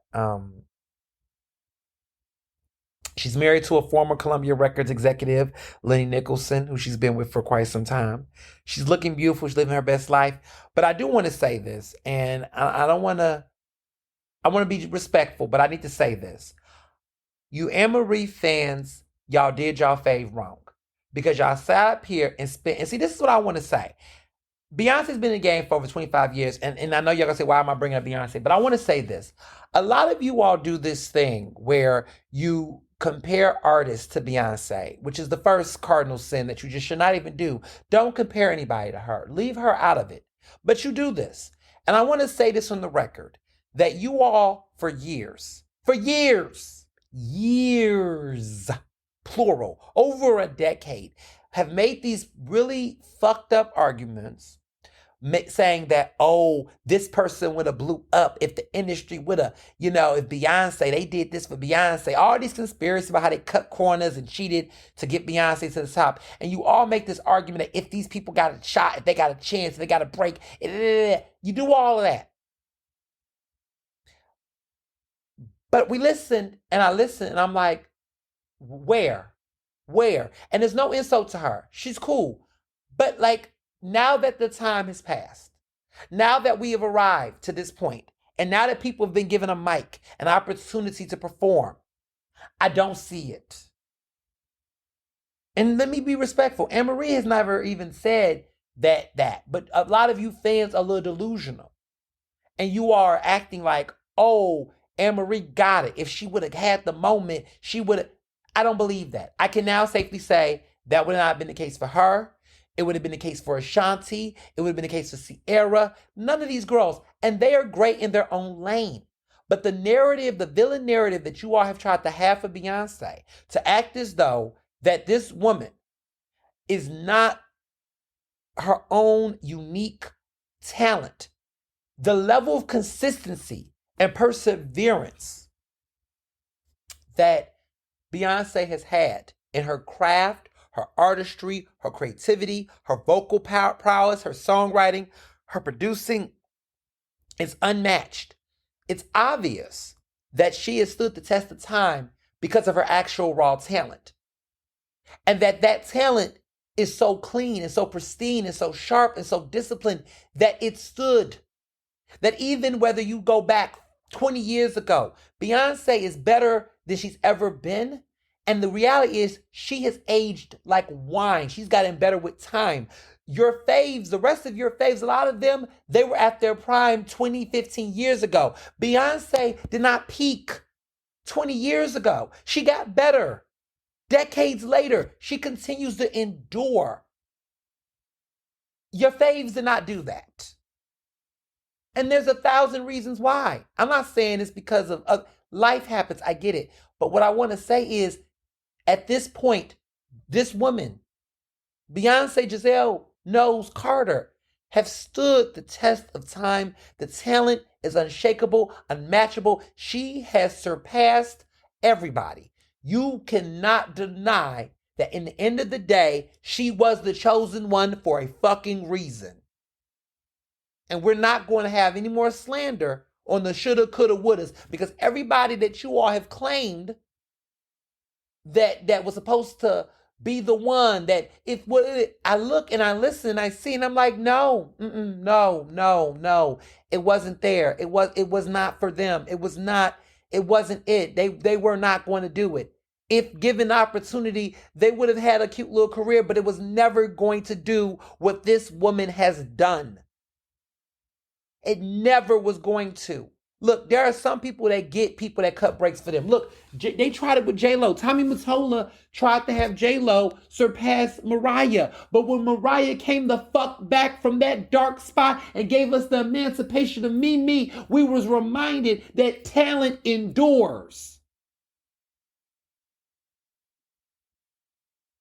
Y'all got to put some respect on these legends.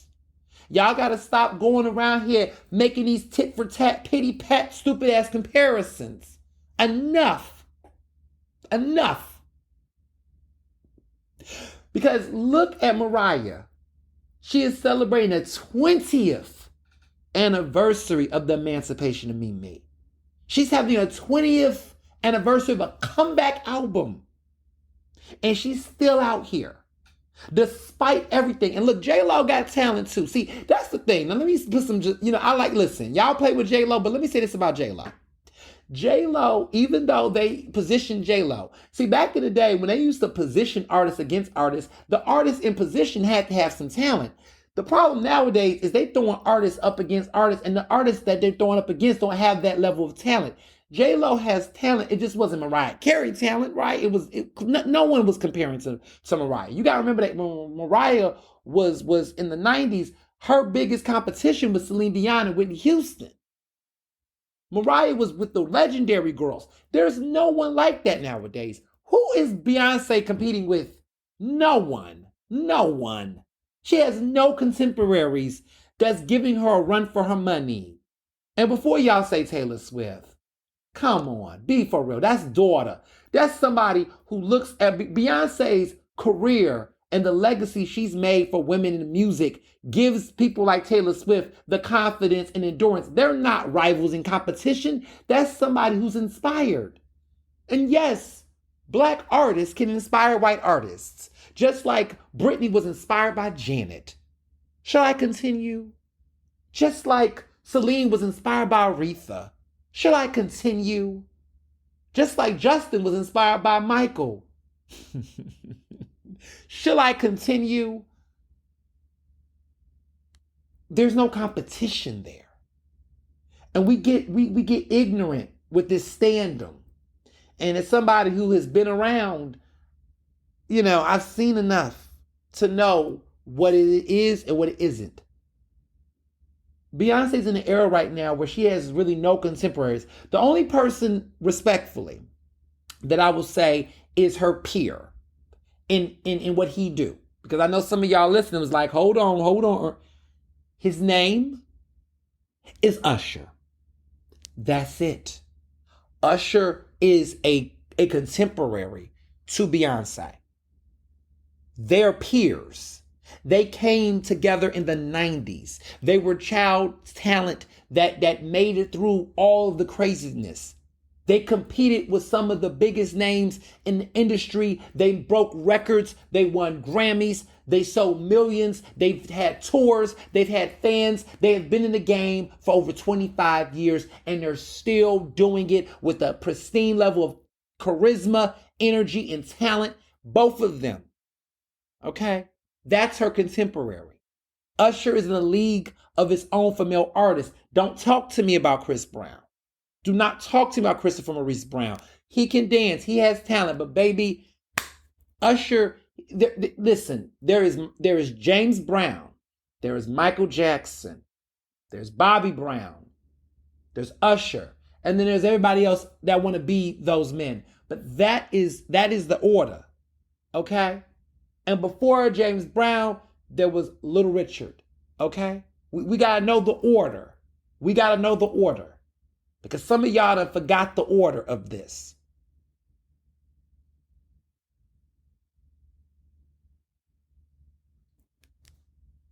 Happy Black Music History Month. Happy Black Music History Month.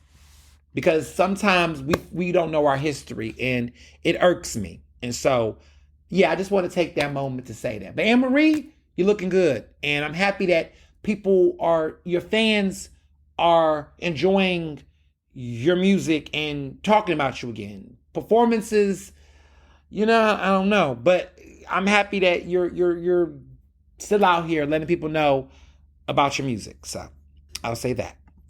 And then moving on as I wrap up, because this was quite the deluxe episode.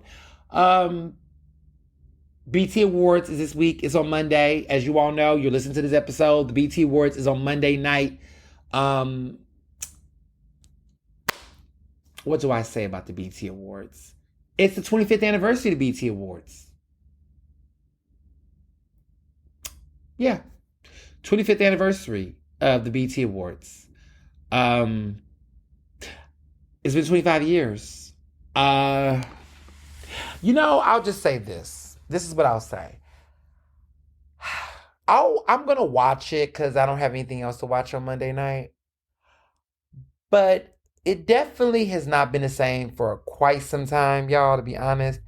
I feel like the peak BET Awards for me was when Monique was the host. That is, to me, my favorite BET Awards era, where Monique was the host, when she was literally the funniest person on the planet. That was my favorite BET Awards era, was when Monique hosted it. And I also enjoy Steve Harvey, when Steve Harvey was not so damn problematic and annoying. But the early BET Awards was the best. I want to say the first, because it's been since 2000, I would say the first,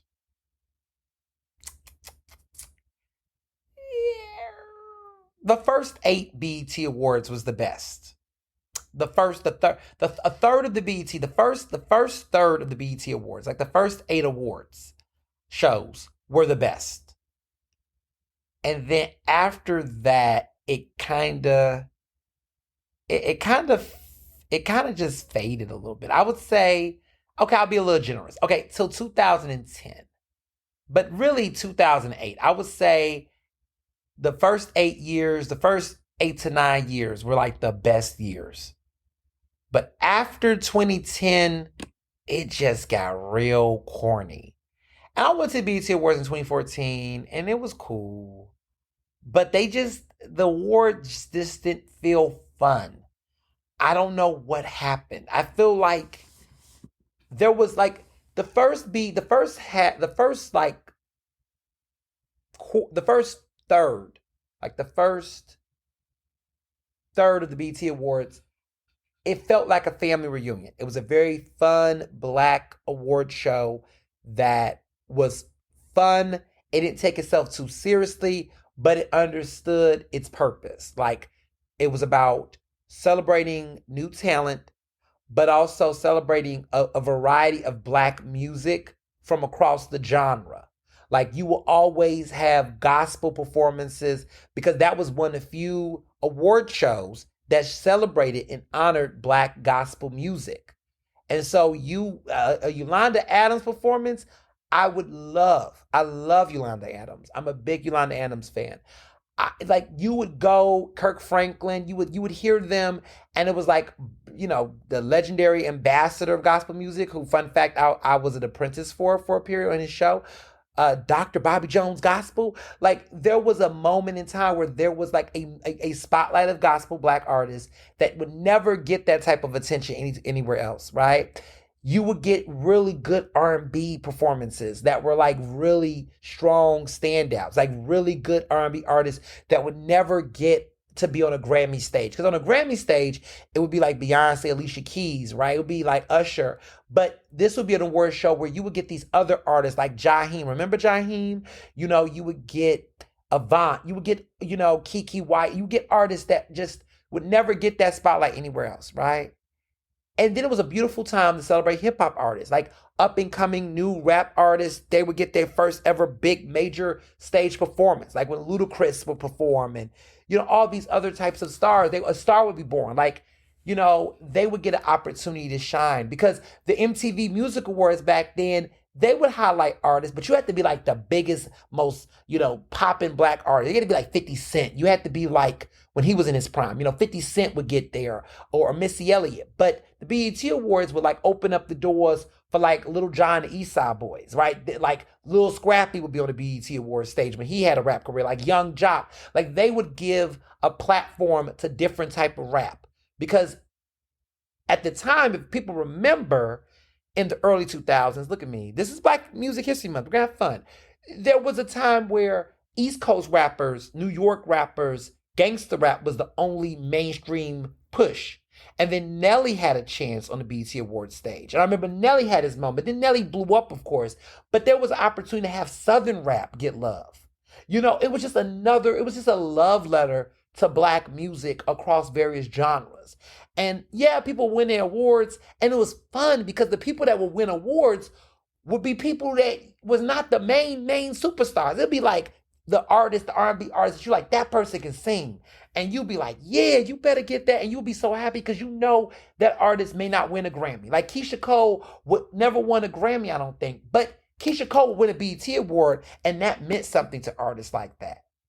You would love to see, certain artists that would never get that shine anywhere else have those moments to get that love, to see Coco Jones, who won a Grammy later on, but to see Coco Jones recently get a BET Award, it would just be an opportunity to see artists like that who wouldn't get that love anywhere else get their flowers on stage. That's what made the BET Awards great. And also, I'm almost missing one of my favorite parts. The Lifetime Achievement Award performances. Those tributes, the best tributes. Like, no one does a tributes like BT used to do. Like, the James Brown tribute, having Michael Jackson come out on stage with James Brown, you would never get those type of moments anywhere else. The Grammys never knew how to do tributes because they were always like whitewash it. They would have people singing the wrong vocals, but you would see artists from everywhere come out and do tributes. You would be reminded every year that Yolanda Adams, when she did that Anita Anita Baker performance, that tribute, you would hear gospel artists sing secular, and you would go, "Oh, she's a beast." When you would see Diana Ross tribute, like people like Diana Ross, you would see Prince, Patti LaBelle, like those types of things you just don't get to see anywhere else. And so that was why I love the BT Awards. That was when the BT Awards was just at its prime. I don't know when they're going to come back. Maybe this upcoming show they might try to, really bring some real star power. But I just remember everybody used to come out. Everybody. The biggest stars in Hollywood, the biggest black actors and actresses, the biggest black athletes of the time. You would see LeBron James, you see Serena Williams, Beyonce, Jay-Z. Everybody was out on this. Everybody, even Kanye when he was, a little bit more sane.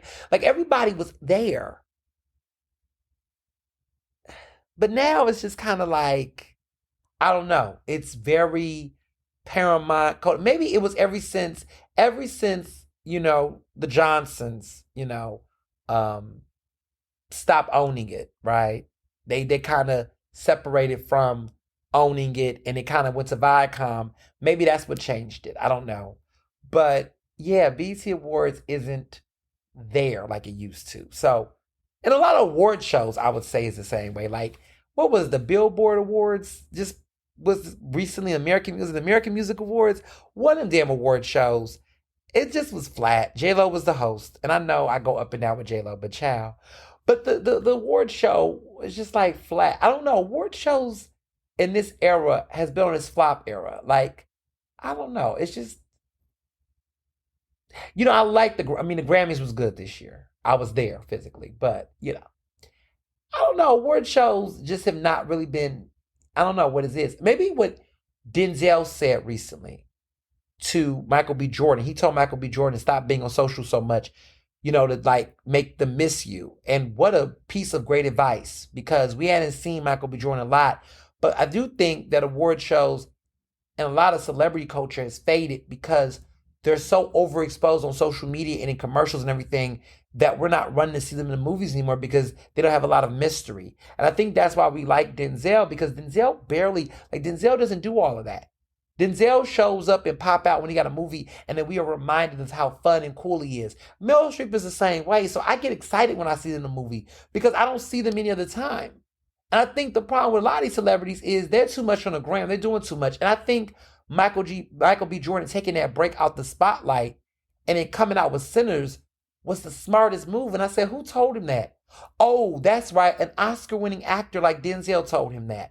Tony winner Denzel told him that. Oh, that makes sense. And that's why he gave us one of his most award-worthy performances in a long-ass time, Michael B. Jordan. He ain't gave us anything that's good since his debut was his breakthrough performance in Fruitvale Station. So maybe there is something to be said about celebrity exposure. Even Viola Davis. Like Viola Davis on social media, but if y'all pay attention, Viola doesn't really post much about herself. She kind of just support everybody else. So it's very telling. It's very telling. So that's it for this week's podcast. This week's coming up, there's a lot going on. I just hope that people in LA, the protesters, staying strong. Be safe. To those who are out there pushing and fighting a good fight for free speech, for justice. No person is illegal. I don't believe that. And I just hope people are being very smart and resilient. And like I said, I see a lot of y'all out here on social media trying to chastise how these protesters are fighting and standing up for rights. Like I said earlier in this podcast episode, if you don't like the way somebody's doing it, you do it a different way. But don't you yuck nobody's yam, okay? So, that's my thoughts on it, because I'm not out there. To the journalists out there covering it, there was a journalist, I saw a reporter who got shot by a rubber bullet out there by the law enforcement. Like, be safe, because I'm not going out there, personally, but I'm not yucking no one's yam. To those courageous journalists that's out there on the ground doing it, Be safe, be resilient. None of these stories are worth your life. Be smart. And and everybody else, be wise as well. And as always, be well and be best. Earnestly Speaking is recorded in Philadelphia, Pennsylvania, and can be found on Apple Podcasts, Google Podcasts. To stay up to date with the latest on the show, follow me on Facebook, Twitter, and Instagram at Mr. Ernest Owens.